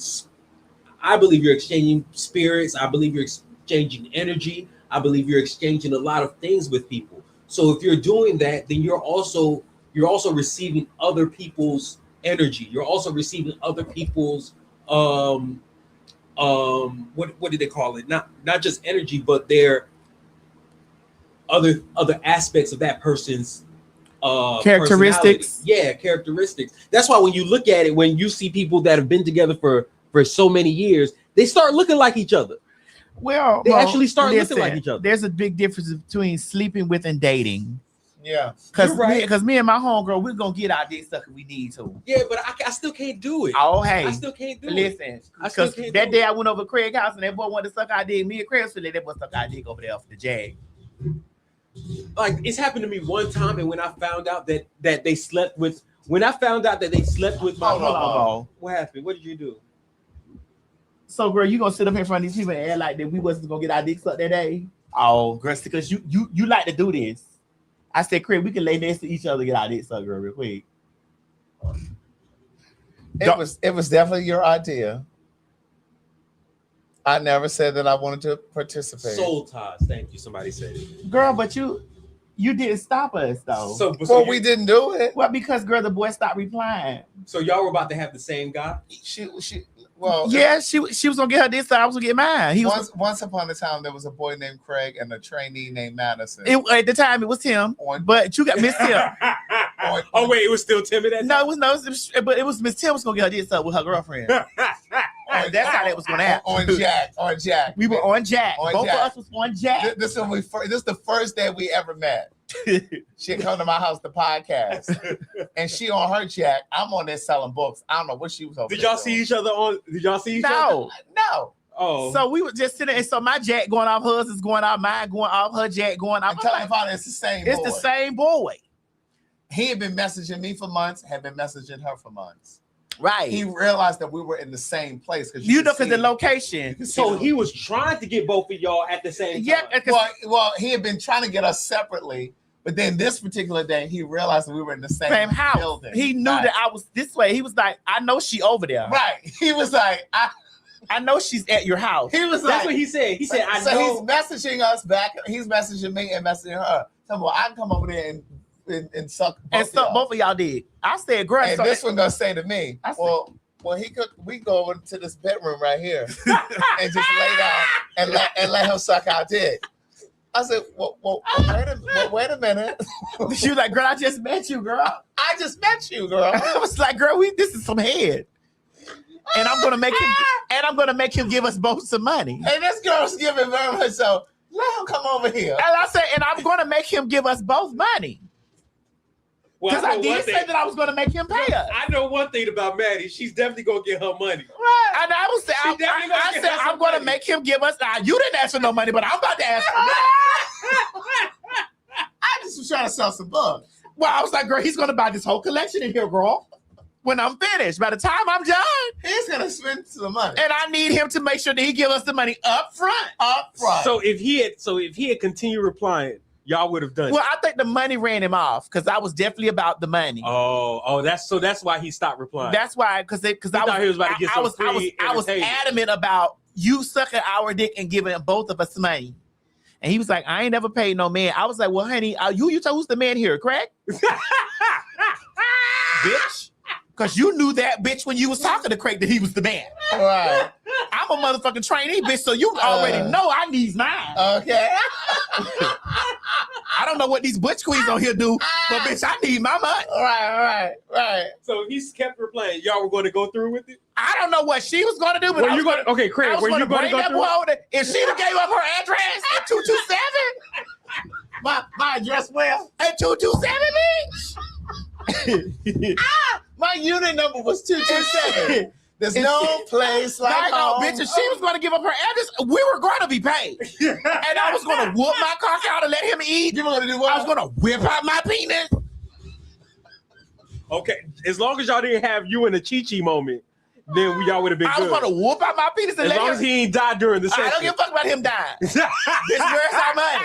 Craig need to sell books and I got to get back home. This girl had a closet full of books. Okay. We gotta move these books, girl. Yes. I remember. And she ain't paid me for this interview either. I gotta get paid. And what girl? And she ain't paid me for this interview. Oh, so that was compensation. Somebody finna make that was compensation. Somebody finna pay me. This is the first time we met. This is the very first time we met. And she came over doing an interview with me. So she was going to use you to get paid for this interview. No, I wasn't using nobody. Bitch, what was finna go on was Craig was going to get sold. His books was going to be sold. And I was going to be paid for my motherfucking interview. And we was both going to get our dicks up. Right. I had a closet full of books, bitch. Oh my God. I said, girl, I got to move these books. You got to understand, I'm the compensation queen. One thing about Maddie, she gonna make sure I'm gonna get my motherfucking money. And I tell y'all this all the time. I live a very bougie life. She would very I like life. Certain things, and I know certain things take money. Right. And you trying to talk to my sister that I just met. Right. And you trying to talk to me. And you talking about something you want to suck dick? You like to pay for this. You're going to have to pay for this. You know what, Maddie? You might be the most bougiest, hoodest chick I've ever met. I don't like your ass. I don't know you. You might be the bougiest, hoodest chick I've ever met. Probably. Oh my God. I don't like your ass. I don't know you. And you trying to motherfucking I'm not what you hoes got to really understand, I'm not moved by sex. Oh yeah. I'm not moved by sex. I'm not moved by niggas being fine. I'm not moved by these things. I done had that life. Yeah. Highly sought after. This bad built, being bag, tore up, dented, lopsided, BB, all the shit that y'all say, highly sought after to this day. So I'm not moved by motherfucking sex and fineness and all that type of shit like that, bitch. I'm not. Motherfucking nigga be over there talking that trash ass shit to me and stuff like that or whatever. I already know what your mentality is, bitch. It's and when I knew when Craig shit was saying And Mom says, I was like, girl. Right. That's how we did it. I said, Mo. I said, girl. Right. I don't even know how we figured out. So you just assumed that it was the same guy? Yes. Because he was messaging us both at the same time. I was like, girl. I kept hearing right. I said, girl, open that up. Let me see. And we had the same story. It was like he had been messaging us both for a while. And neither one of us had never tried to meet up with him. No. And but then this particular day, he could see that we were in the same we were in place. the same room. Right.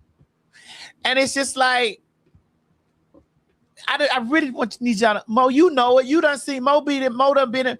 I get messages all day long, all night long, to give me money, to service, to worship. Mo, you see it. Mo was in the car like, golly, Maddie, like Jesus Christ. And it's on all platforms. Instagram, Facebook, Twitter, on all, YouTube, email. It's all platforms. Oh, I definitely know about the email. Yeah, I definitely know. It's all platforms. So I don't know. No bitch can insult me. Mm-hmm. That email crazy. That shit is crazy. That email crazy. And so this is why when a motherfucker be over there, them niggas is not the center of my, because I know what niggas do and how they work. You was gonna get that move. You was gonna move those books that day. I was gonna be compensated for my interview, and bitch, we were gonna blast on that man's face, and I was gonna send him outside with a face full of semen. Get out of here! Fuck out of here! Get your goddamn ass out of here now! Oh God! Oh my God! You say, what did this guy look like to attract Maddie and Craig? I don't know. I mean, he was a guy. Like, was he attractive? That's what I think. That's what he's. I don't know. I went to talking about money. That attraction shit don't do nothing. Remember, me and G was talking about this shit the other day. G was like, "Nah, I couldn't have been no risk." I said, "Nigga, this one." G said he couldn't. He couldn't have been no adequate sex worker. I'm like, I got to have her. Couldn't either. Oh, nigga, please move out the way. I can't either. Move. Those are bodies. You're right. They are bodies. Move. Yeah, I wonder about that too. Like, would I be able to perform if it's somebody I'm not like? Yeah, if I'm not interested in, I don't know. I told y'all about that time because I've lied to some females about an orgasm before. What? I've lied about it. How does that work? I lied and said I already came. So were you ever hard? I was hard, but then I would start getting. But then after a while, I just start. So what, you inside? Yeah, but I was like there were times where I was just approached. Like this is more like when I was in college. One time I was approached and. Approached how? Like she approached me and I was drunk. I had been drinking a lot because my roommates had thrown a. Where did you go to school? This is when I went to Mercer University. So you didn't live on campus? No, it kind of, but didn't like. It was you either had room and board or you didn't. No, so the place where I stayed, it belonged to the school, but it wasn't on campus per se. How long did you live there? It was about for a good 2 years. Oh, okay. In that same particular, and I just wasn't. So what happened? You were walking, and what happened? No. Had a party. My roommates had thrown a party. Yeah. And I was completely out. And what happened? And so passed out in my room. She came to my room, and when she came, like I said, I was drunk. I don't remember everything per se, but when it happened, I just remember that I started to get flaccid, and Well, what did she do? She didn't really do anything, but I knew her from before. So how did you know it was a sexual encounter? Oh, well, I knew we were having sex. She came in and initiated the sex. Yeah. Like I was in my bed, really basically kind of in and out of sleep. Like, you know, when you're drunk that you want to go to sleep, but you're so drunk. I don't drink like that. You never drink? Not never drink like not that? to that point. Well, there's a drunkenness where you get extremely drunk. Yeah. But then you're so drunk that you want to go to sleep, but you're not able to go to sleep. Okay. So that's where you were. That's where I was. So she comes in. Right. And then I remember her talking, saying some stuff, but I can't, like I said, I can't remember everything. But then once we started to do it, I knew who she was because I knew her. Well, I want to know what she started to do because you're incoherent. Well, she's sucking you first. She got on her. That's what I want to know. She started sucking your dick. We need details, child. What's the tea? I thought you just meant What's the tea? What happened? What's the tea? Did she come in and unzip your pants? What's the tea? She came in and tried. What's the tea? She came in and tried. Girl, what's the tea? She came in and tried to. What's the tea? She came in and tried to. All this modesty and shit, like you in here with a Taurus and a Libra, bitch. We fucked. Get to it. Get to it. Okay. What's the tea? We do what? We fucked. What's the tea? Dear God. What's the tea? So yeah, get to I didn't know that's what you were expecting. Yes. Get to it. Did you not hear the details that we gave that Craig was going to lay on his back and I was going to lay on mine? I was going to whip out my dick. But those are Craig was going to pull out. Those are assumptions. And he was going to. He was going to. That didn't happen. Had he had the money? Craig said it wouldn't have happened. Craig said it wouldn't. You let Craig fool you if you want to, because Craig was waiting on the deposit to get there first.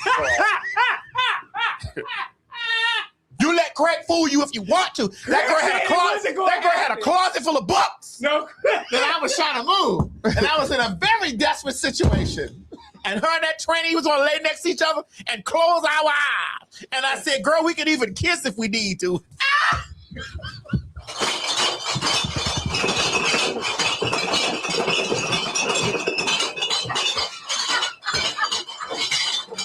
No, I did it. You said what? I did not get great. You said we could I did not get essay. I did not get essay. I'm not going to say that. That makes sense. We could even kiss if we need to, girl. Bitch. I did not. Because I will say this. So she came in. You're lying on the bed, and what happened? She tried to have some sort of conversation. You're fully clothed. Yes, I was fully clothed. Okay. But then what happened was we had a conversation, and I guess I said, yeah. I was like, because I remember her saying, "Do you want me to leave?" And I was like, no, you good. And I was like, no, you're good. And so then that was her if he should leave, or she asked him. She asked me. She asked me. Oh, she asked because, you. like I said, it happened in my apartment where we were staying, and she came to inside my room. Okay. And then I can't remember everything, but I remember her saying, "Should I leave?" And I was just like, no, you're good. But like I said, I was in and out of it. So then, well, you were inebriated. I was highly inebriated. You know, we were drinking like concoctions. We were having like Everclear, tequila. I think there's this Jamaican rum. I can't remember the name of it. But after that, I was like, yeah, no, you're good. And so then she came into bed. Things started happening. She started touching on me. Well, tell me what she did. Oh, she grabbed my dick, basically. Mm-hmm. I was just trying. I wasn't trying to be inside the pants, or she grabbed it from. Yeah, inside. She put her hand down in your pants. Yeah, and while we were just like laying on the bed. Yeah. And so then after that, then she went down. She started sucking and everything, and we started doing it. But then after a while, you started having sex without a condom. Yes. No. Yes. Of course we had. No. This time. Yes. There was a condom. But they love to say that the gays and the trainees are passing AIDS. There was definitely a condom. They love to say that the gays and the trainees are passing the AIDS. Okay, go ahead. There was a condom. This time. Yes, because that's how I was able to fake the orgasm. So you put the condom on? No, she did. She used her mouth to do it. And she rolled the condom down on you. Yeah. No, was she a trainee? No. Okay. She wasn't. Why do you ask that? Well, because it went flaccid afterwards. Well, it went flaccid because, like I said, I'm not saying anything about her. She was cool people, but I don't know if it was the alcohol or maybe if I wasn't drunk, I'll admit it wouldn't have happened. But then when I started to get limp, after a while, before I went completely soft, I was just like, you know what? I came and then I went to the bathroom. I took the condom off. I came back to the room and You came? No, I didn't come. Oh. I told her I did, but I actually didn't. And so then she was like, oh, and I remember her asking me, oh, did you? And she was like, she wanted to see the condom because I think she also. So it wasn't good? It wasn't. I think it was more that I wasn't into her per se. I'm different. I'm not going to lie. I'm very much so different. I can't. I'm not the type of person that just, I can't fuck you if I'm not attracted to you. So you're sapiosexual. Yeah, I guess you could say that. Because if I'm not attracted to you, I'm not going to want to fuck you. You're attracted to the. To be honest, I will say that yes, I am, because there have been plenty of times where I've met very beautiful women, and then the same way a lot of women in the chat and the guys you might have dated or Maddie might have dated could have said once they opened their mouth, it was done. I couldn't. I have those situations myself, if that makes sense. So what's her name? I'm not doing that. I'm not doing that. Do you remember her name? I know her name, but I'm not saying You do remember her name? I'm not saying her name. So what you saying that she didn't have no good coochie? That's not what I'm saying. I'm saying that most likely I was not attracted to her. That's what I'm saying. That's what I'm saying. Because we've all been attracted to some people that might not have been attractive, but their personality might have compensated. Wait, say that again? I'm saying there have been a lot of people might have dated people that they might not have found like fine or like extremely attractive, but because of their personality, it can level out certain things. What does that mean? Like people's personality sometimes can overwrite the fact that they might not be the most finest person or the most attractive person that you've ever met. Like, come on, we're not going to act like we don't see a lot of beautiful women and you see the dude that they next to and you're like, yeah, I wonder how he got her. All I'm saying is that, there's sometimes where, you'll see an attractive person, but then once they start talking, you're like, well, I will give you this. So there was a guy that I was attracted to for a very long time here in Georgia. And so when I first moved here many years ago, there was this guy, and he was in a relationship for at least a decade. But every time I would say, I'm like, damn, that motherfucker is fine. Fast forward all the way up to when Obama was being inaugurated for the first time that he won. Mm-hmm. And I was at a watch party when they were about to announce who became president. And me and this guy were in the same room. And for the first time, after like a decade, he was talking to me. And I was like, oh he fucked up your whole fantasy about oh my God, you're dumb as rocks. Right. I said, oh my God. Like I thought you were so attractive until you started speaking. And I said, oh, no. I mean, it happens. No. It happens. There's sometimes, I mean, has it happened to you, Maddie? And it made sense to me, like why we like never dating, like okay, are you asking me this outside of? I just mean like you'll Just see somebody dating. that's attractive, Okay, and then once they open once they talk to you, when it was you're like, oh my God. Because when it was clientele. Yeah. Okay, no, we're not talking about that type of dating. okay. We're talking about we're talking about personal life, not business. Yeah, like with guys, of course, I just feel like ill. Yeah. Ill. Really? Bitch. I told you I was over there on the Miss Pat show and the cute boys came in and we was doing that case on Miss Pat show and all the girls over there like, ooh, yeah. I remember and when that. they walked in, I was just like, like the machismo came in with them. I was so it. Yeah. And all the women in there was just like, golly, he's so. I'm like, girl, he's don't have a car.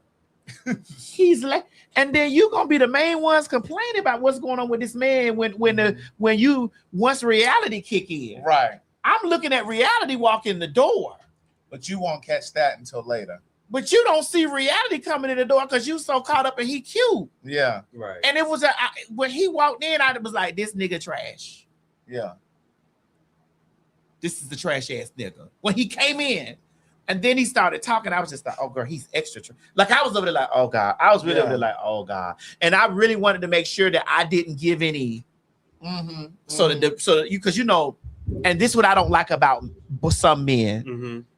How many times we done been on the road talking and shit like this, Mo, and I be like, shit pisses me off when I see thirsty ass trannies going after men. Yeah, that irks her. That irks me when I be seeing thirsty ass trannies and shit like that going after me. And I'm like, bitch, you are a trainee. Are you fucking crazy, bitch?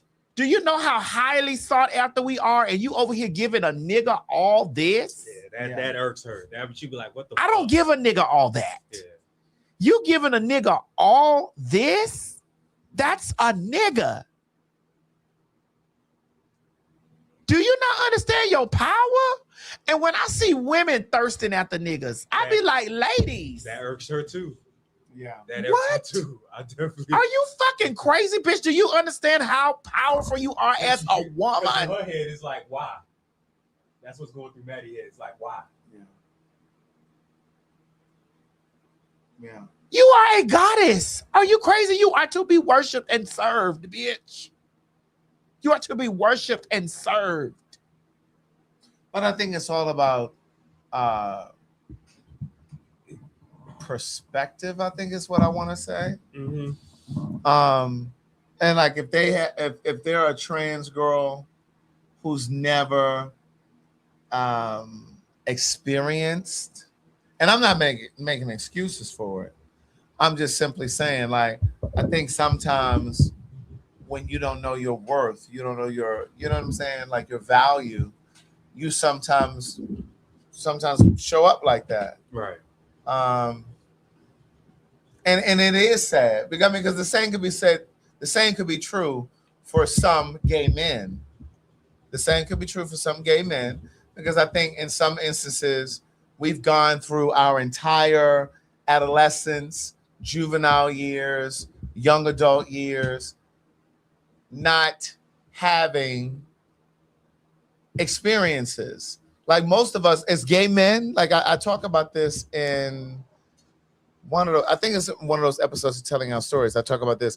Like for me, like as a gay man, and I think this is true for a lot of gay men, most of us didn't start having experiences with dating and heartbreak and relationships till we were in our mid to late 20s.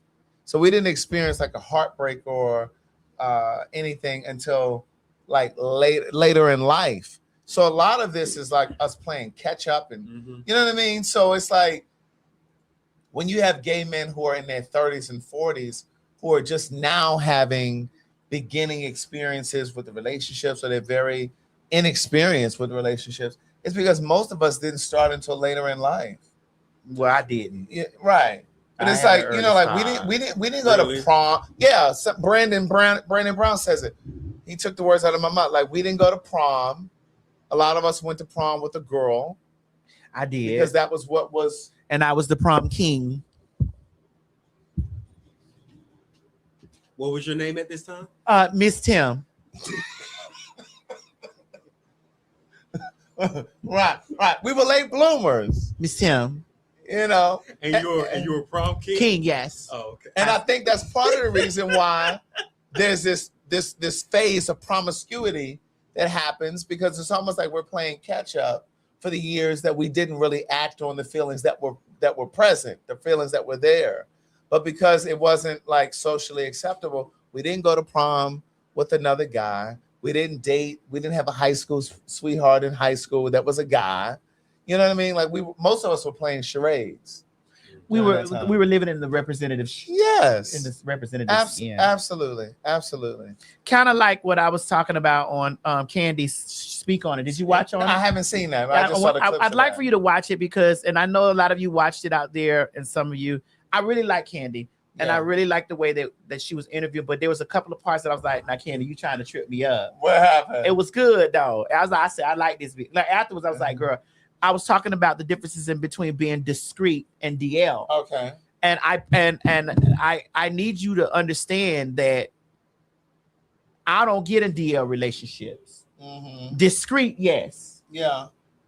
There's a difference between, because no one is hiding me, and we're not hiding each other. I just choose to make sure that what you share with the public, what I share with the public. Right.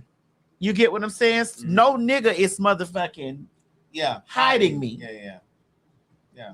We not creeping, and he's not holding my hand or hugging up with me or around my family or kicking it, or we ain't at the movies or what. No nigga, I'm not in a space where niggas hide me. Yeah. I just choose to be very discreet about who I allow into my situation and who you share with the public. Correct. Kind of like there's a big difference. Again, DL and discreet are not the same thing. No. DL and discreet are not the same thing. I'm going to say it again so that you understand. DL and discreet are not the same thing. Because I think we talked about it while we were on the road. Queen Latifah's whole dynamic is different from being DL and being discreet. Yes. Right. I think in her instance, she was discreet. I actually talk about that in this current season of Telling Our Stories, the lesbian edition. We talk about that because she was more discreet. And I think a lot of us in the queer community felt like she was hiding but I don't think she was necessarily hiding. I think she just didn't share her personal life with the public.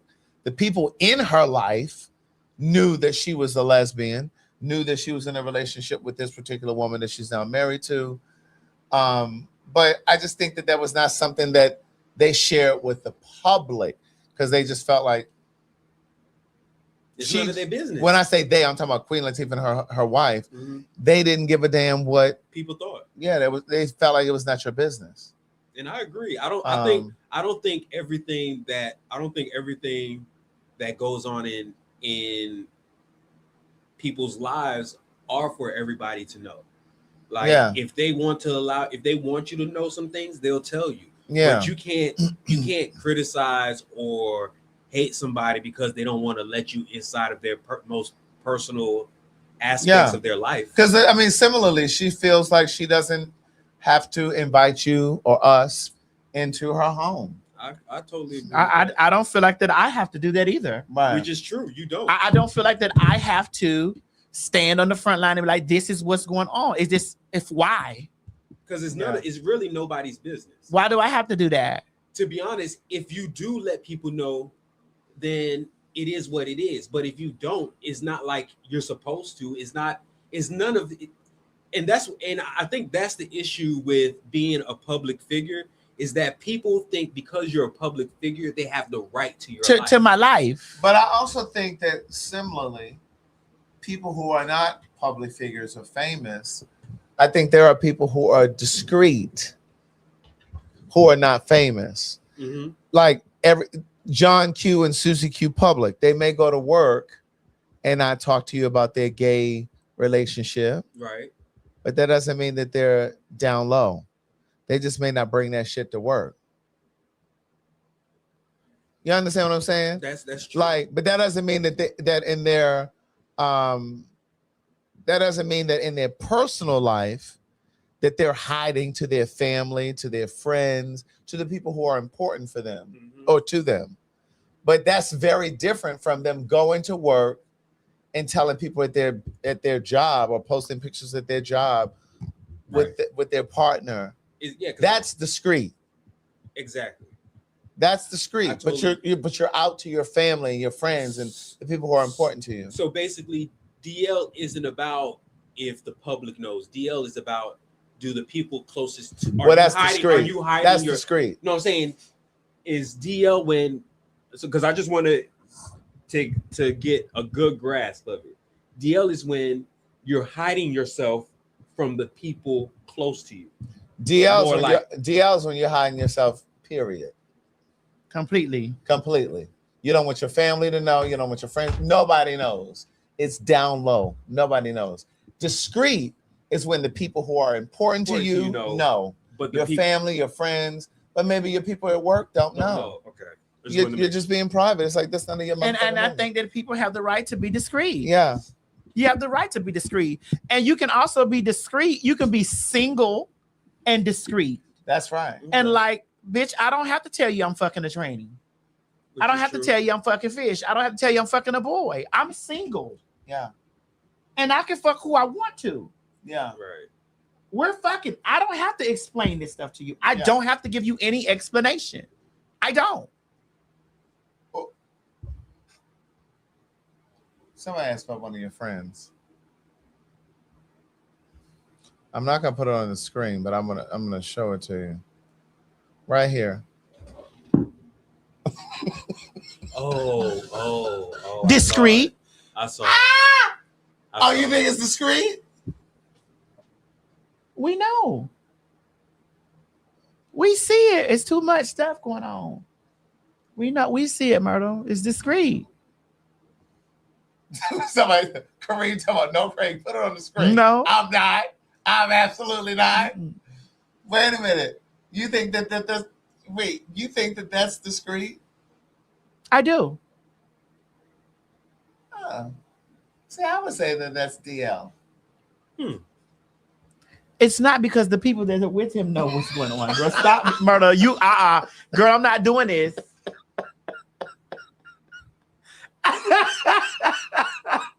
No. No. No, bitch. No. No. Oh God. Oh God. I'm not doing this bullshit. No. Oh God. Oh God. No. But wait a minute. You know what? I think we need to talk about the origins of PhagTawk. Because the woman that they're with, any woman that they're with understands why they're there. So that's a lot of they and theirs. Good. They understands their presence there. It would be DL if they didn't know. No, DL is how he moves. It's very discreet. No, it's very down low. I don't want the world to know. No, that's very discreet. I don't think he has conversations with people in his personal life. Commercial break. Now you're different. He may I need to have a commercial He break. may have conversation with you.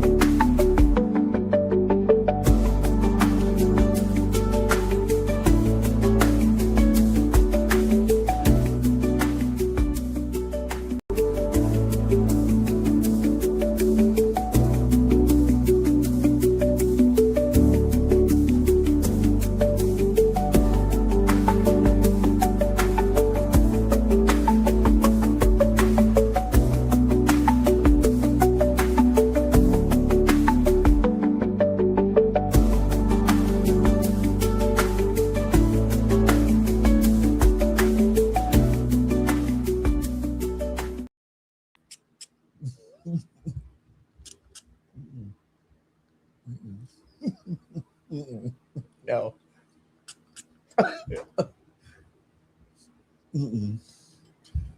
You just stretched the definition of DL for your girlfriend. I'm not doing this.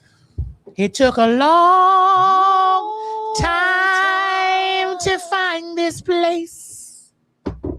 It took a long time to find this place. It took a long time to find this place.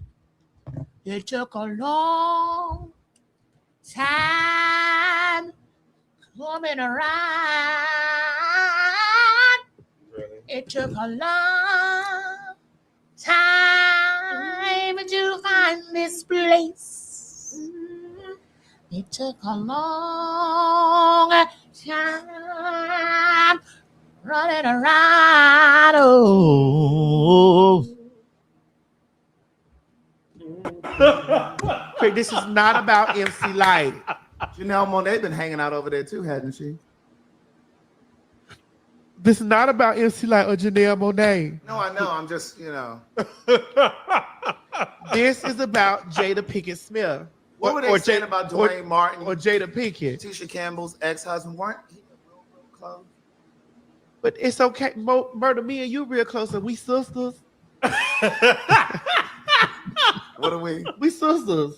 You can come over here and watch TV anytime, girl. Because baby, they said that Dwayne Martin and what's his name was watching TV all the time. It's froze on this. I am not homophobic. Very. Hold on. Ooh, that's still up there. Oh, what? That's still up there? Cause we never finished that. Oh, we never finished that? Oh, I don't think we did. Oh, damn, we never finished that. There's still some more minutes, but Oh, damn. Should we go back to that? No, bitch. I'm ready to go. It's 1 o'clock. Wait a minute. Wait. Should we go back to that other video? Because we didn't finish that other one. The girl who said she was in a 23-year situationship. Okay, we ain't got to go back to that. But let's go back to the origins of PhagTwalk. It took a long Go ahead, Mo. Hit it. time to find this place. really, man. Put it from the beginning. I am just honest. Is that the beginning? Y'all just don't be wanting to hear the truth about y'all black. Hold on. You want me to go all the way back? Yeah, start it over, please. How long was MC Light married? 22 minutes? Oh, Lord. MC Light married It's that not man about for MC 22 Light, minutes. Craig. Craig, this is not about MC Light. Janelle Monáe been hanging out over there too, hasn't she? This is not about MC Light or Janelle Monáe. No, I know. I'm just, you know. This is about Jada Pinkett Smith. What were they saying about Dwayne Martin or Jada Pinkett? Tisha Campbell's ex-husband weren't he real close? But it's okay. Murder, me and you real close, and we sisters. What are we? We sisters. You can come over here and watch TV anytime, girl. Because baby, they said that Dwayne Martin and what's his name was watching TV all the time. Craig, they said you homophobic. I am not homophobic. Very. I am just honest. I am just honest. Y'all just don't be wanting to hear the truth about y'all black heroes. I just said a moment ago, I'm gonna lift black folks up as much as I'm gonna criticize, to be honest. As a hero. Where's that baby's mama that Tyler Perry had that kid with? Oh, Lord. We ain't seen them since the baby shower. You talking about that supermodel? Yeah, she was like Ethiopian or something. Craig, you not finna come over here and terrorize. Every time you come over here, you gotta let Tyler Perry have it. No. You know that lady already don't feel me anyway because of Monique. You know that lady already don't feel me because of Monique. You already know that. They don't do that because then they're gonna say you misgendered him. Listen, we having gay talk right now. Yes, we are. So ain't nobody when we have a gay talk, nobody's misgendered. We all she and her in here. Right, Myrtle. Right, Myrtle. Right, Myrtle. Myrtle know that. He know even I'm like, girl. He know she's straight. But we having fag talk. I want to do what? Fag talk. What we having, girl? Fag talk. I want to produce a TV show called Fag Talk. What we calling it, girl? Fag Talk. Hey, girl. Hey, girl. Hey. Hey, girl. Hey. What we having, girl? Fag Talk. See, that won't never make it to national television. No. But we definitely could do a segment on the show called Fag Talk. You know why we couldn't do it? Because the white gays be down there picking and talking about why are they using that word? Like, why are they saying that? Right. Girl, Fag Talk, girl. They say Craig is so tickled because he know that that's right. PhagTawlk talk. Right. Fag Talk. Phonetically. Yeah, Fag Talk. Let me write it down here so it can come from me. Oh, don't you write it. I'm not writing nothing. Okay. I'm not writing nothing. You're an ally. You're not part of the community. Don't you say it. We'll fuck you up like a white person saying nigga. Don't you do that. Okay. You can't do that. I don't. Do I ever say it? Well, I'm just saying, don't do it. If you thought about it, you may laugh at it, but don't you do it. Okay. It's called fag. You can pin it up there. Right. You can pin it, but that's as close as you get to that. That's about it. Fag Talk. That's it. That belongs to us. That belongs to us. You cannot do that.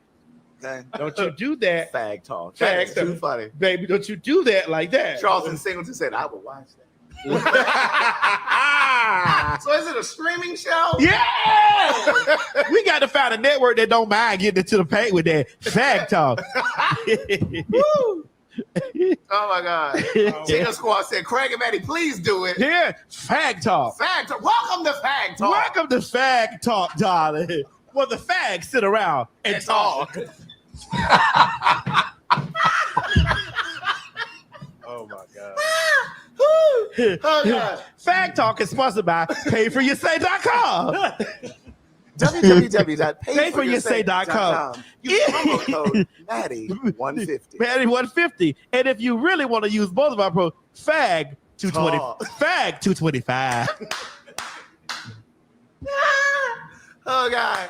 Okay. Oh Yes, my indeed. God. Baby, we got to see if Netflix go pick that up. Okay. Listen, but Craig, we got to be real. Listen, we can do it, but we got to be real smart with it because RuPaul calls the girls cunts every year. But, honey, and I think that the idea behind PhagTawlk would be that we would be politically incorrect. So fag, P, political, hot topics. Political hot topics. Political hot topics affecting generations. PhagTawlk. Political hot topics affecting generation. Yeah. PhagTawlk. Yeah, I like that. Because RuPaul uses cunt every season. Nobody really catches. That's what I was about to say. Charisma. You can say this. You can put this Listen, charisma, uniqueness, nerve, and talent. That's cunt. C-U-N-T. You must have a cunt. They said put it on Tubi. Shit, Tubi got money. Right. Y'all be over there playing with Tubi. They giving somebody a couple dollars. Girl, I saw that little clip of that little production. Girl, Claudia Jordan. Girl, I know that's your co-worker. We're not finna do Claudia. Girl, she was over there shooting that man, his girlfriend, and the little baby. And the baby. I said, what is this? We're not finna do Claudia. Guns sounded like firecrackers. They said political hot top. Ooh, political hot topics affecting gays. Affecting gays. I was gonna say affecting the girls, but affecting gays. Oh, we can say affecting the girl. Because see, I don't want to say the gays because then that excludes trans. But then everything ain't gonna be political. Popular hot topics affecting the girl. Yeah. PhagTawlk. Yeah. The clip is not finished, but I'm reading your comments, and some of you are saying like you're becoming emotional because you were there when that episode aired, and it was so organic. Like it really is crazy, because like Ramia, one of the Pin Mob, sent that to me today. I don't even know what made her send that to me. I look so much younger now. Oh, I thought you meant on the clip. I was saying now. Yes. Craig, why do I feel like you're trying to be shady right now? No, I thought she It's was okay. I ain't got no panties on. But it's crazy because I blindfold Craig. What? I blindfold that hoe right now, bitch. I ain't got no panties, bitch. But no, I just think that it's fascinating that a lot of things I think about, because I remember one time we were talking, I think off of here, and you were saying you always knew that you and I would end up doing a show. I never saw that. But when I thought about it the other day, I used to say, she ain't know that we were going to do a show. But then the other day, I was thinking about it. I was like, you know what? Maybe she did think that we were going to do a show. Because remember, the first time that I ever got on camera with Madison Was it the round the year? Yes, it was the end of the year. Excuse me, for the Queen's Supreme Court. We were at the other house, and she and I got on camera to talk about. It was a year-end review. It was like of all of the people that had come onto the Queen's Supreme Court, and we talked about all of that. But then she also had the vision to do. Before she did Maddie in the Morning, we had talked about doing a show called After Lunch After Lunch Before Dinner.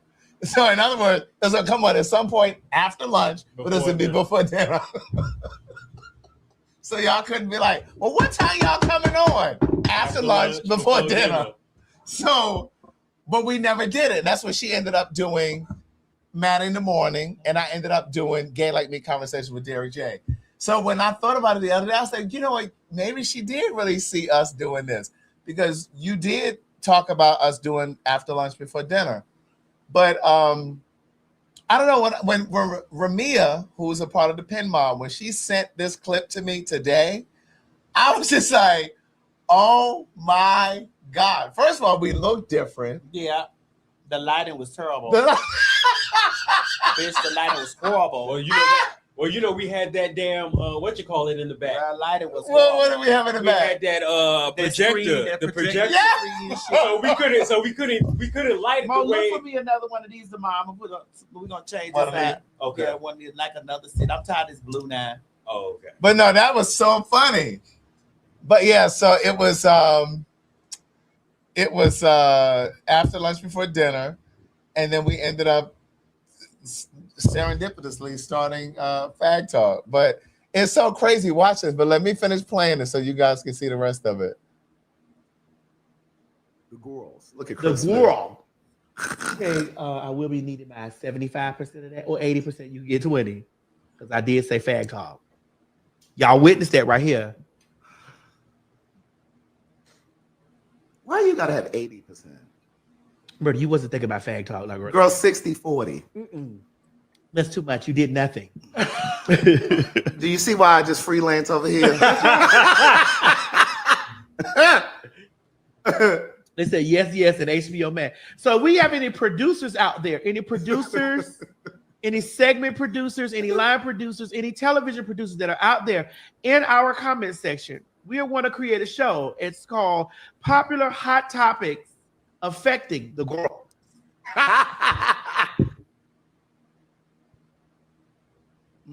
PHAG Talk. Girl, how long is this? It's Girl, long. yeah. How long? We it's can not stop telling it. They I'm gonna would. get to them parts now. Cut that shit off. What part? Girl, I don't want to do that. Girl, we already talked about your girlfriend. Let that shit go, girl. We already talked about your girlfriend. Don't do that, girl. Wait, you wanted to talk about this? Oh, they look good.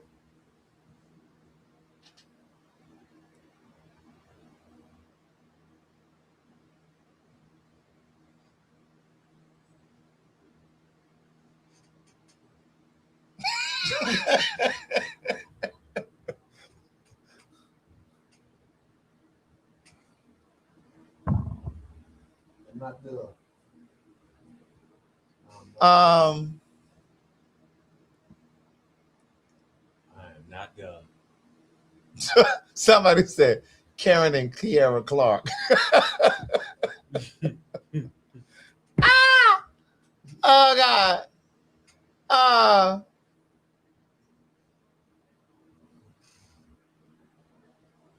So they friends now? It took a long time to find this place. You gotta know that song, Craig. You know that song? Yeah, I do. But the song that comes to mind Is what? for this right here. I can take it down now, or do y'all Yes. say? Okay. She never had respect for me. She knew I had a family, but I blame it all on you. Da, da, da, da, da, da, da.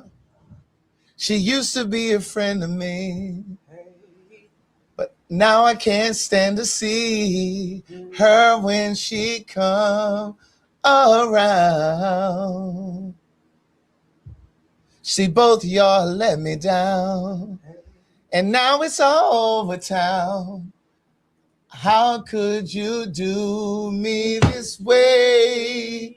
Oh, now that I got me a brand new man, he can't even understand. She's been, yeah, brand new man. I can't find, she can have his ass. Now that I got me a brand new home. Come on, somebody. Who was that said that? Ready and Sweaty. That's the shit. That was my song, Curves Come Naturally. That's not. I think that's number 12. I think that's number 12 on Faith Evans CD. That was my shit. Mo, I'm finna send you this, Send me what? and then I'm gonna play it from the back from Craig's. I mean, from the phone over here on this thing. Don't put this in there. I'm finna just put that picture in there. I'm finna play it from this phone right here. She's strong. Oh, Mo. What? Put this Really? Mo, you is messy. I live. I live my own. Well, I mean, Craig, you're an intellectual. I want you to help me talk about this. It was just a thought. That? Yeah, I'm gonna play it because like people they got away with words. And then hey, user _ WG3EN said, I've never caught you guys live before. then here we are. The two of us together, taking this crazy chance to be all alone. We both know that we should not be together, cause if they found out, it could mess up both our happy homes. That was a DL song. Yes. Secret Lovers, yeah, that's what we are. Try so hard to hide the way we feel, cause we both belong to someone else, cause you can't let go. No, cause we love each other so real, so real. You and me. So yeah.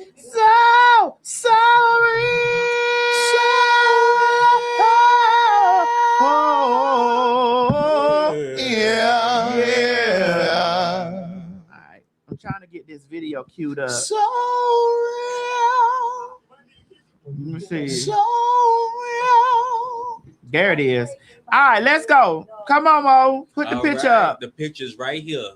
Craig, we need your intellectual conversation on this. Okay.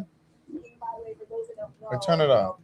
Start it The again. slavery times, the white slave master, buck breaking, by the way, for those that don't know, back in the slavery times, the white slave masters used sexual violence against the black slaves. Comment. And they them.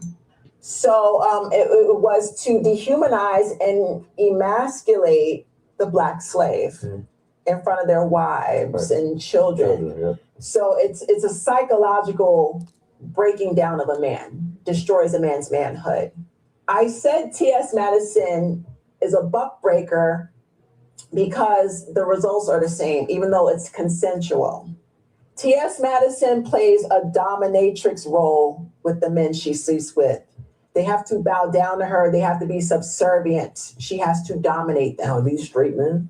Straight presenting that have wives and girlfriends at home. Yes. So T.S. Madison, let me explain something, honey. When you get done doing what you do with that man, he may not say it to you, but he feels shame. He feels dehumanized, emasculated, and that's why you will always be hidden in the dark. He will not hold hands with you in the daylight walking down the streets because you have him out. You put him in a subservient position, even though it's for a quick nuts. And what do they call this with men? A post-clarity nut. Once the nut is out the way, all their sense comes back. Like, what am I doing? Why am I here? Post-clarity nut, when he comes to his senses and he realizes he laid up with you, let me get the fuck out of here and go back to my woman. And he's disgusted with himself, even though it was for a few moments of pleasure. He feels less of a man when he's with you because he has to reduce himself. I've seen your sex tapes and how you talk to these men and degrade them and dehumanize them while you're pounding them out. That is a slave master role. You are grooming these men. You can delude yourself, but that's the truth. That is buck breaking, consensual or not. The end result is the same. The man walks away dehumanized, emasculated, and shamed. That's why you will always be a secret, a fetish, a kink, and he will keep you in the dark. If anyone exposes it, violence will occur. He seeks gratification from you as a kink, but he has to reduce himself to get that nut. You make him feel less than a man. That is emasculation, dehumanization. Let's not pretend we don't know what buck breaking is. It's been going on for centuries. What's happening now, the white man don't have to do it no more because he's trained the black man to do it to his own community. And you're a hit dog hollering, and that's why you and Jason had this conversation about me and couldn't get past the conversation without calling me a hoe and disrespecting me. But you know I'm right. You was a hit dog hollering, and I'll just leave it at that. Buck breaking, by the way, for take that down. Hold on. Now let me ask you a question. So, because I didn't really watch the full playback of me. Did I call her a hoe and stuff like that on the Jason Lee when we were doing the interview? I didn't. I don't recall. I don't recall. I didn't call her a hoe and stuff like that. I've never said things in that direction to this broad. I probably said broad or something like that. I don't even remember you. Yeah, because Jason Lee asked me, how did I get into the kerfuffle with or get into that situation with that boy? I said, well, there was an individual. I didn't want to call her name at first, but then I was like, well, I got to tell the story. There was an individual by the name of the spiritual whistleblower, Chanel Denise Clark. And I didn't even give her government. I just gave her work name. Right. And I said, she made a video saying that I was buck breaking men, which means raping. That's what that means. Raping men. And I said, I responded to her. And even in the video that you and I sat and dissected, in the video, we didn't disrespect her. We didn't call out her name in any of the things. You get what I'm saying? I just was like, girl, this girl is direct. Like, she sounds so angry. She sounds so angry. She sounds so angry. And so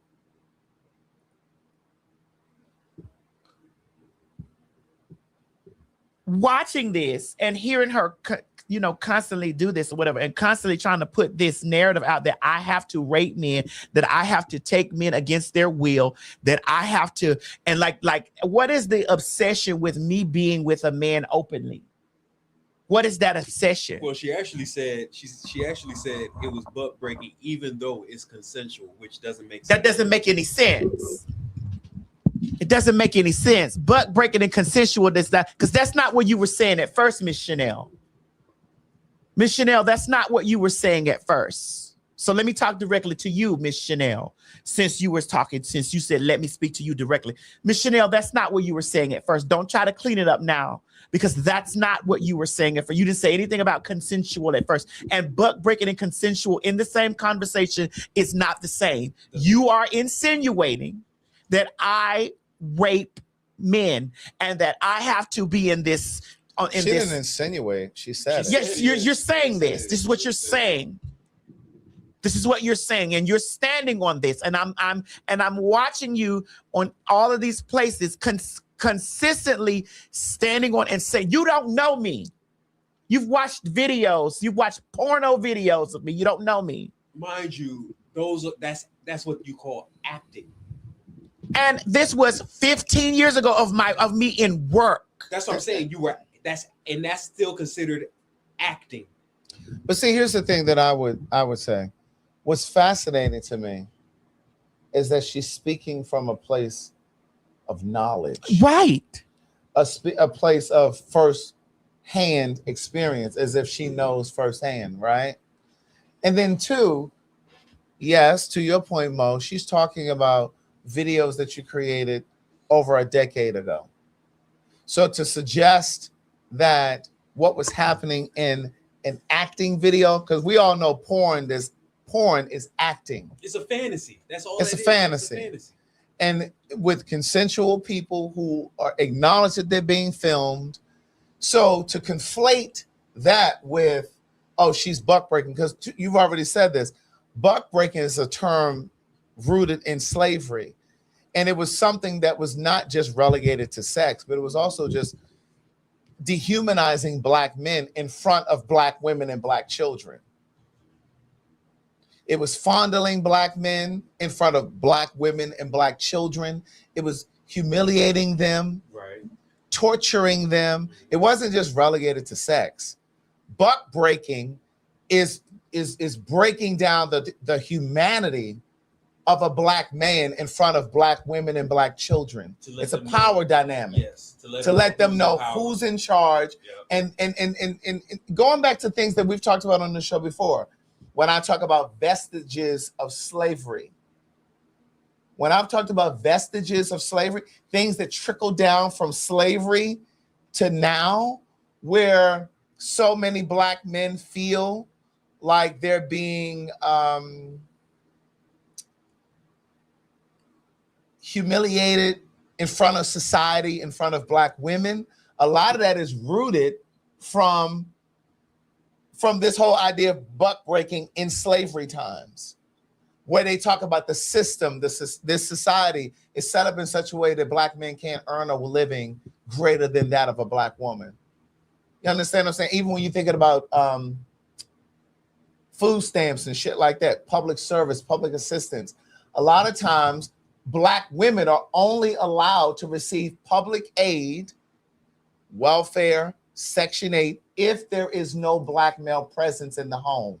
Some will argue that that is part of the reason why the black family has failed, because the white man has created a system in such a way that black women can't have a male figure in their home if they want financial support from the government by way of food stamps and reduced rent. Break it down, Craig.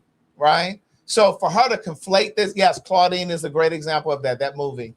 But for her to conflate the two, to say that you're buck breaking, no, that's not what. First of all, whatever happens in a porn, it's consensual. What was happening with slavery, that shit was not consensual at all. So for her to say that, that you're buck breaking, like, I want to know what her origin story is. Well, what is her issue? What happened is I did find the videos that the mob sent me where she was dating a gentleman. Always reaches to from that. her own words, that was a DL dude. Of course, another Kim Burrell. Yeah, and so now she's been in this space, and from the way it sounds, and I'm not sure. Yeah. You know, I've been around a long time. Yeah. And a lot of these women like her have hated me for a long time because they've watched my porno videos from back then. Yeah. And they've seen a son, an uncle, a cousin, a brother in that performing duties that he chose to do consensually. Yeah. Mm-hmm. And so now she takes it out on all trans women. And here's the thing about it, right? Let me speak directly to you, Chanel Clark. You've been on platform after platform saying this same narrative, and you've been saying this not from a place of, and you're trying to use this in the word of an opinion. Yeah. That's not an opinion from you. You're stating this as this is factual and what I'm factually doing and what's factually going on in my life. You don't know me. Right. You don't know me. You don't know who I'm with, where I'm at. You know T.S. Madison, the star, whether you know it as an adult entertainer or whether you know it as the superstar that I am.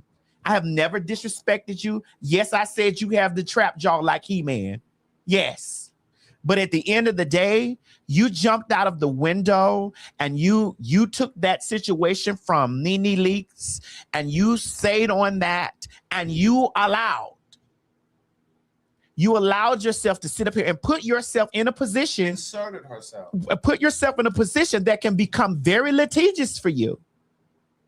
This can be very, very litigious for you. I think you better get your smarts together and understand that this can be very, very litigious for you because you are putting out allegations of rape on me. Yeah, that's essentially what she's saying. Because when you talk about buck breaking, those African slaves who were raped by the colonizer or by slave owners, that wasn't consensual. That was against their will. And again, it wasn't limited to just sex. It was also about power. it also speaks to how we as Black people sometimes, not all the time, raise our children. When I say raise, I'm talking about admonish our children, reprimand our children, especially in the public. Like when you ever see like videos or you're out in public and you see people yelling at their children, get your little ass up, get your dumb ass up, and they talking to their kids real crazy.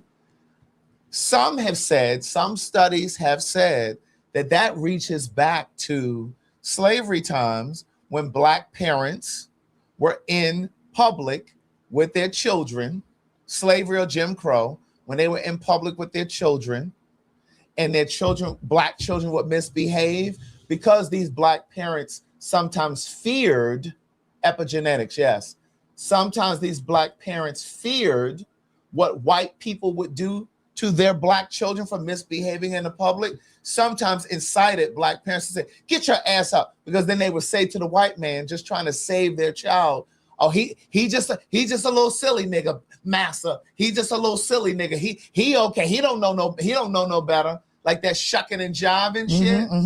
Like some of that reaches to that. It speaks to that. Well, I'm speaking to that. And it's okay to have an opinion about somebody. Yeah. But when you speak as if your opinion is rooted in factual, because you're speaking like these are factual things that you know about. You don't have a medical degree.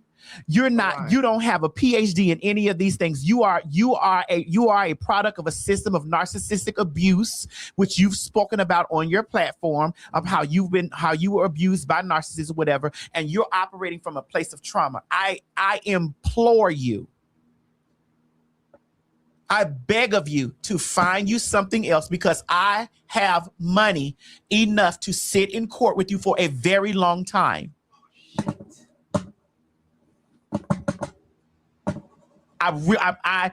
These are not threats. These are promises. I have money enough to sit in court with you for a very long time. And I'm asking you to find you something else to do. Ain't got no battery. Look in the where? Now I'm being nice because I haven't called you. I haven't went all out my name. I haven't worried because I don't know you. We don't know each other. I don't know your homegirl over there that I had to have arrested. I don't know your homegirl.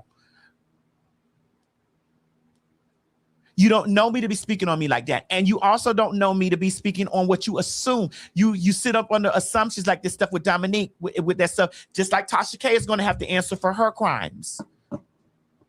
Trust me,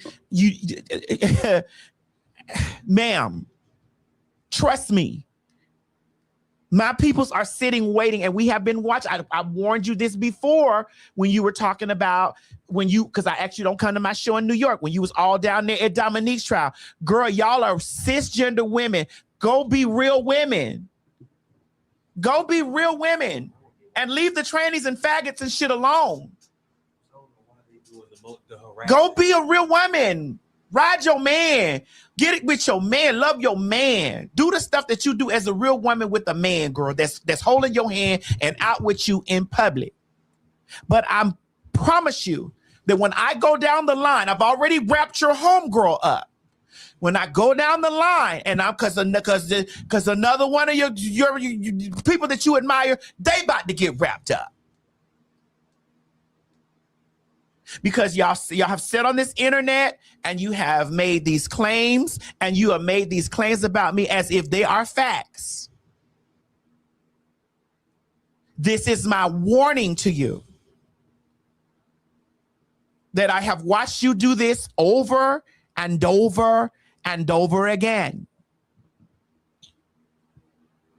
Freedom of speech is not freedom of consequences.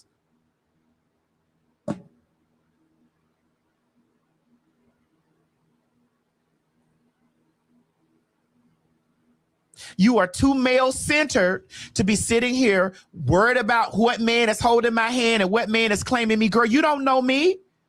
You don't know what happens when I cut these cameras off, or who I'm out in public, or who I'm really in a deep relationship with. You don't know anything about me. You don't know who is laying up loving me, because that's not your business. That's true. That's not your business. But please believe, no man is hiding me. No man is denying me. No man is not holding my hand and being out and loving and wrapped up with me in public places. I've been nice to you in communication. I've thrown a jab or two here and there. I haven't called you a puss asshole. None of that stuff. I ain't done none of that. I've only dissected the things that you've said about me. And I'm coming to you in love and saying to you, ma'am, listen, are you really ready to do this? Are you really ready to do this? Because I can travel from city to city, honey, and sit in the courtroom and throw me a show up and make thousands and thousands of dollars that week, bitch, in that day. Thousands of motherfucking dollars in that day and chill with my feet up.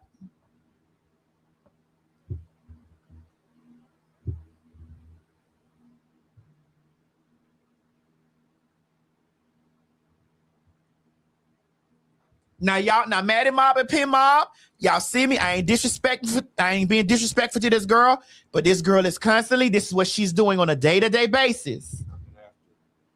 And I was not bringing your name up because you're not important enough for me to bring up your name, honey. Me and we are not on the same level. You're not a star, girl. You're a TikToker. I'm a global icon that's not going to sit up here and allow a person to put out in the atmosphere that I rape men. I'm not going to allow you to do that. I don't know you, ma'am. I didn't know your homegirl, but you see, your homegirl thought that freedom of speech was freedom for her, and then her ass was gathered up. And she's able to eat cornbread and cereal and shit right now because, bitch, I allowed that to happen. Ma'am, I'm asking you very nicely. Are you sure that this is the bed, this is the hill that you want to motherfucking go to war on? You want to die on this hill? That rape shit, I don't go for that. Right. I don't go for that rape shit. That raping shit, you were the only one that I responded to on the situation. And that they asked me that in court. They asked me that when I sat down I interviewed with Jason Lee and Candy, and they asked me, how did I get to the position where I was with your homegirl? I didn't randomly I don't care about you enough to bring you up.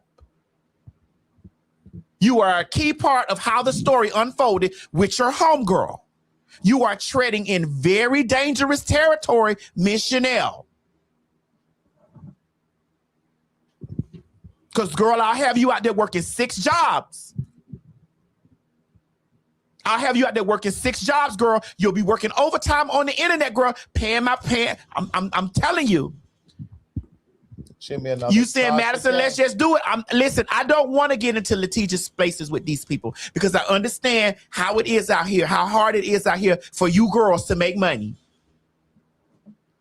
I understand how hard it is for you girls to make money. I'm being so nice to you.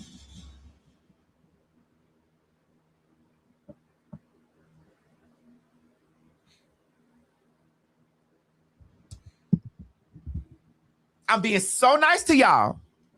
Craig told me to Miss Madison, gather them all up.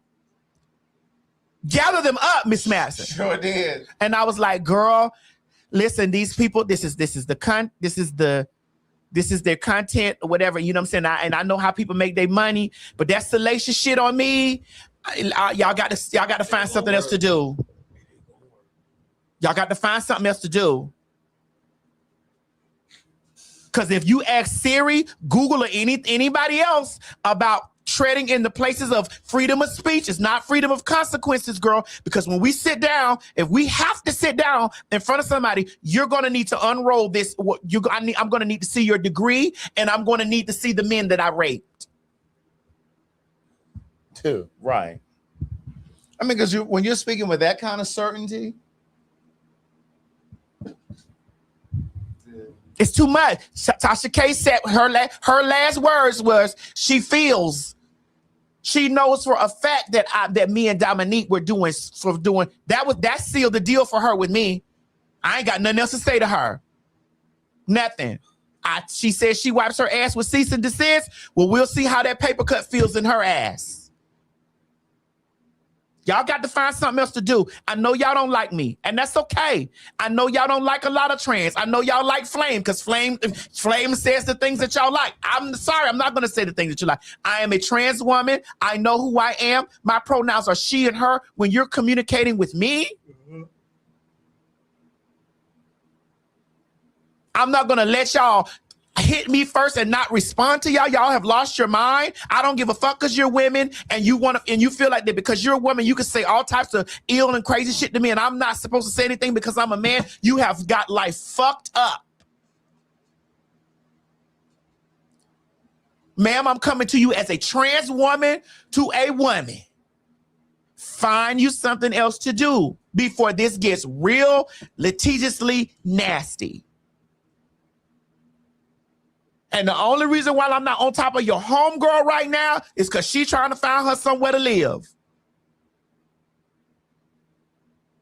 Because she was banished from 3 counties for fucking with me.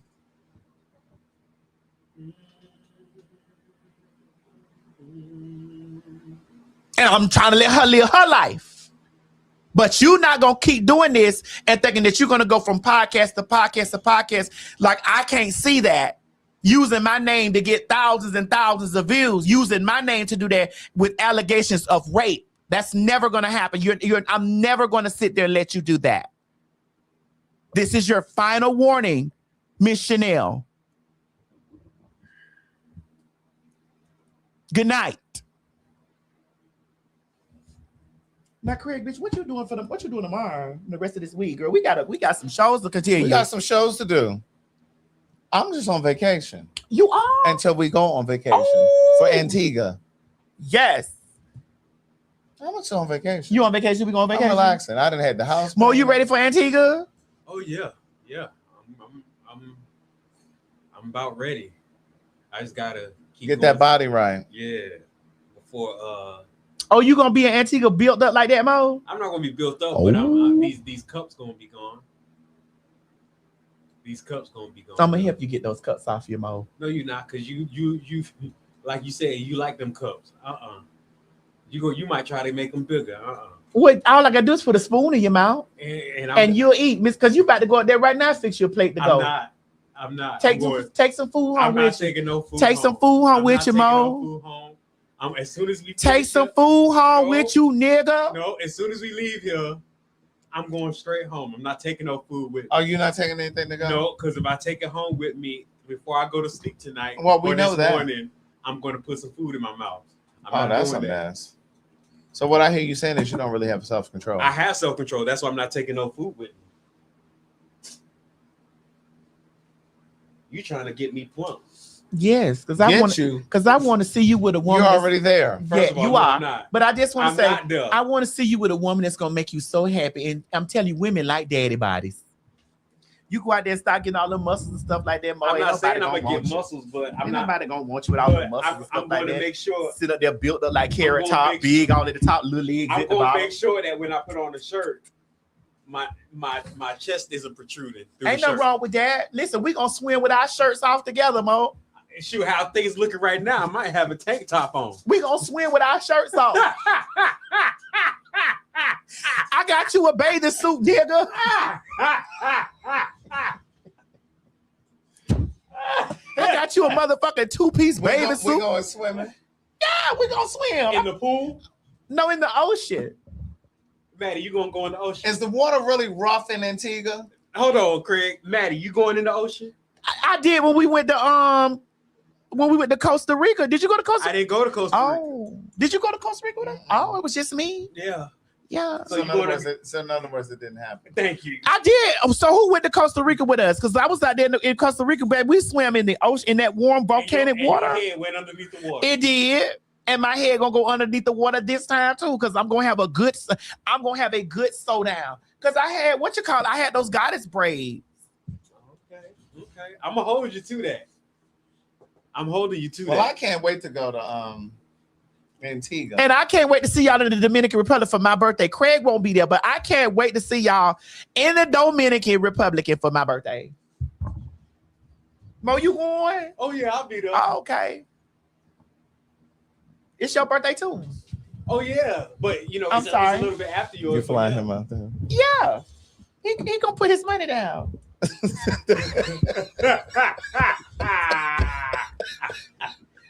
Take it out my check. That is not what I said. Yeah. Take it out my check. Yeah. Oh God! Wait. Yeah. So, Yeah. So you're gonna be paying for his stuff. Yeah. Yeah. Yeah.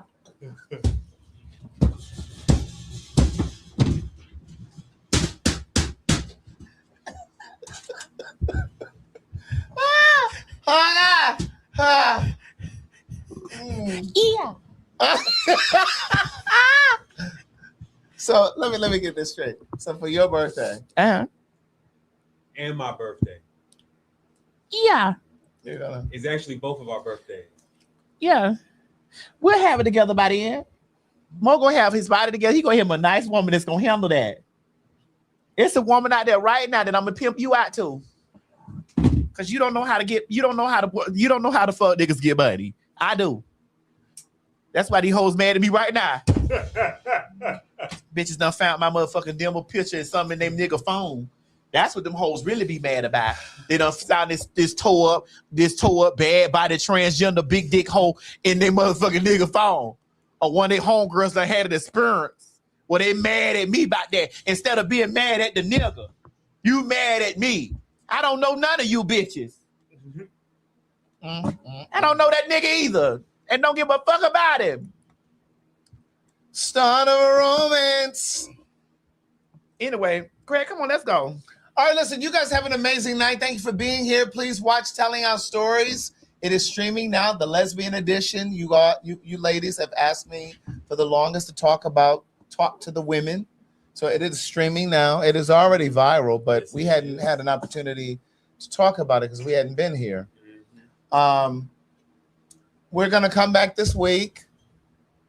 We're off the road until Antigua.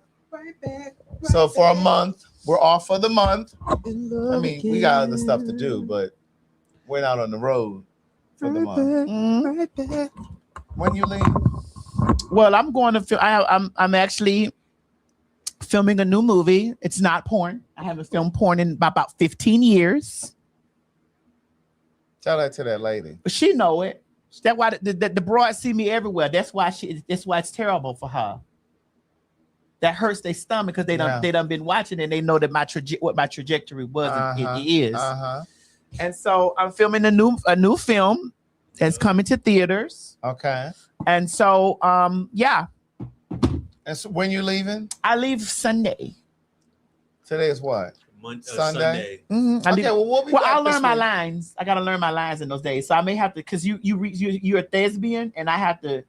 You can help me as a thespian. I've seen you with many men. You're a thespian. Oh, I gotta pee. Bye, y'all. Bye, y'all. Hold on, let me get my Get the mouse together. My mouse together. My mouse dying. Have an amazing week. Yes. It's just good everywhere. On the Be goddamn safe road. and be blessed. Happy And don't 4th. get pregnant. Cause you pregnant? Yes. I'm about to have afterbirth. Bye, y'all. Bye, y'all. Bye. We wanted them to check for VD. For VD. And what were you in? I was in my phone. Where would they take your ass down into that welfare? Use a dummy, bitch. Calling all pin mob. Calling all pin mob. Honey, the fags are going international. That's right, ladies and gentlemen. August 5th through the 9th, 2026, PhagTawk live in Antigua will be going down, baby. Get your tickets at www.PhagTawkinternational.com. I need y'all to know, honey, that this is one of those trips that you don't want to miss. That's right, ladies and gentlemen. We are going on an all-inclusive resort and spa situation, bitch, at the Royalton, honey, down there in Antigua. Antigua. I'm not too sure where Antigua is, but the Pin Mob, we're going to Antigua. Make sure you have your passport, make sure it's up to date, and be sure to get the travel insurance just in case something happens, because life happens. The spots are moving quickly. Do not wait until the last minute. You have an entire year to pay this trip off, so do yourself a favor. Treat yourself to a good time and meet us in Antigua for PhagTwalk Live. And for my rich bitches, add on the rich bitch option to include a full day with us as we tour the island, and who knows what else we gonna get into. God damn it, don't meet me down there to the ticket place. Beat me at the ticket place. That's right, girls. Honey, meet us down there to www.PhagTawlkinternational.com, honey. Low deposit and payment plans are available. Alexa.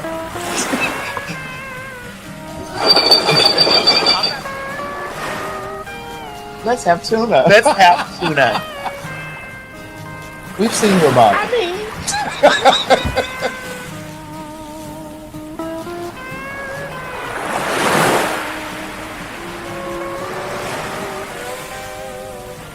If you've never been to the DR, this is the time to go. Book your ticket and get your ass down to the beach, baby, because the Fags are going to be in Punta Cana. That's right, October 21st through the 25th. Pin Mob! Pin Mob! Pin Mob! You hear me calling your name? God damn it, the TS is celebrating her birthday, honey, of the Big 4-9, October 21st through the 25th, down in the Dominican Republic. That's right, we are having a PhagTawlk birthday bash for the TS. Bitch, get your tickets right now at www.PhagTawlk.com. And always remember, don't meet us there, bitch. Meet us there at the Big 49 birthday bash for the TS in the Dominican